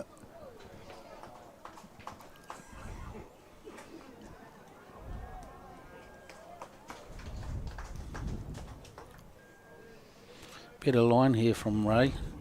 Speed looks better too. Oh, perfect. Yeah, brilliant. Yep, fall in. Lovely bowl.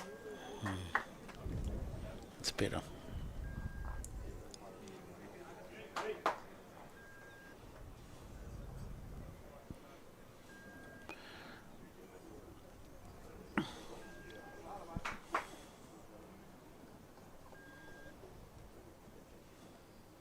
Does the even though it's in their home area, does the Wellington team stay together for this? No, they don't. They don't, unfortunately. And it's interesting you mentioned that. I was saying to Rod, part of getting your culture right is can be helped by staying together. Absolutely. I know they make a point of having dinners after play during section play.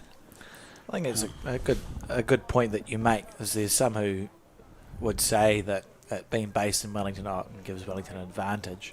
Great bowl. That's a great Top bowl. shot. I think there's an argument it's almost not beneficial to a team culture. Oh, totally agree. Totally agree, Alex. Yeah, there's. I mean, from a cost point of view, it's great for the host city because it is an expensive exercise getting to wherever the venue is. I think this is Tony's first sort of shot with any weight, isn't it? Yeah. He's going to get onto Jack. He's going to get he just misses. It just held out, didn't it? So here's bonus time now for Ray Martin. Yeah, there's no reason to change his hand, but he'll prove me wrong most probably. No, it doesn't matter if he Yeah. even sits on the black bowl. He wants to bring it in that same weight, trickle it in. That looks a good line again. Yeah, just Or a bit wider, is he? doesn't look like he's here, but No.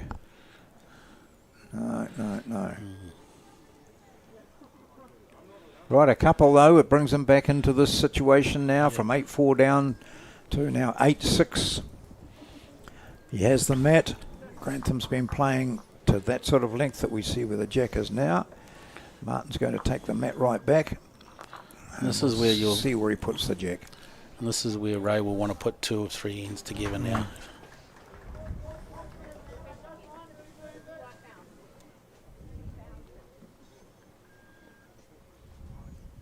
It's been sort of simmering along, hasn't it, this game? Yep. Bit of tit for tat. Good draw bowls. A couple of run shots. One from Grantham and a couple from Martin. Good drives. It's good to get those, sometimes get those weighted shots in early in a match, so that you, if it's good, then at least it gives you confidence for later on. Yeah, you know you're okay. Yeah.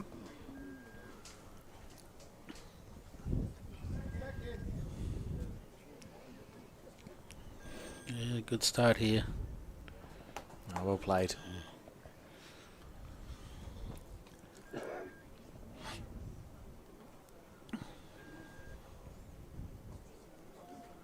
Both of these players hold national titles. Tony Grantham has 5 of them, actually. A gold star holder for Bowls New Zealand. Ray Martin won the Peers when it was headquartered at Papua Nui in Christchurch, and has gone very close to winning the Peers 2 or 3 times since then. Yes, yep. So in the fours, they're playing the 6th end, and it's 7-6, just a 1 shot difference, 7-6 to Auckland.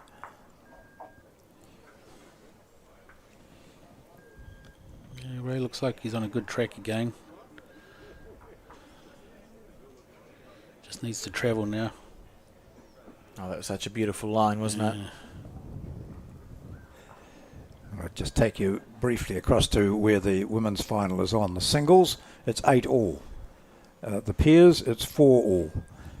And in the fours, it's 5-4. So Well, it's anyone's thing. You can't separate that. No.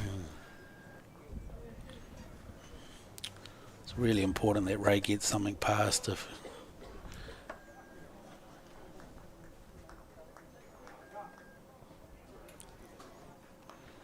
I know he'll be only trying to draw a shot, but at least if he gets past, it gives him some other options. It's close here. I think he's done it. Yeah, well played, Ray. Oh, great shot. Yeah. Beautiful bowl. So interesting to see what Tony tries to do here.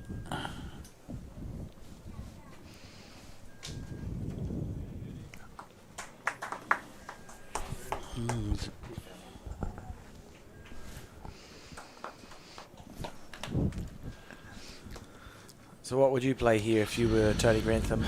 Well, Tony he was just tight there and heavy, wasn't he? But I don't know if he can afford to do that. What happens? Is it clean through? So you see this bowl, the bowl at 12 o'clock, the blue bowl of Rays. What happens if you tap that? Does Tony's bowl go clean past? It looks that way, doesn't it? Certainly you could sit with 4. Yeah.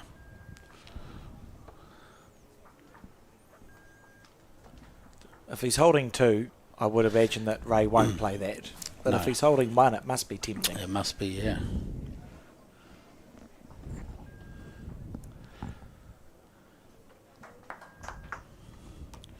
There we go. Yeah, if I was Ray, though, getting past is important. It just might make Tony change his weight with this next one. He's definitely over 2, which is good. It's just running for cover a little bit. Yeah. Look how quickly Tony's onto the mat. Gee, yeah. No thinking about it. I've made my mind up. I don't care what happens with this. Yeah. With Martin's last bowl, Yeah, 40. I can draw this dead. I'm good enough. Oh, he's more than capable. Yeah. He's just coming up short, I think. He was very quickly onto the mat there. Yeah, probably too quick. 2 it is. So we're all tied up now at 8-all in this intriguing final. The men's singles is Ray Martin against Tony Grantham. The pairs is at 7-3 after 7 ends in favour of Wellington. And the fours after 5 ends at 7-6 in favour of Auckland. Well, that's absolutely anybody's final, isn't it? Yeah.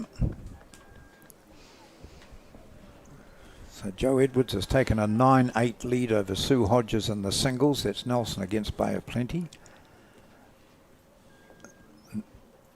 Bay of Plenty lead 6-4 in the fours. And the pairs It's all tied up. No, that's everything you could wish for in a final.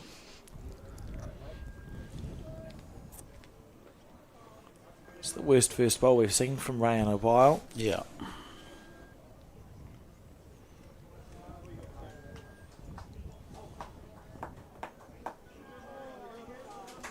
There's a fair bit of animation out there. Big crowd gathered around these finals. Yeah, Tony didn't take advantage of Ray's poor first one.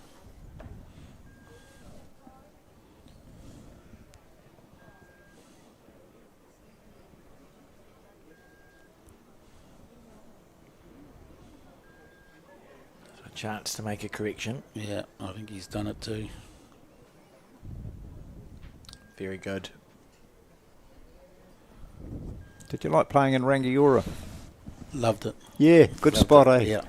It was at the National Fours. One of the many fine clubs that we visited was Rangiora.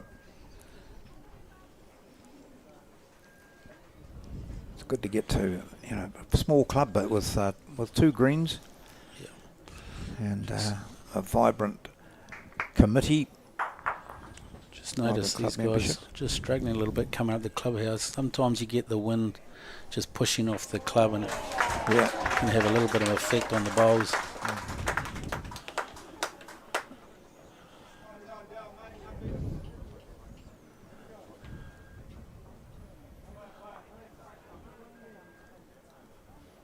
Just needs to turn. Yeah, should be too much room for Tony, I would have thought.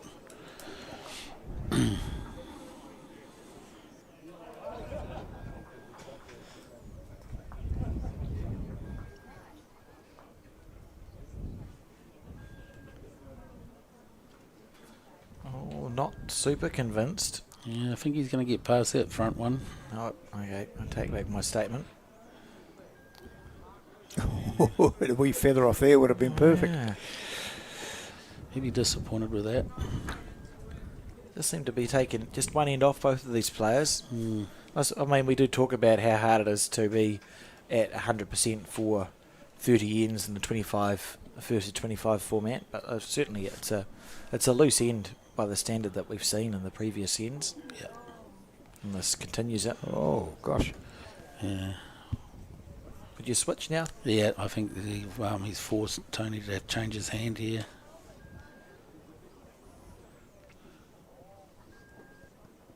That's out nice and smooth. Yeah. Well, if Grantham draws the shot here, Ray Martin will be kicking himself. Absolutely, he will be. And he has. Yeah. Just can't afford to give someone like Grantham an opening like that. So a single there to Grantham. He gets back in front at 9-8. I really enjoyed that Steve Sargent just chalked that bowl. Yeah. Yeah. That's a man doing his job. He didn't have to pay for the chalk, I would think, because it's the last bowl of an end.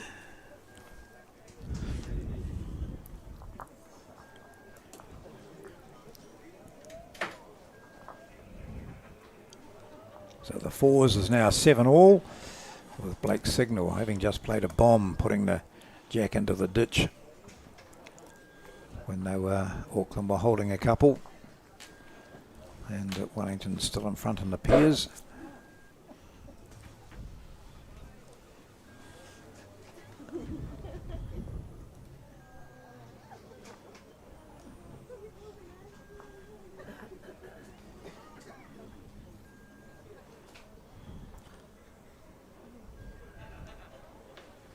Women's singles, it's Hodges against Edwards, and it's 9-all now.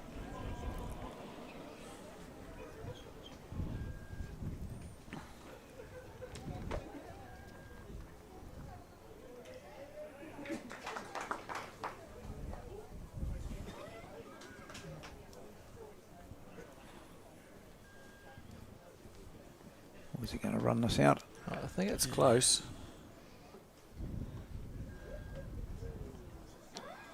Handy.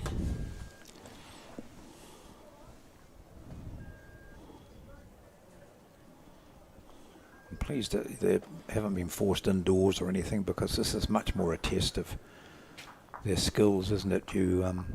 as Peter Thorne was saying, sometimes you get into those dark green patches and it can take a metre off your bowl, and then you take the same line 2 bowls in a row and find that, no, the wind has just altered it slightly, and it really is a great test. You cannot drop your concentration at all. No.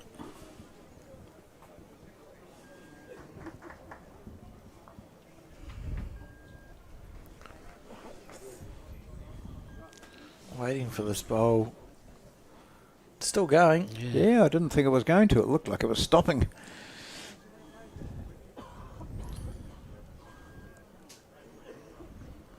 Just be asking Steve. One down to that one, he says.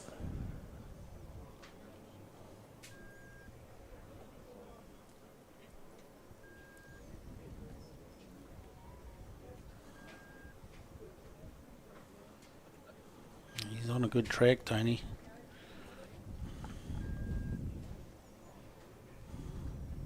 Good enough for shot. Yeah, well played. That's a beautiful bowl. And it sat down. Be happy with that.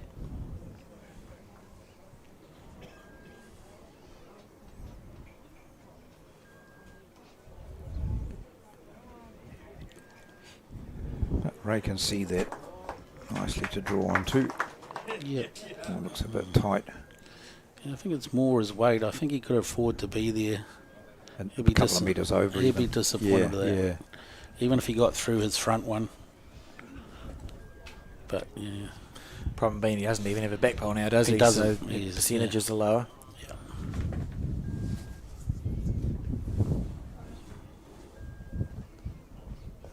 Another good track from Grantham.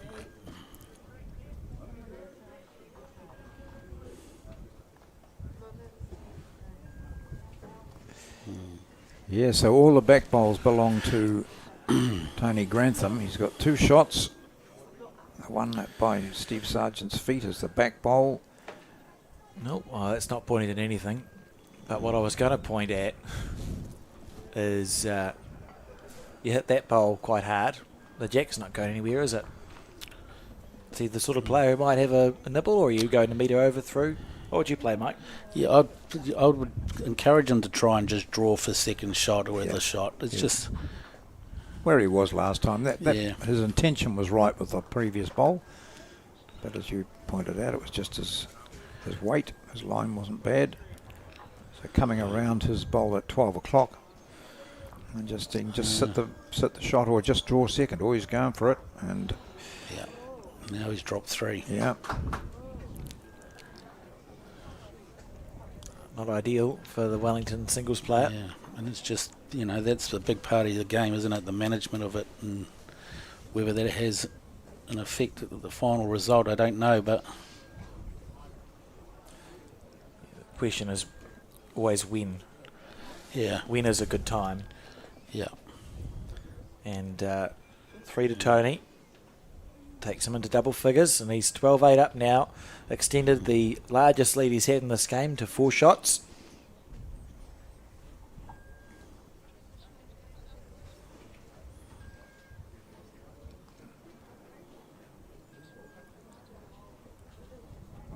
Fours are still locked at 7 all.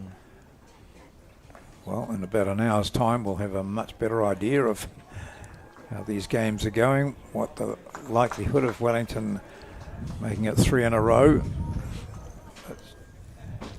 Well, the Peers seem to be doing their job at the moment. Yeah, 9.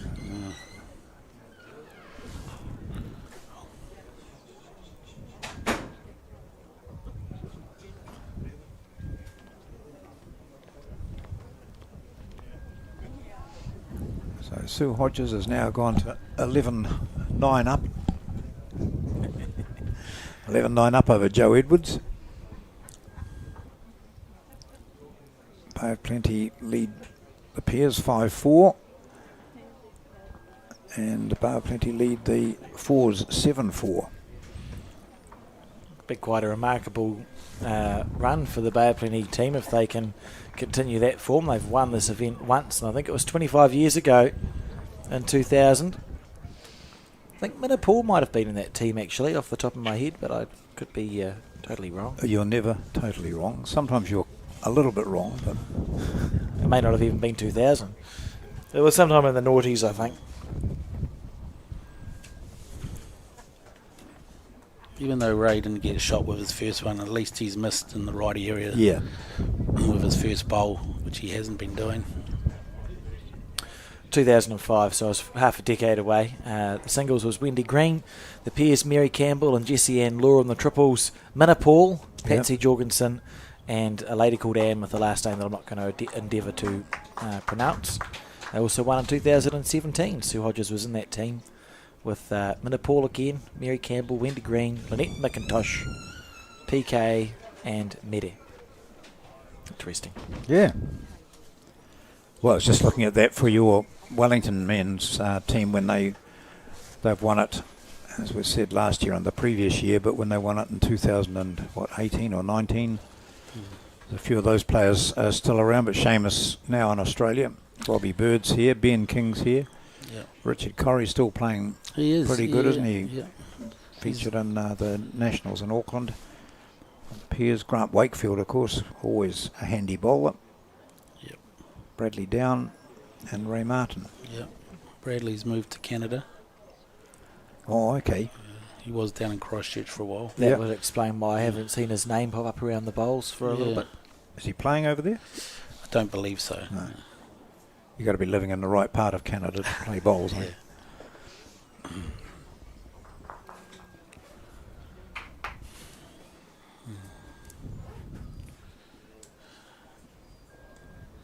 So Ray holding a very important shot here at the moment, isn't it? Yeah, Try and stop the rot. Tony's close here though. Gee, yeah, really good bowl.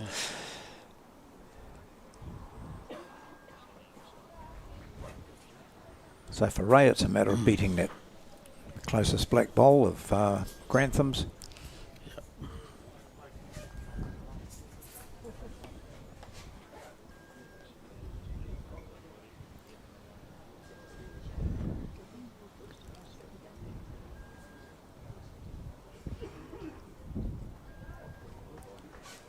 Talk about these players having bowled millions of bowls. The guy in the background there, Neville Hill, would have seen and bowled untold bowls. A few.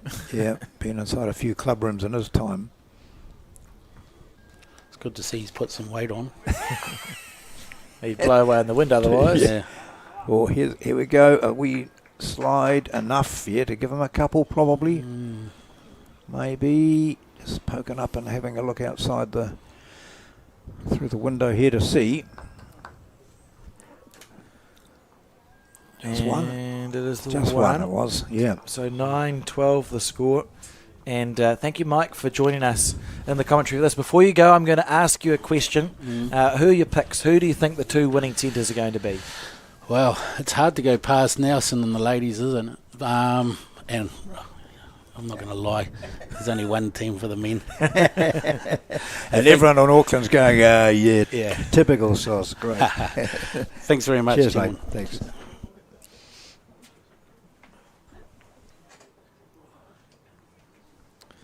See the jack delivered.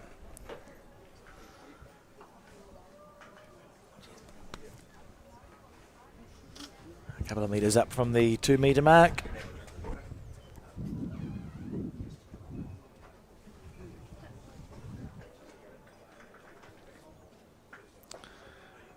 Good ball.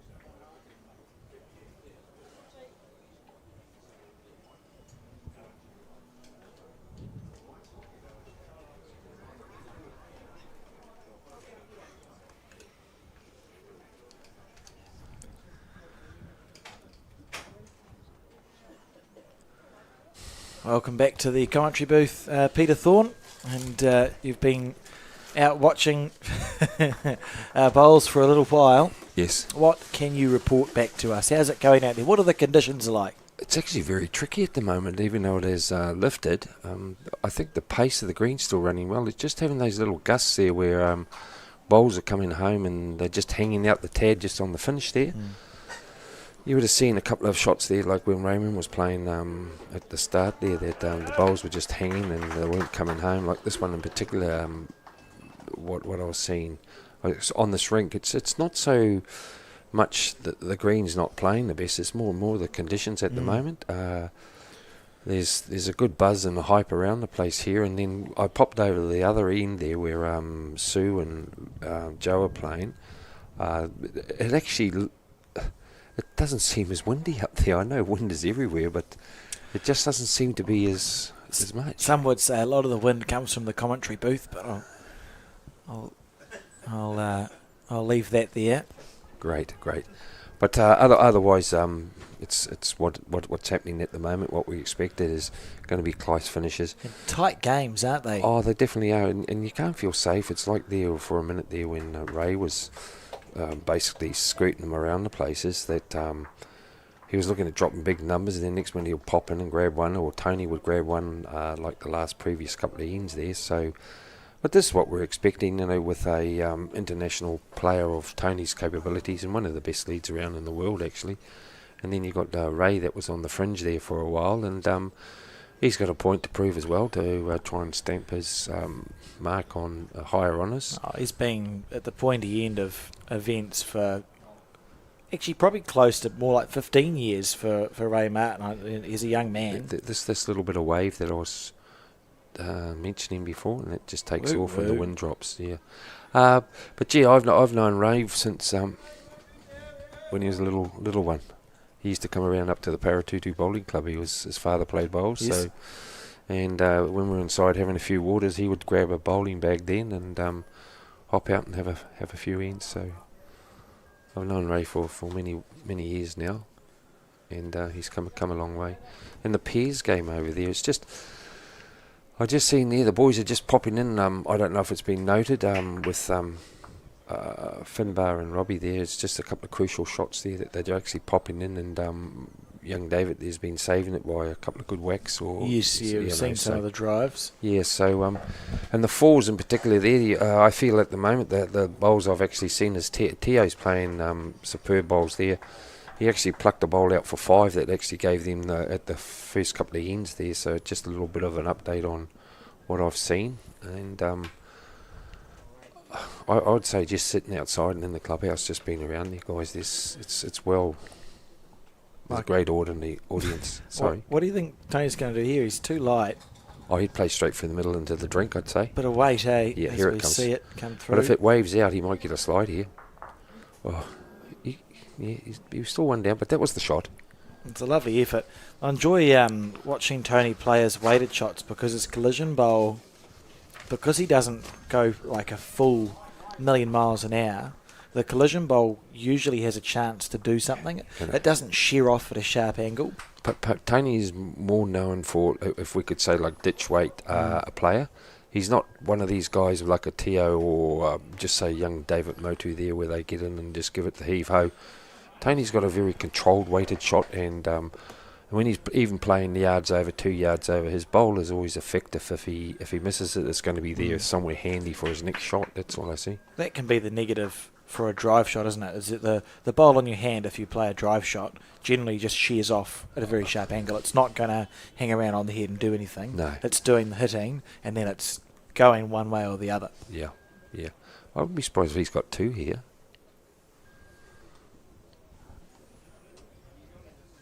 Ray? Yeah, Oh, Steve will indicate for us. If he does have 2, that's a... What was it? Where is he? 2? It's 2, Twosies? yeah. So 11-12 the score. So it's not... I actually see Ray at the moment. He's not playing fantastic, but just enough to keep himself into the game, where Tony has got the wood on him at the moment by just snorting the jack all the time. And it's putting that pressure on Ray, but when Tony isn't there, they're not really close bowls that Ray's getting, but I'm sure he'll find his mojo and is going to be right on it. That was very good having Sauce in here. Whoever invited him got him here, John, and yourself, Alex. Good to have another. We didn't have to use the profanity buzzer once. Really? Why is that? Well, because we didn't have to. What are you trying to say? We haven't had to use it with you either, Peter. Thank you, mate. It's been very good. So the longest end we've seen placed right on the 2 metre mark. Would there be a reason for that? Oh, it's just making sure you're playing up, because I think Ray's actually been, with his first bowls, hasn't been too effective, to be honest. It's in this direction, isn't it? We've seen the Yeah. wind sort of come across. That's it. That the players have struggled more rather than less. Yeah.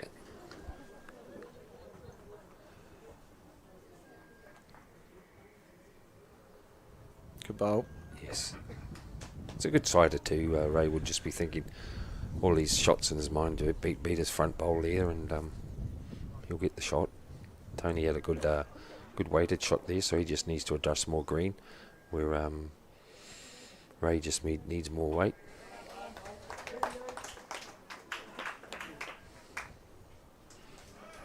Reluctant to turn. It's been intriguing me how quickly Tony is approaching the mat. Like if you watch him, I'll watch it with the next bowl, it's as if Ray's bowl's barely finished before Tony's on the mat ready to deliver his one. Oh, he knows what he's doing now. Look at the weighted shots, his weight is perfect. It's just tucking it in, and I suppose if he thinks if he tucks it in anymore, it might just duck on him with a little bit of breeze behind him. So we'll watch this. So Ray plays the bowl. Played a lot narrower, and I think he might be short. We know it's short, so we won't stick with that. So the bowl's short. But it's not that short. Bowl short, and it's finished now. It's still moving. It's just sat down, and then Tony plays the bowl. Yes.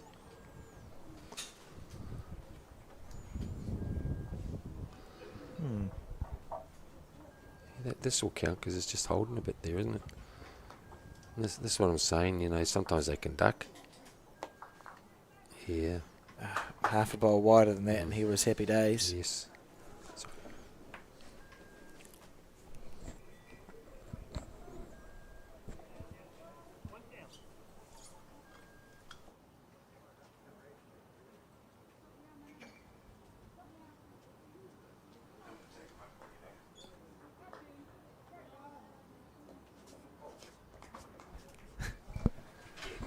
So Ray looks like he's winding up here.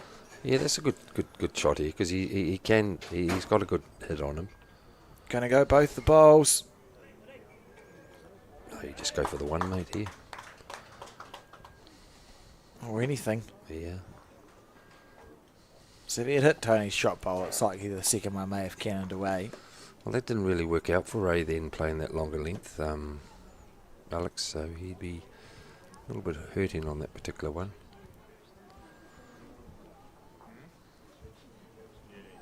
I was actually quite surprised I didn't try playing the other hand. That's a bit of assistance. I always find a longer length, if the wind gets a hold of it, it just hangs, and then if it doesn't, it's just going to drop, where the other one is making you draw.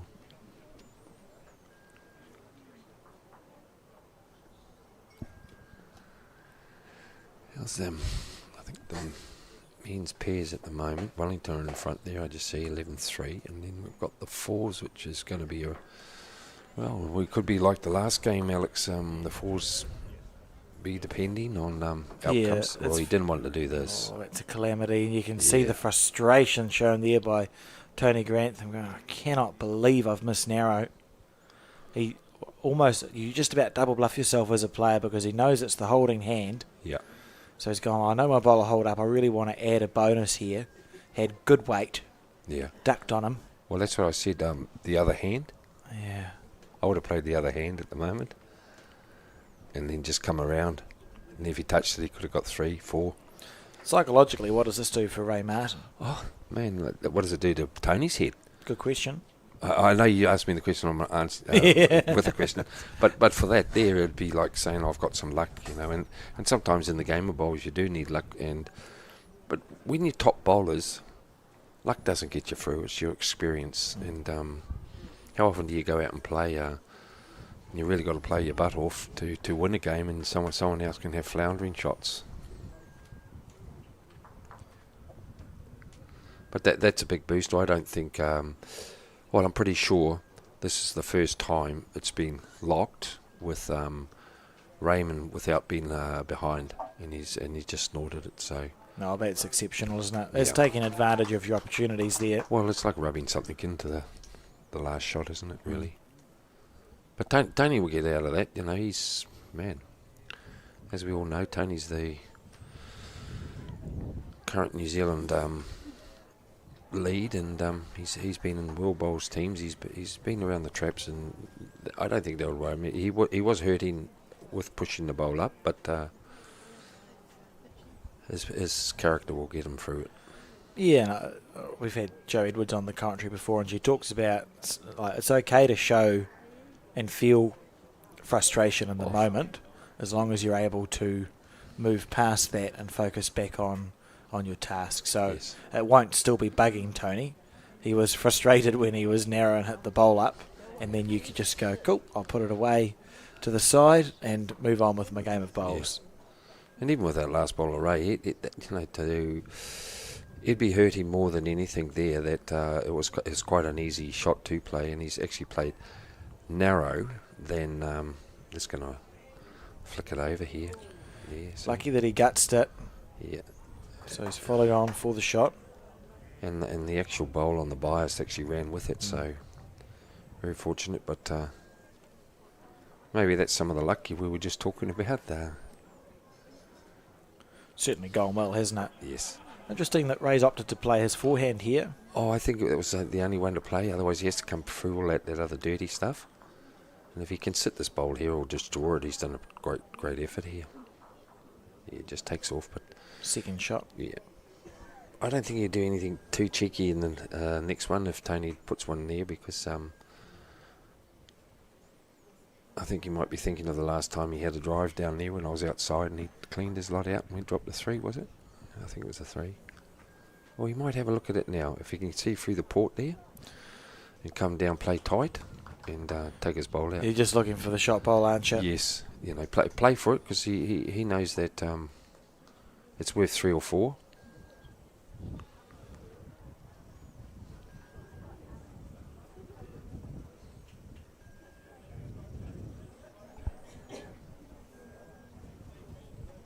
Not much motion there, something's whipping. Sorry, I was distracted by a bee in the commentary booth. Oh, a bee. I think it's a pretty good reason not to switch the cameras. It's trying to eat my sandwich. That's okay. It'll be fine. If you hear a scream, I've been attacked by whatever it is. Not a fan of that at all.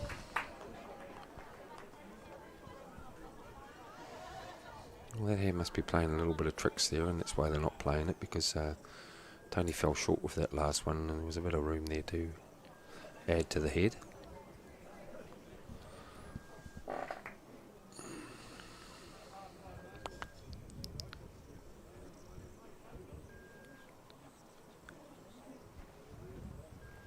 Now it's eating my biscuit, Peter. It's eating your biscuit. The trials and tribulations will be okay. All God's creatures. It's eating your biscuit, it's eating your sandwich. What was the It- score? What's the next thing? He's going to have a cup of tea with you. Is that your lonely mate? Better not. Is that only the lonely you got with you? Looks like he's enjoying the biscuit too, actually. Is he? What's his name? You got a name for him?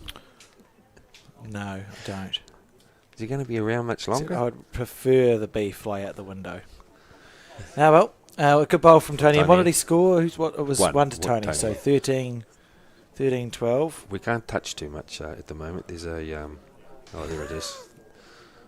The bee might have just fell onto the. Here's a good return here from. As long as you're over, when the bowl's sitting on it like that, you can play shots. Yeah, that's a good return there. Yeah, lovely bowl.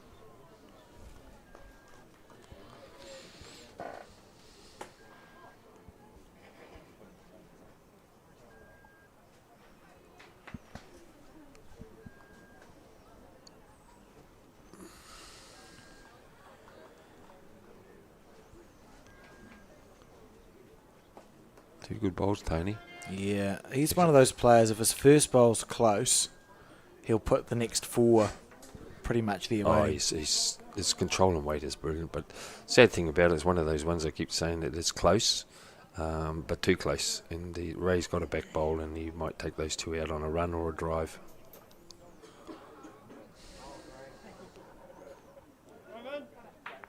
Yeah.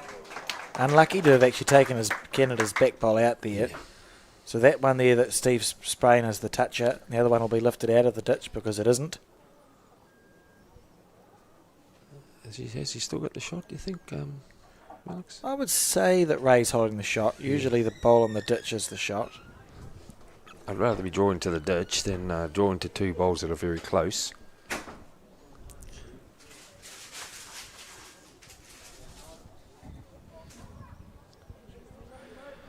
Should I be trying to swat the bee, or Where is do it? we leave it to eat the biscuit? Don't touch the bee, Peter.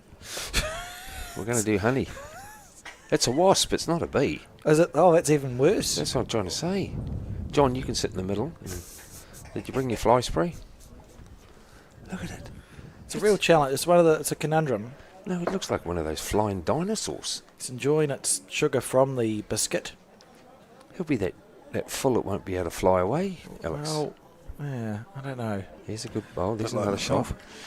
What was that, sorry, A John? bit like myself. What, Too fly full away? to fly away. That was Gosh, I've been having a look at those women's matches. It's a real battle out there.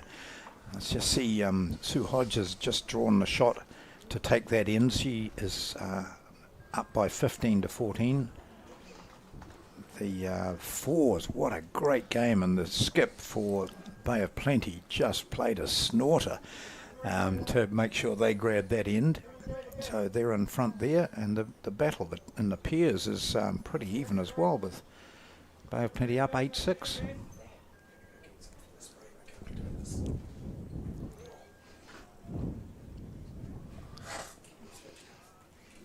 Do you want me to take care of it?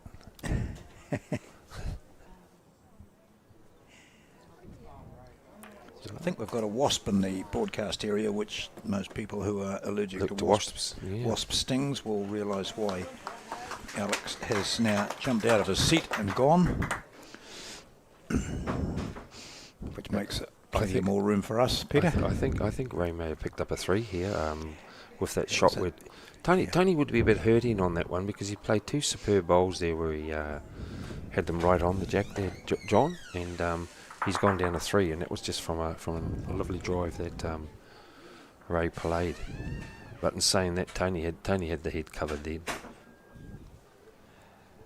So Just watching in that Pears game there, Peter, which is in the corner of the screen, 14-3, and the Auckland youngsters, and they are, aren't they? David Motu skipping, a lot of driving going on, you know, and Yeah, some of the older bowlers out here are saying you can't win games by draw and drive. You've got to settle into one thing or the other, and so just judgment, I think, and that comes with a few years.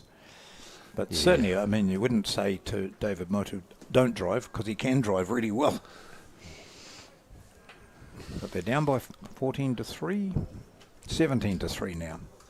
it's I'm not saying anything, and I'm all for the young guys playing in this level, but there needs to be some little couple of old heads there, and Pears is such a hard role to play, and these guys are going to be our future for the game, so I'm not knocking them by any means. So please, listeners, I'm not knocking them, but would it be nice one of them to be there, and maybe someone in there cuddling them up when things just aren't going right, or keep them a little bit under control, because when you are younger, you can become trigger happy, it's called, when we were playing, you know. For those following the Wasp saga, I have found one of the, what are they called? That Coffee type of, cups? It's No. the see-through glass coffee cup that's in all the bowling clubs. Yep. And I've put it on top of the biscuit, which is also on top of the Wasp. So feeling a bit more comfortable in the commentary booth at the moment. No one is to touch it. And we'll deal with that after the You can broadcast. still eat round it. So I don't know, go get in the antihistamine pills for you. Well, I'm allergic to ant bites. And I've not been stung by a wasp or a bee before, but I figured that if you're allergic to ant bites, that's probably that feels like a reasonably encompassing thing. Anyway, I can Two return good to the bowls. commentary. Everything's fine. When you were away there, Tony actually had 2 bowls sitting on the jack, Alex, and Ray played with his second bowl, attacked, put it in the drink, and then drew 2 and ended up with 3. Yeah. So the score now is 15-13, and he's holding at the moment 3, and there is a possibility with Tony's ability to draw that. And in that women's singles match, it's now 15 all between Joe Edwards and Sue Hodges. That's Bay of Plenty against Nelson, the women's final. Ewan Wong has obviously just played a beaut bowl there in the pairs, in the fours. We just see it out our window. We're a bit fortunate, and we're talking about stuff that you can't see, which is unfortunate, but we just want to keep you up to date with what's happening in those other games. It's going to be very important, isn't it? Because Yeah. you look at the pairs, I can't see a way back for Auckland in the pairs, No. but the fours, Wellington lead that 10 shots to 9. Yeah. So very close in the fours and the singles. The pairs likely to go Wellington's way. Yeah, I'd say at the moment, that's a great bowl by Tony. You know, he was 3 down there, so this just got to turn a bit more. You don't want to turn it back up the head. That's all. Would you say Ray's still holding shot there, Alex, with your screen? I favour Tony's bowl that sits at 12 for the shot. Okay.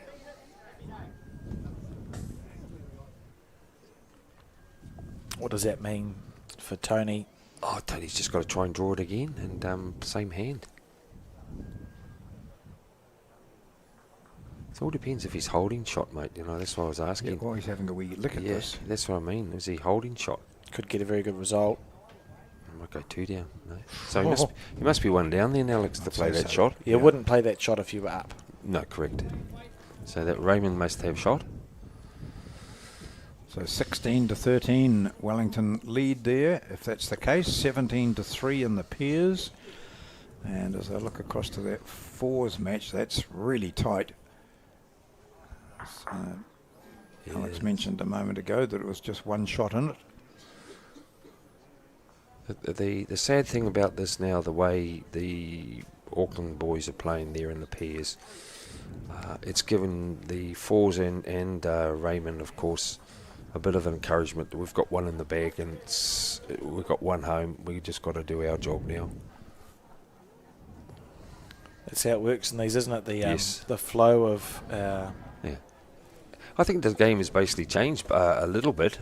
I know it's easy to say, but Ray's come on his game. When Tony tipped that bowl in, to be honest, it's just, as we say, sometimes you've got to have some luck to keep yourself going. This should run on from here now, the way it's been going. Just seeing David Motto have another run Aye. at a pretty much exposed shot there. So Can tell you for the women's Intercentre, the singles are locked at 15 apiece. Nelson trails 6-8 in the pairs. like fours. Fours. Yeah. And 6-8 in the pair. 6-8 in both. Nelson trails 6-8 in both of the events. That's easy. Yep. So Nelson behind in 2 and all square in 1. And Yep. it's anyone's game. 11 ends gone in the pairs, 9 ends gone in the fours. And obviously the singles are raced to 25 with 10 shots to go for either Shaking either of the player to hands win. here. They've shaken hands in this match between Wellington and Auckland in the pairs. And this is, And they've still had, 3 ends to go. But there's a big difference. I actually feel sorry for the young fellas there. They are our future, and we're not going to go pointing fingers at anyone, but I can feel for them.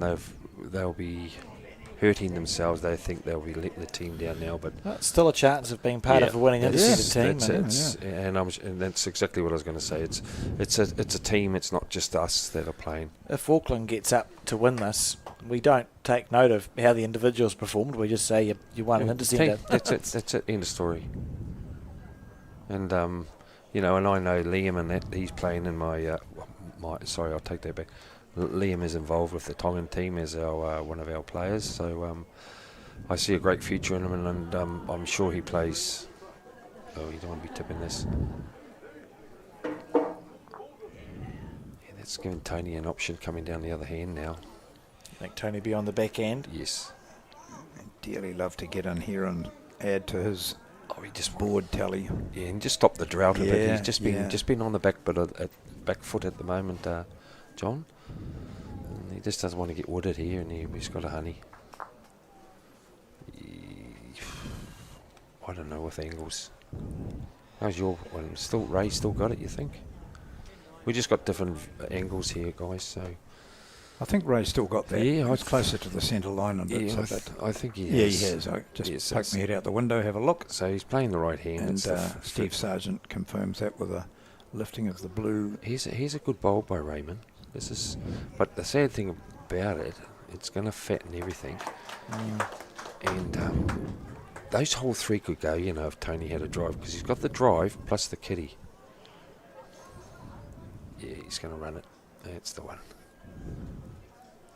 He plays these shots so well. And as I say, his Perfect control, weight the control shots he into plays. those. Yep. So he's taken out. He got was- two. Oh, yeah, he that's got the shot out of outstanding. it. Yep. And that's what I say. So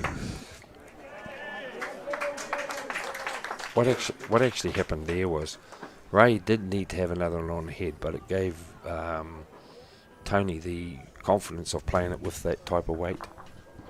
And that's getting back to the old story. Sometimes a good ball, sometimes a bad ball. I think, Alex, we saw that in the Wilson-Grantham clash where Grantham 2 or 3 times played onto short bowls. Yes. The possibility of what you think, he's going to promote it, but promoting it that far as he did just then, through the head, and he settled in and got the shot. Did that. Yeah. He does that really well. His controlled weight is excellent, For Tony's actually a very good skip as well. I don't think he just can be a lead. Reads the head well. Oh, well, Gosh. I think during the Trans-Tasman when we were down here, he actually got the guys together with Finbarb and Keanu, was it, Alex? Yes, it was in the triples, yep. And he stepped up. Normally, Tony doesn't say anything, and he actually stood up. Was quite determined direction. That would be from Ryko, wouldn't it? Yeah, Riker Gregory in the 4s. Yeah. And he took control of that, and that was experience that showed and That's helped. good, because as you say, he's not a big talker. No.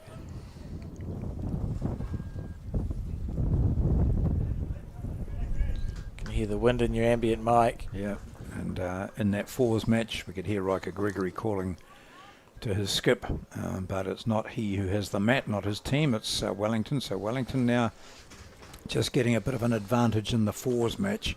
They were behind in that for quite a while, but now it's 12-9 in their favour, Wellington's favour. 5 ends to go. And the thing about that with how they started off, John, was they dropped a 5. I'm a firm believer. I'd rather drop a 5 early than drop it on the second to last or last end. It makes you really put your thinking cap back on and get into it. It was just that raised bowl there with that gust before, and how it just took off. And you'll see this time how it's just holding a tad more. And you see the difference there, that he worked that out very well.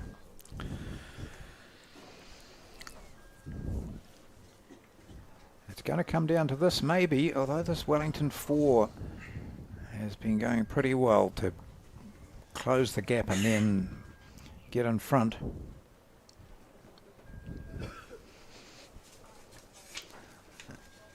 Good ball here from Grantham. It'll just give him the shot, and it does. Yeah, nicely done.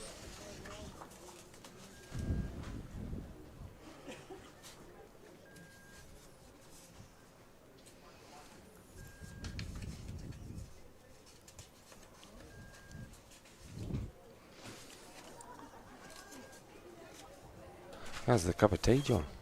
Going really well.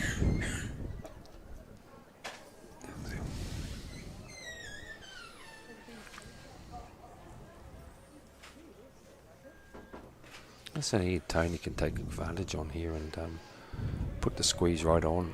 If he gets another good shot here, Tony, I think the only shot really then for Raymond is to play through onto his 2 minty bowls there. Those 2 there. Yeah. Haven't had our little.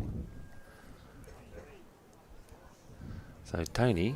Pretty good line, eh? Yeah, but she whips like anything here. But we just got it. That's a great bowl. Very good. So would you still be hitting Yeah. these two Yes, on definitely. the backhand side? Yeah, just played like the type of weight Tony played. Yeah. So It's called weight like, back to here, isn't it? yeah, that Yep. clunk shot just, and then if you have either got a half a chip of it, you're going to follow through and get the shot. The only unluckiest thing that could possibly happen here is hitting Tony's bowl there at 1 o'clock and promoting that and going 3 down. But if you're going for your two minty bowls, we'll say there. Is it coming down? Lining it up, taking his time, Yeah. wanting to play. Yeah, that Joy's just got a bit more than a yard on. He's really searching for the jack into the ditch, I think. Oh, he's missed it by a long way. Yeah, that's the thing with that. I don't know. Very interesting weight to pick, isn't it? 'Cause Yeah. You Well, what was the benefit of that really? Because you could have taken your own two out. yeah. But at least that way they're playing onto your minty bowls, they will come through. That one there was just one shot reduce. A bit quicker than he intended, perhaps. Yes. Yeah. And it's 16 apiece now, so race to 9 for the singles players. The fours is 12-9 in favour of Wellington, and they've already won the pairs, so if they can win the fours or the singles, it'll be Wellington producing a remarkable three-peat in this event. But Auckland will have something to say about that, and well and truly in this final Intercentre match.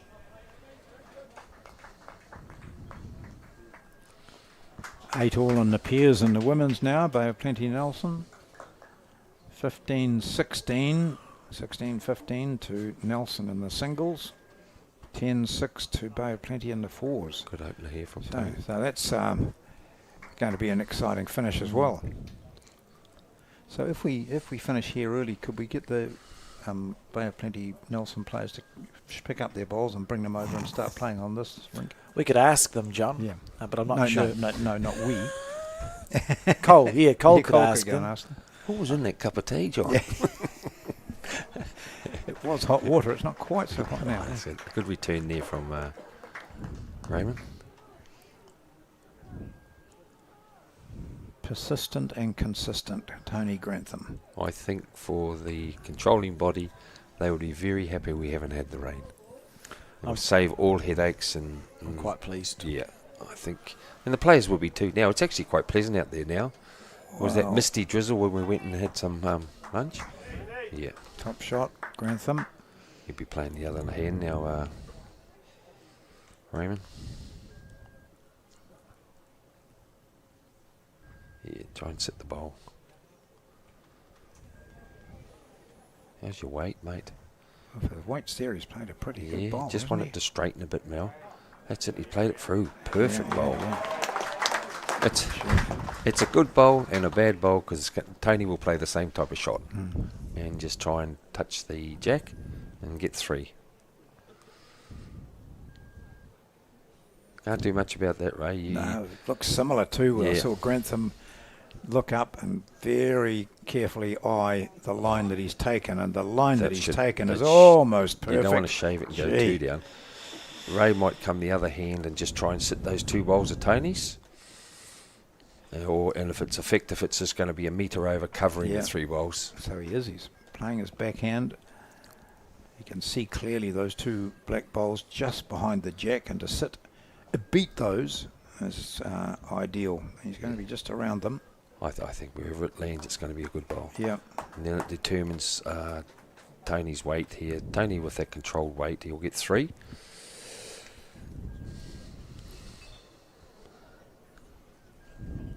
Looks controlled. Looks like he's taking a little bit. Oh, he's looking just to sit the Yeah. shot, is he? Yeah, no, he's not badly played. He's going to do the shot that there's not a- Martin played before. Oh, and great try. Yeah. That extra fall. I think he's Looking got at it. Steve Martin, he's holding the blue up, so it's still Martin holding shot. Going to play Tony's hand now. Yeah. I was going to ask for the bonus bowl. What's the safest way for Ray? Yes. Is it just making sure you miss wide, Pete? Oh, definitely. You don't want to go trailing it and going back to those 2 bowls back there, Alex, that of Tony's. So you almost make the jack here. Oh, you're wide out, yes. If you They'll draw that, you'll be the shot. We'll let it come home. We've seen what's happening, and then It's one of those ones you don't mind if you do fall short. Well done. That's the green. Just a little bit of wind now to hold him. Oh, I suppose he scored. Yeah. So but that's the way- 17-16. Martin leads now, and the other singles match at 16 all. In the fours, it's Bay of Plenty leading 10-6, and in the pairs, we'll just see now, it's 8 all. After 12, that is. The fours have played 10. And in the men's four, it's 12-9 to Wellington after 10 ends. Well, the rain stopped. In fact, the skies lightened considerably.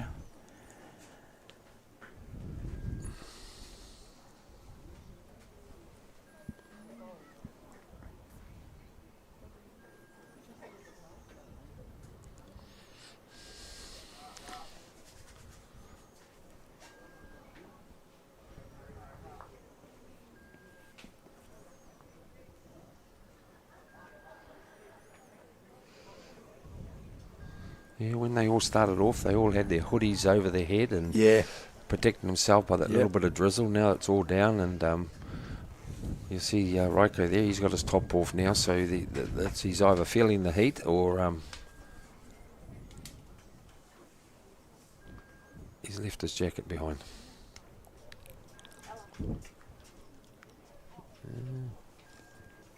Did you see, Pete, the way round they were playing the men's fours? Because it's changed a lot over the Intercentre, hasn't it? I know Nick started off playing 3. Nick Thompson was 3. Do you know what position is everybody? Is Man, Riker's in there? As you know, I'm an Auckland guy, supported a lot. I just haven't been able to keep up with Well, it. Riker's skipping them. Rico's played skipper the pairs. He's played 3. He's led in a game. Yeah. I'm sorry to answer your question, Alex. I don't know. I know he's playing 3 here now. Oh, was he? Who's skipping? Tio skipping. Oh, Tio's skipping. Yeah, Yes. of course he is. He's still down the head. Yeah. So, So Tio's Tio skipping. skip, Riker 3, Bradshaw off the front, Yeah, and Nick. and Nick at the 2. And then when we had a big hexagonal, we had Bradshaw and Nick playing the pairs. Played 7, and then come down here. What happened there? That's I don't know. Well, when they played against Kapiti yesterday, the card came in with the 4 on it, and then when they fronted up, it wasn't the 4 that they'd put on the card, and so they had to hastily change that. We didn't pursue that, but it looked as though they might have made a change just as they went to the the mat. answer your question. Sorry, Alex. What we're seeing now is the team. Yeah, That's it. okay. That's fine. Just an idle thought. And as we're having the idle thought, Tony with a poor bowl with his 3rd shot. Be disappointed that he was as short as he was. And it's Ray with a chance to try and play a definite shot here on his backhand. I wondered if we might see Tony on the backhand. Oh, maybe not so much anymore now that it's sat down. That roar came from the Wellington supporters because Blake's signal again was being called to fire one down, and it was successful. That should come home, but how far is it going to run? That'd be the shot, wouldn't it? Nice. Yeah, that's one of the more scattered heads, isn't it? Should be enough, I think. Yep. Year 1 to Tony Grantham, and the score 17 apiece in the race to 25. I just had someone text me and just say the team's been changed 4 times. Yep, that'd be about right. I'm not too sure because we're basically based here, so Yeah, well, as I say, I saw them playing in Johnsonville, and it was different in the 2 games I saw them play. Oh, okay. Thanks very much for whoever sent that. Anonymous.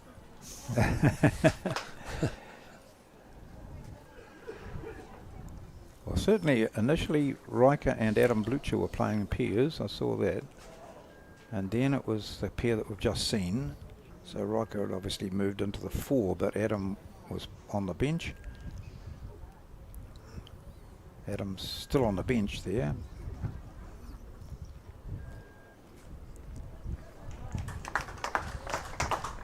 Blake actually played a shot.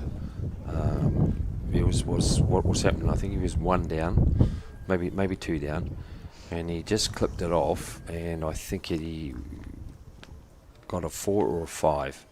So that gives them a little bit of a buffer there. Yeah.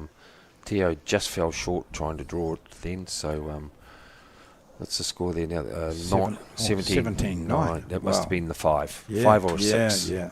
So how many ends left there? There's 4 to go on. Sorry, it's... Yep. Yep. Sorry. How about we watch the bowls? Yes, that's right. Wow. Big spread here at 17 all. And it may well be that Ray Martin now is possibly a bit more relaxed than he was earlier on as he sees the 4 take a sizable lead. So who's that leading down there for Auckland at the moment, mate? Can you see down there? That there is known as Mike Bradshaw. Yeah. So Or he's off also the front. known as the Hook. Yeah, that's right. Just see him under his, got his hoodie, or not his hoodie up now, but Yeah. Michael's been around the traps for years. Yeah, Very yeah. good lead. Very he- quiet, just plugs along. And then you got Nick Thompson. he's playing 2 for them. Yep. Yeah, these And then Riker and he ended up with Teo. a nickname Superman. He was having a lovely time up in Auckland there, winning a few things. So he got a nickname. They called him Superman. So Riker hasn't got one at the moment. oh, I think he has. I'm not saying it. And Dippy here, we all know Stephen Dipple. He's just been one of the most consistent leads around as well in rep play. He's won this event a few times himself. For Canterbury and Yes. Wellington. Here we see this next Here's- bowl with here's a good spread bowler. head. Gosh. Well, it's one of those ones that looks so easy, and you don't want it running on too much because you can drop a 4 here easy. How far is that pulled up? Oh, we can't see from our end. Is that one for Raymond, was it? Yep. One to Ray Martin.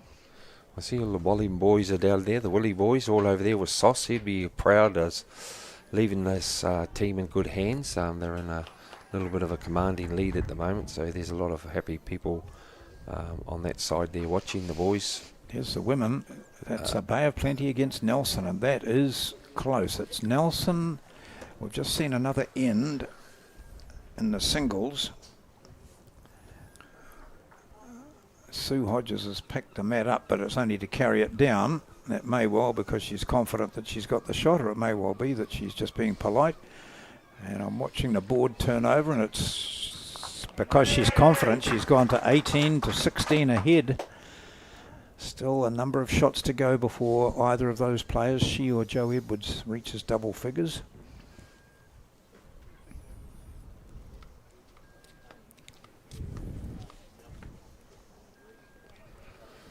Well, he's got some good green now. As long as his weight to turn around, he's got the shot here. And that's what tends to happen. You can take a metre off, and he'll just pull up his 2 down there. Will he? 2 down?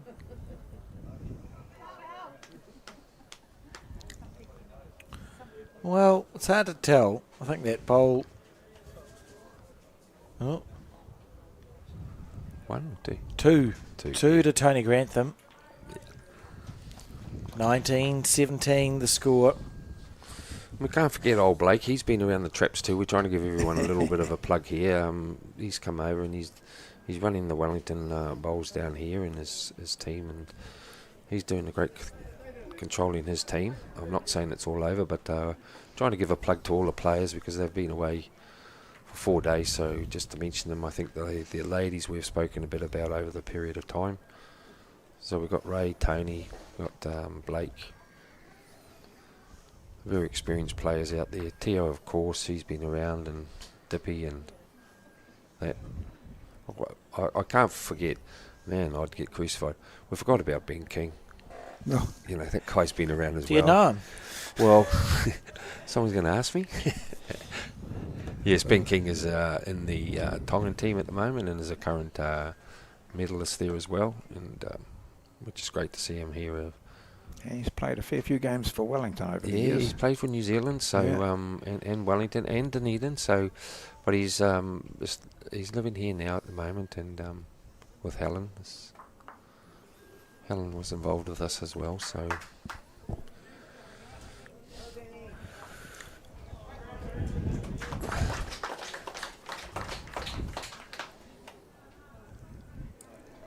So in the fours and the Okay. women's, as we could hear people sucking their breath in as there was a drive in the men's four, and then I'm not. in exhaling, here is Tony Grantham scores a second.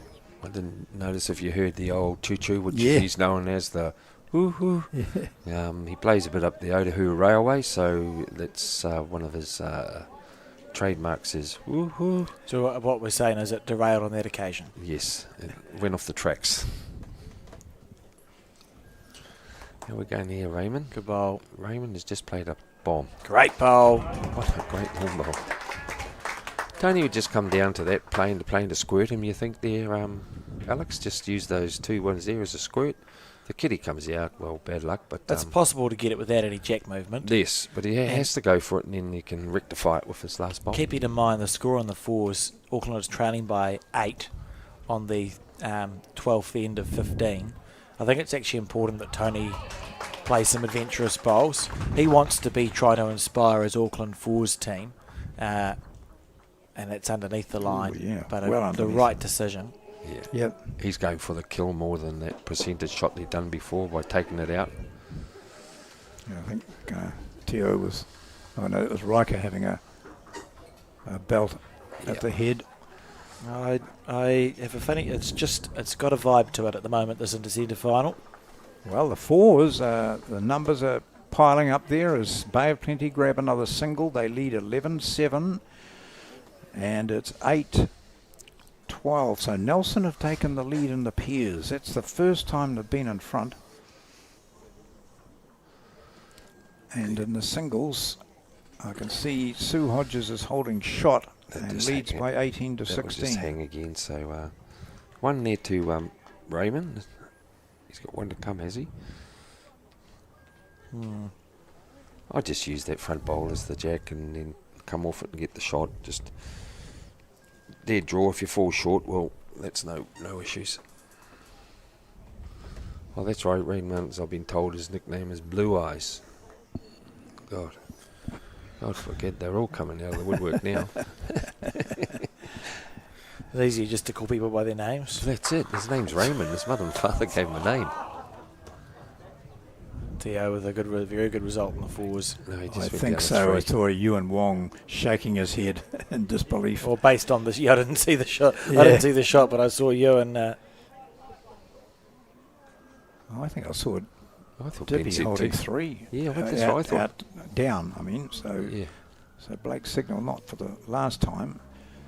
Might have to save them here, but that's another good shot here from Martin. The mat comes down.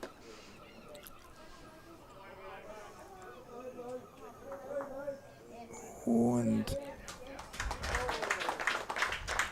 some very important bowls going on in the Yes, fours, which is adjacent to the broadcast rink, as we see Ray score again to make the score on this singles game 18-19.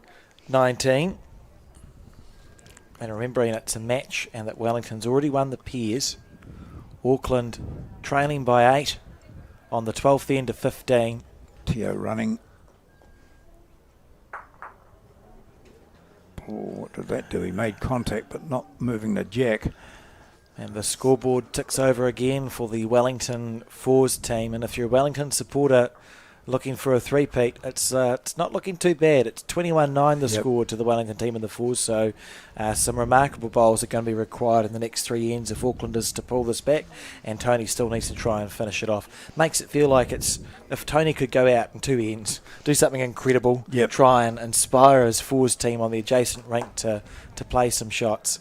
Otherwise, it is going to be Wellington winning this Intercentre title for the 3rd year in a row.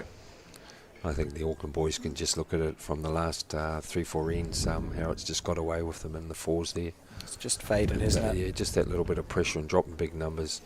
When you drop big numbers in events like this, it's very hard to claw things back. And as I mentioned from the start, the Wellington boys, they dropped their 5 and they regrouped, and they regrouped very well. And they've been in the, showing the way all the way from here. And they've actually put their foot down. They've gone from second, third gear, now they're in top gear. So they're going to be very hard to beat at the moment. And no disrespect to the boys, but Tony's tried to fight his way through and give them a win on the board. And after seeing the young fellas getting hammered, and then next minute you're seeing your fours team, yes, It is just bit of heartbreaking to be really. yeah. Well, you come this way, and you sort of like want to go out with a fight, and that's all I'm saying, to be honest. And we know sometimes we can be nice, but our job is to commentate it in a way that we've seen it, and what the viewers are wanting to hear, and we get the brownie points for being honest. That's all. I think when they look back on it, though, Auckland would be thinking, well, we only just scraped into qualifying. I think it was 1.5 or something was the difference between them and I think South Canterbury getting in. So it was Canterbury. It was very, Yes. very close. So they didn't finish top of their section. Bay of Plenty did.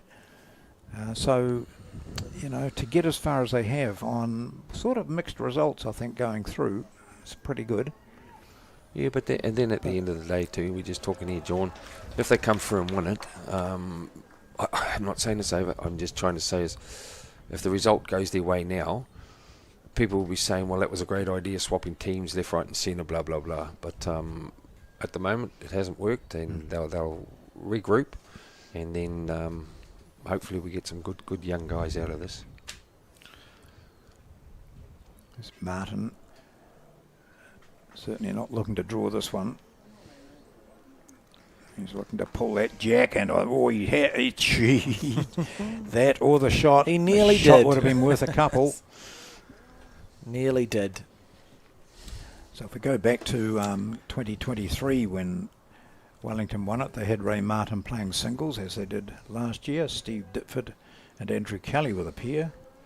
And we had Robbie Bird, Caleb Hope, Finbar McGuigan and Blake Signal in their 4.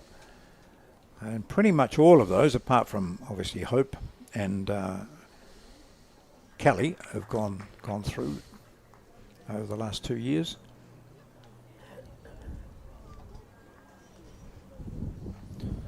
Certainly building a record to be envied, this Wellington team. And that started from Rod and Sauce. They've stuck with their team for 2-3 years and built and built and built. And they've had faith in their younger ones. And they brought a couple of the old heads in like Benny and Blake just to steer the ship a bit. And you've always got a steady ling singles bowler. And it's just going to get you through these hard times. And they're the ones that are going to win your games in the final stages as your more experienced players. 2 to Tony Grantham there. So it's 21 shots to 18 in the race of 25. And I think maybe if Tony could find a 4 on this end to win, maybe he'll manage to inspire the forwards team, but looking like it's going to be a Wellington victory for all intents and purposes here, with a score in the 4s, 21 shots to 9 in favour of Wellington, and a fair to middling head that we can see outside our commentary booth. So Sue Hodges has picked up another against Joe Edwards. She's reached 21. An interesting story brewing there for the women's Intercentre, with Nelson trying to become the first centre to win 3 on the trot in the women's competition, and trailing in the 4s, 7 shots to 11. And the pairs score, I can't see because someone's standing in front of it. It was close with for the first time Nelson had taken the lead in that. I can On see the last end. Joe Edwards has a toucher on the on her rank. What an achievement, really, when you look at it with the Bay of Plenty girl, there's Sue, out the season she's had, and not only that, playing with that little bit of injury she's got at the moment, and right to the end of this one as well, after being involved with the mixed pairs with Dan. So watch these bowls. Yeah. Oh, there's a measure for shot in that women's singles, and they're a good metre away from the jack.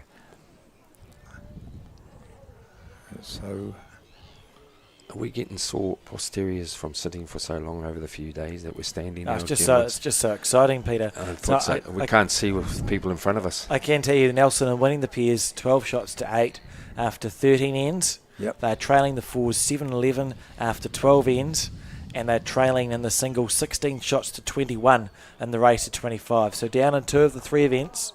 Sue Hodges has just drawn a toucher for Bay of Plenty under the watchful eye of Mike Kernahan, I can see over there. So back to this match, which you're watching from home, as we try and update you on all those games and the final stages of this Intercentre. And there's another fine shot from Grantham that gives him 2.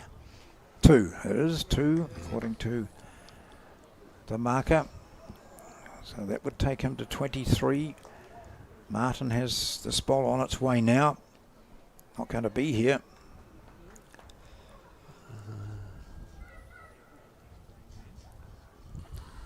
Holding, 2 and a bit, as you say, John. Yeah. Yeah.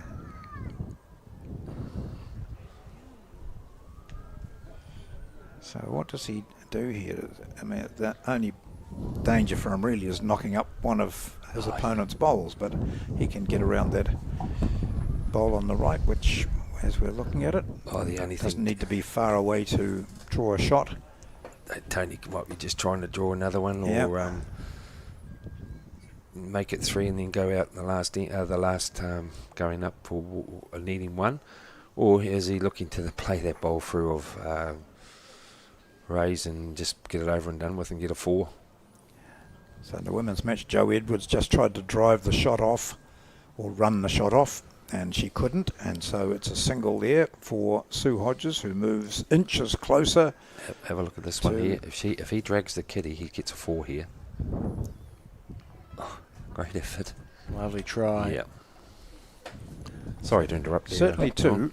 Yep, so it's 22 to Hodges. Or is it 23? Just 22 to 16. So Sue Hodges continuing this remarkable form of the summer. Limps towards the mat, straightens it up, and then with her lime fizz bowls running hot at the moment. She must be just about the most informed player in the country at the moment. So Do they have a you're looking at Bowler of the Year, aren't you? You know, when you're later in the season when we Pretty good record. determine Yeah. that, if you look at points Yeah. accumulated in big events, she's Oh, right she'd- up there. She'd have to at the moment. So now finger measure for 3, is it? So we're going to get a Oh, tape. I'd say it's 3 if Tony's. Yeah. He's got a very good eye, you know. As we said, he's lead for Gary Lawson, and he's on the head, controlling it a bit at times, and he knows what shots are what.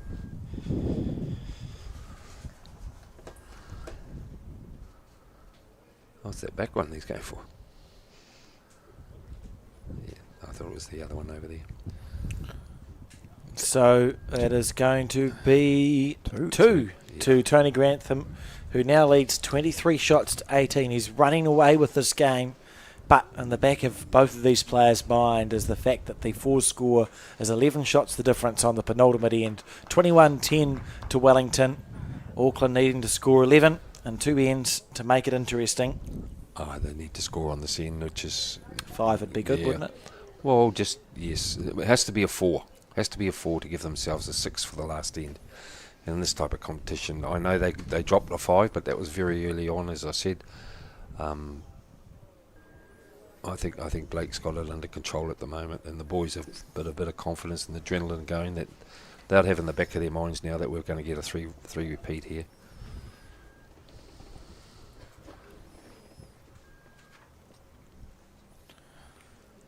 Now, because of the wind, we spent some considerable time hammering every single tripod we have into the ground. Rubbish bag. and weighing them down with sets of bowls and putting rubbish bags on them to stop the wind, which means we can't simply move the cameras over to the women's event. But after this, maybe we'll hang around for 5 or 10 minutes on our wide shot camera and just see if we can keep people updated. It won't be the coverage that you are used to, and there probably won't be any on-screen graphics, but we can stay live. We'll call it, go back to your days of radio, John. Yes, yeah. Yeah. Well, I'm just standing here keeping a close eye while you're watching the men's final. I'm watching that women's. The score is 22-16 in favour of Sue Hodges. Her first bowl on this end, and I can't see the head. She walked away with her head down, muttering to herself. So clearly it was not the bowl she wanted. I'm not convinced that Jo Edwards has played perfect bowls either. She's muttered to herself at the same time. We go back to when and she walks away now disgusted with herself, so I don't know what the story is there, but certainly it isn't overwhelmingly in favour of the former world champion. When she played against Southland, wasn't it, you mentioned earlier, Alex, she was down 23-17 or something, and she got up to win it. She's down 22-16 now. But Sue Hodges has that grit. If there's a player in New Zealand who can win a game of singles when she's down, it's the lady who's playing on rank 6 for Nelson. Yep.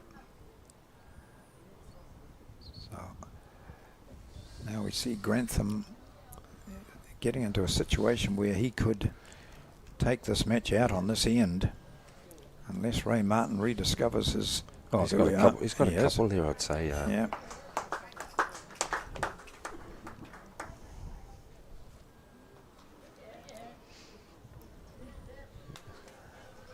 This could be the last end for the Wellington boys as well. With Oh, now I'm sorry. Just have a look at Jo Edwards. She's just tossed a bowl onto the ground and thrown her arms in the air and said, I don't know what's going on here. Oh, maybe the marker might be doing a different call. And that was a great shot by Tony Grantham then. She's been talking to Shannon McElroy, I think it is, down there in the far corner, maybe just chatting to her as well. Ben King's played a beauty here. Yeah, it's got a feeling to it, doesn't it, as we see. This could be the last end. Ray Martin looked to chip the shot ball off, but he knows the Wellington Force team is feeling pretty comfortable at the moment, and it's going to be 1 to Tony Grantham, so 24-18 the score, and the race to 25 in the singles match. Oh, he's pumping one up here, so I've got a funny feeling, guys, that we may be just playing the last end of both of them. Tony's walking up here to make sure. You'd sort of want to get the singles game finished, wouldn't you, if you've put the effort into... Yeah, well, that's it, yes. And it's, we spoke before when with Joe and I'm just watching this one. Here's another good bowl by Benny. We're actually standing up now. We've got a big crowd here at the moment. 2 bowls by Ben. So as you can see from the picture we're showing you, that's the women's final, and the board on the far side is the singles, with Jo Edwards picking up her last bowl. She's down by 22-16. She spent a long time down on the head looking at the situation. She's holding 2 on the head. Edwards is? Yes, okay. Yep. She sends it down. As you can see, them goes out of view. So the next indication we'll get is when we see the board change. She's gone zipping past, so it's going to be a 2 to Jo Edwards in that singles match, where Bay of Plenty is on the... 1 to Jo Edwards, sorry, my angle was poor, where Bay of Plenty is looking to upset the Nelson team and win the Intercentre for the second time in 10 years. So the Nelson 4 is trailing, but the pair is in front. Well, this could be the last bowl of the tournament for the Auckland boys here. Tio's got 1 bowl left to salvage some shots here. Otherwise, I don't think they'll be having too many more. They might let go and finish the event with a... Tony and Ray just going through the motions, it feels. Yeah, they're looking over now. Ray's just looking over. Did he kill it? Tio successfully killed the end. They'll continue through. Oh, well. I like that. That's good. If it's mathematically possible, sometimes funny things happen in bowls. Yes. I think it was just... You can see that Ray Martin sort of flagged it. I don't need to. Well, he did. He just looked Yeah, over when yeah. he saw the one bowl, and he thought it was all over. He's having a laugh now over there. Look, the boys over there are quite confident what's going down. So we've talked a lot about this over the last 4 days, the fact that Wellington has won this men's title twice in successive years, and they now have won it for a third time, 3 in a row for this very strong Wellington team. As we see, maybe his last bowl of the day, and he's looking to take that jack into the ditch, and he does. He's killed the end. Oh, he's smiling. He's prolonging the agony, I think. Yeah, and Grantham says, to hell with you, we'll play this one out, boys, and good on him. So he goes down, he sets the jack again. He wants to win this. In the pairs women's, Nelson lead 13-9 after 16. In the fours, Bay of Plenty lead 12-7 after 13. And in the singles, Bay of Plenty up 22-17. And not holding shot. Just hypothetical here is, what would happen if it's a draw? Keep playing. Keep playing? Post section, yeah. They would have to play just the one end, Alex? So you have to get a winner from every game. You can't draw a game of bowls in post section, so that would just be a one. The game continues for one end. You toss a coin. So Yep. say Keep killing it until it gets too dark. Yep. none of that, John. We've got planes, we've got Stop. to clean up. Just because you live local. Oh dear. So 24-18. Auckland continuing to try, which you can't knock them for. No. You never know. Oh, it'd be good for Tony. You know, he wants to go out and win and saying, well, I know it's a team thing. I've done my effort, and You're all trying your best, yeah, aren't you? of course, you know, and it's nice to go home with a win. You know, you've done your part, but all right. Good ball here from Martin, just making... Oh, she's going to stop. It is. Yep.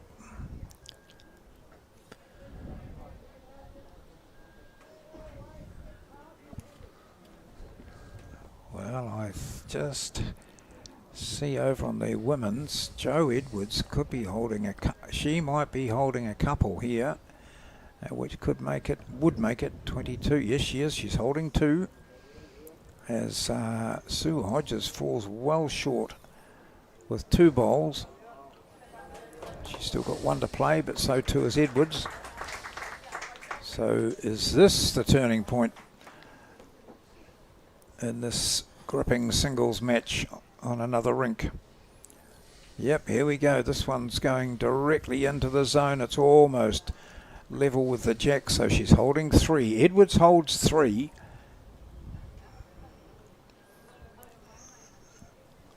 As we see this bowl now coming down in the men's final from Tony Grantham, wanting to go out. He's holding 2. Yeah, he's holding the win here, and I think Ray may just... I don't know, really. Looks like he's trying to draw.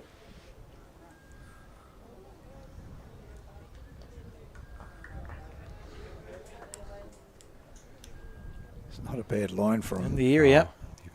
Be pretty close. Yeah, that's a beautiful bowl, yeah. isn't it? Well, do. Oh, run it in the ditch, Tony. Run it in the ditch. You got nothing to lose, mate. Jack or bowl? Yes. Very hard to draw that off. Using his mat nicely. Yeah.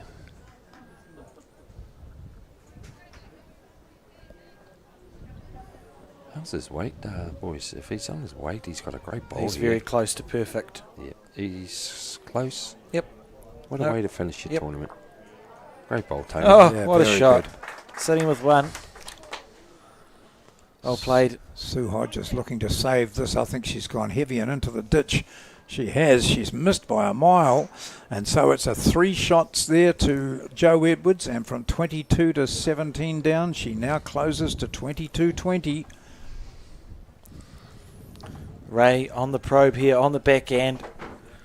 I'm not sure if the bowl's turning in time. It has. Oh, he's killed Yeah. it again. He's nutted the jack in the ditch, square as you can. That's good. Keep the game going. 3 shots now, though, to Joe Edwards. The scoreboard turns over. Just to clarify that, 20 to 22.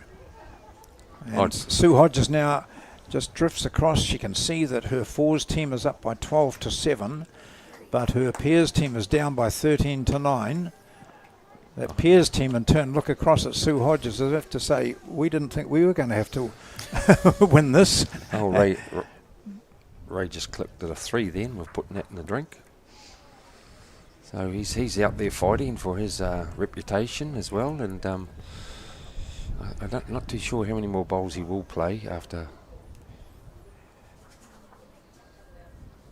Oh, I think good too, because I had the feeling that he just in the 2 previous ends, previous end 2 ago, had said, "Oh well, that's it. We've won. I'm just going to be silly about this." But I wonder if he didn't get the word and say, they're just going to wait for these boys now.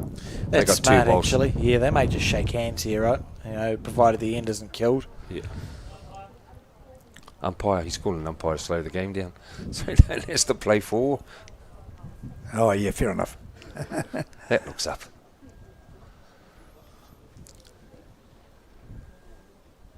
It's about. That looks up to me. We're in a little booth. Yeah, we're looking over there, John. Before I think it before I looks like- headbutt you. I think Joe's holding shot, but they've only had 1 bowl each. Val's coming down with a good bowl here. Oh, she's just turning with the wind. Look at that. So we've had a fascinating 4 days of bowls. Really has been, with the centres from around the country represented here and meeting success in various ways. Oh, Not Ray's necessarily winning in some cases, but achieving plenty. just staggering it out here and just waiting to see Tio's last bowl. I think she's all over, boys. We'll see some celebrations. Yeah, Blake's going We'll up see to some shake celebrations well here. done. Congratulations to the Wellington team, achieving quite a remarkable three-peat here at the Naenae Bowling Club in the National Intercentre. And we'll stay with you because we're not far away from finding out the winners of the Women's Intercentre either. And it's Nelson looking to go for their three-peat to match the Wellington one. And they're under a bit of pressure, down in the singles, down in the fours, up in the pairs. Congratulations to Wellington.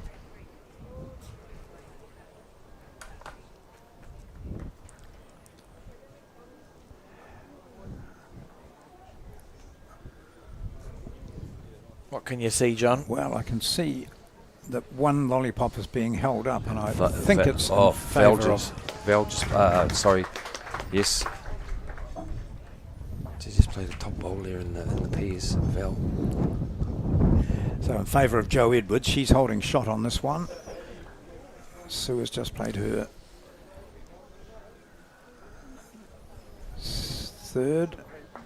second. So just to keep you informed again, it's 12-9 to Bay of Plenty in the fours. It's 13-9 to Nelson in the pairs. The pairs have played 16, so they're playing their penultimate end. The fours have played 14, so similarly. And in the singles, 22 to 20, with Edwards holding 2 on this end. So Hodges under a bit of pressure now. She's been heavy with her first couple of bowls. This looks better weighted. Bring it in on the forehand. She's going to trickle the jack. Not quite, but she may well have got the shot out of this. Yes, she has. So a change of colour of lollipop. So it's Hodges holding shot. She's on 22. And she still has 1 to play as Edwards uses that same hand, the forehand. The pairs have just finished, John, by that shot that Val just cleaned out to get a 4. So that point of no return on that one over there. So the Nelson pairs have just come through on that one there. Edwards has played her last. I'm not sure that it got him for shot. And Hodges backs off the mat as the wind rips up. Again, she steadies herself as much as she can.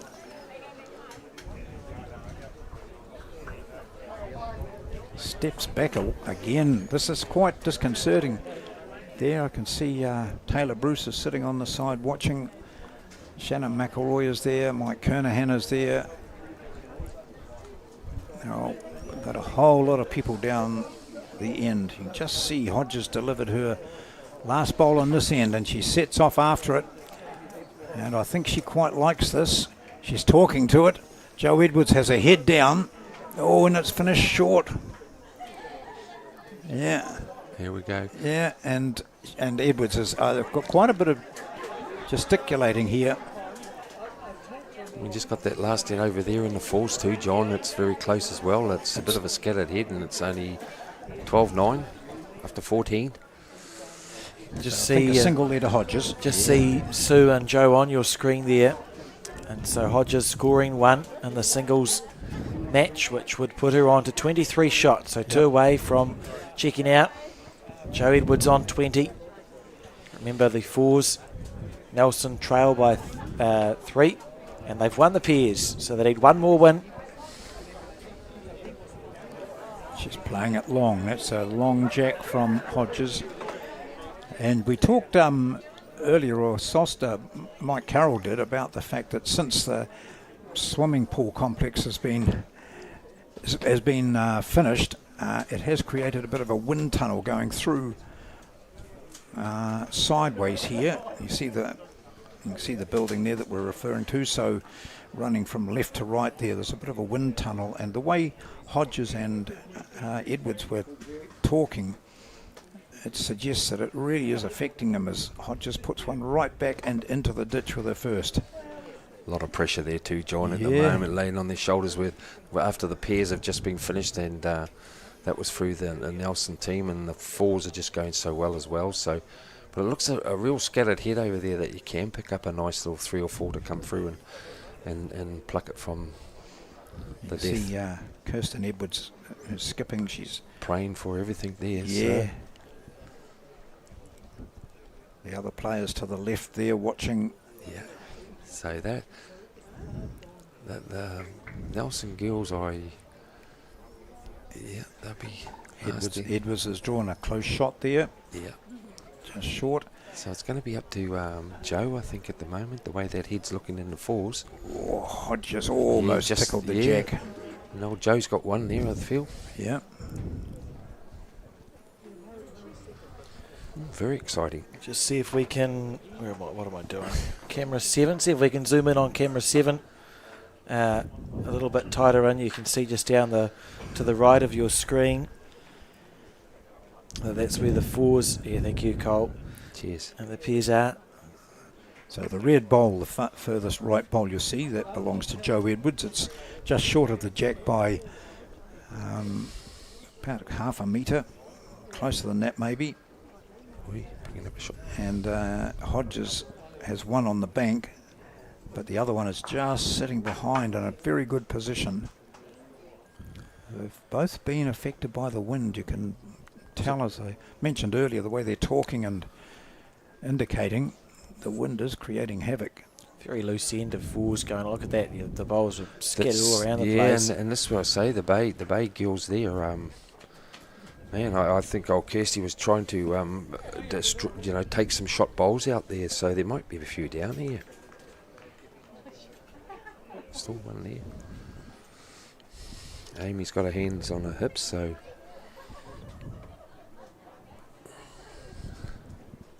Yeah, tight, isn't it? I mean, not tight, but tense. Tense. What a great day of bowls we've had, but guys.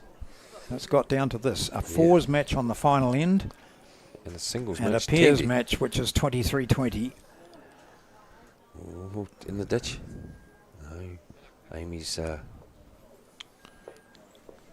Oh, it's the Bay of Plenty. Gosh. Very, very exciting. Yeah. Double teapot there from There's a lot of them. Both Amy. of them. They all got it on it. She's got into... I think Kirsten has to try and kill this. Yeah. She's Got a girls. DeVal's chewing gum supply, I think. Yeah, or disturb that bunch. She is having a go. She is looking to take the jack. She's going to get caught up, is she? She gets the jack. She takes it into the ditch. Doesn't It kill. stays live. It doesn't kill. And that is it. It is the Bay of Plenty team 1-all. win the fours. Nelson have won the singles. Now, Cole, can you switch across to that camera, that end number 6 over there? Just slightly slide it across. That'd be good, because the only game in action at the moment is a singles clash between Joe Edwards and Sue Hodges. You can see their bowls there, the 2 red ones and the 2 lime fizz. It is Edwards holding shot, with the bowl just short of the jack. It's going to come to this game. Yeah. See the wind blowing our camera around. So Edwards has one to play. Now, if she can sit that bowl of Hodges, which is just behind the jack. Oh, look at her step away. Wow. It's the sign of an experienced player, of course. Don't let anything get in your head. The wind is in their heads at the moment, I think. Might just capture this on the corner flag just to the right of what we're looking at now. There's a flag. Or is that? Oh, no, it looks... Oh, Sue just quite touches limp. Kitty. She gets the game. Yeah. You know, it's and then Joe's got a draw, and then she can be going out of the game next end. So what does Edwards play? She's playing... Oh, this is not going anywhere that she wanted it to. You can't even see it. It's finished so short.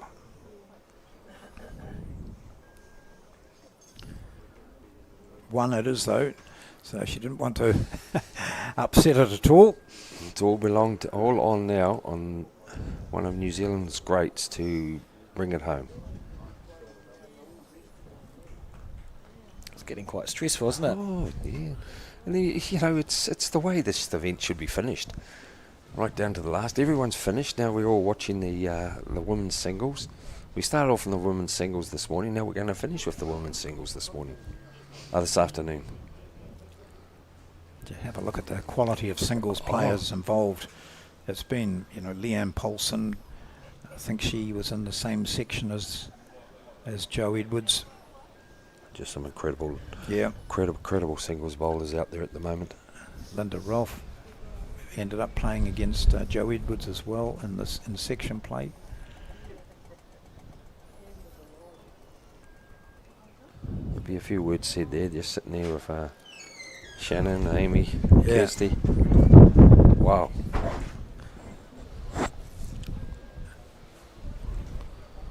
So Joe's first one is There we go. good weight. It looks like the boat's sinking, but we have got a camera onto it. Oh, good. That's- Well done. If you could imagine, viewers, as we were on rink 1 delivering the broadcast, and now we've gone from rink 1 to, say, if you could imagine, like, I know it says 6, but it's about over by rink 8. Yes. Yeah, and as I So said, we There's nothing nailed- on the outside of 6. Yeah, so it's basically, to be perfectly honest, is what you see is what you got. we hammered down Bat 6 and tripods. yes. One of them fell over, actually. We lost camera 3. That's a good bowl by Sue. It's always good holding a shot when you need a couple. Wow. Everyone here, It's still their here. eyes are... people sitting in front of us, it's like in a tennis match, really. They're all sitting facing straight ahead, but their heads are to On the an right. angle. Yeah, so try and get a good view of this. One thing good about it, we'll get to know when we hear claps, and that Yeah. will give us a good indication. I think as Mike Carroll said earlier, you know, a good bowl here is something within a couple of feet, isn't it? You know, or Well, yeah, a metre. and that's what I say, is Yeah. if you can play 2 bowls the same here, you're really on form. Yeah. Sue gets another one handy. It's good. It gives confidence that she knows that Joe's got to really play another top bowl even to go out, but you can hold the shot. I don't like to say if that. Yeah.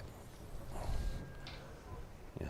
You don't want to give Joe the opportunity of getting a 3 or a 4 to go out. Well, and there's a chance of a 3 there if she can just drag the move kitty. that jack across Yeah. to the left as we view it. What's the score, team? 20. 22-20. 22-20. Oh, she's thrown her hands in the air. Is it short? Oh no, 23-21. Yeah, that's Sue should be 2 to go out. Yeah. And Joe needs the lot for another end.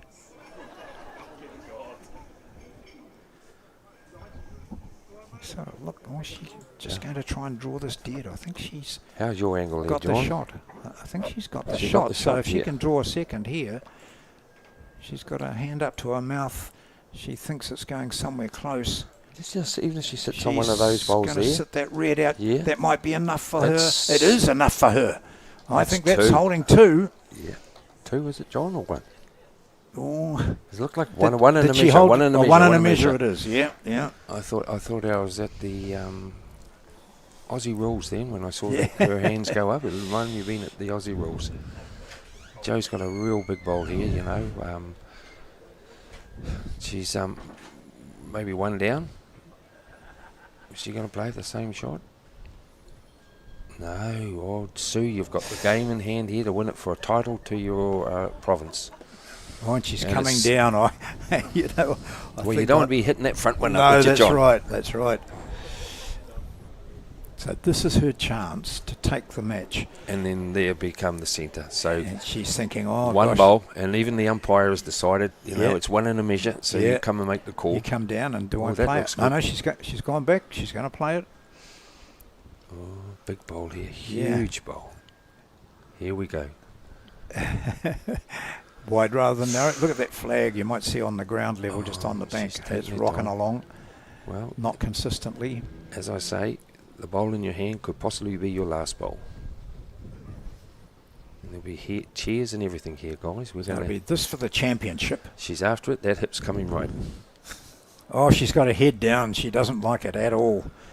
She's not going to knock up the red one and go down here, is she? Or she get a slide. She doesn't get any of that. Her weight was good too. Oh, it was perfect weight. Now. What is it? The one and a measure? Come on, John. Yeah. Well, I think the way she played it. Oh, she didn't go down and have a look, did she? No, she was no. quite there. Yeah. So Joe's just put the thing down, so it could be down. She's going to have a measure. And Joe's telling her, you said one, and it's a measure. Yeah, she won. I She told has. you. Oh, Well, what remarkable scenes this is. gee. Congratulations to Sue Hodges and her team, her Bay of Plenty team. They've successfully won the New Zealand Intercentre competition, stopping Nelson on the three-peat. And what a month it has been for Sue Hodges. Oh, An man. absolute stunning performance by this team, which has included Mary Campbell as manager, but player as well, Raywin Willis, Caitlin Thompson, Angela Stephen, Mina Paul, Kay Bunn, Sue Hodges, Charlene Beckett, and in a gripping final. What a great finish to the 2025 National Intercentre Championships. Bay of Plenty have won it in stunning form, gripping encounter in the singles with Sue Hodges beating Joe Edwards, and before that we saw the Wellington men make it 3 in a row. They're chuffed. Bay of Plenty are delighted. We're all happy with the bowls that we've seen here over the last 4 days. And next up I think it's Interclub coming from the Wellington region. Great stuff, everyone.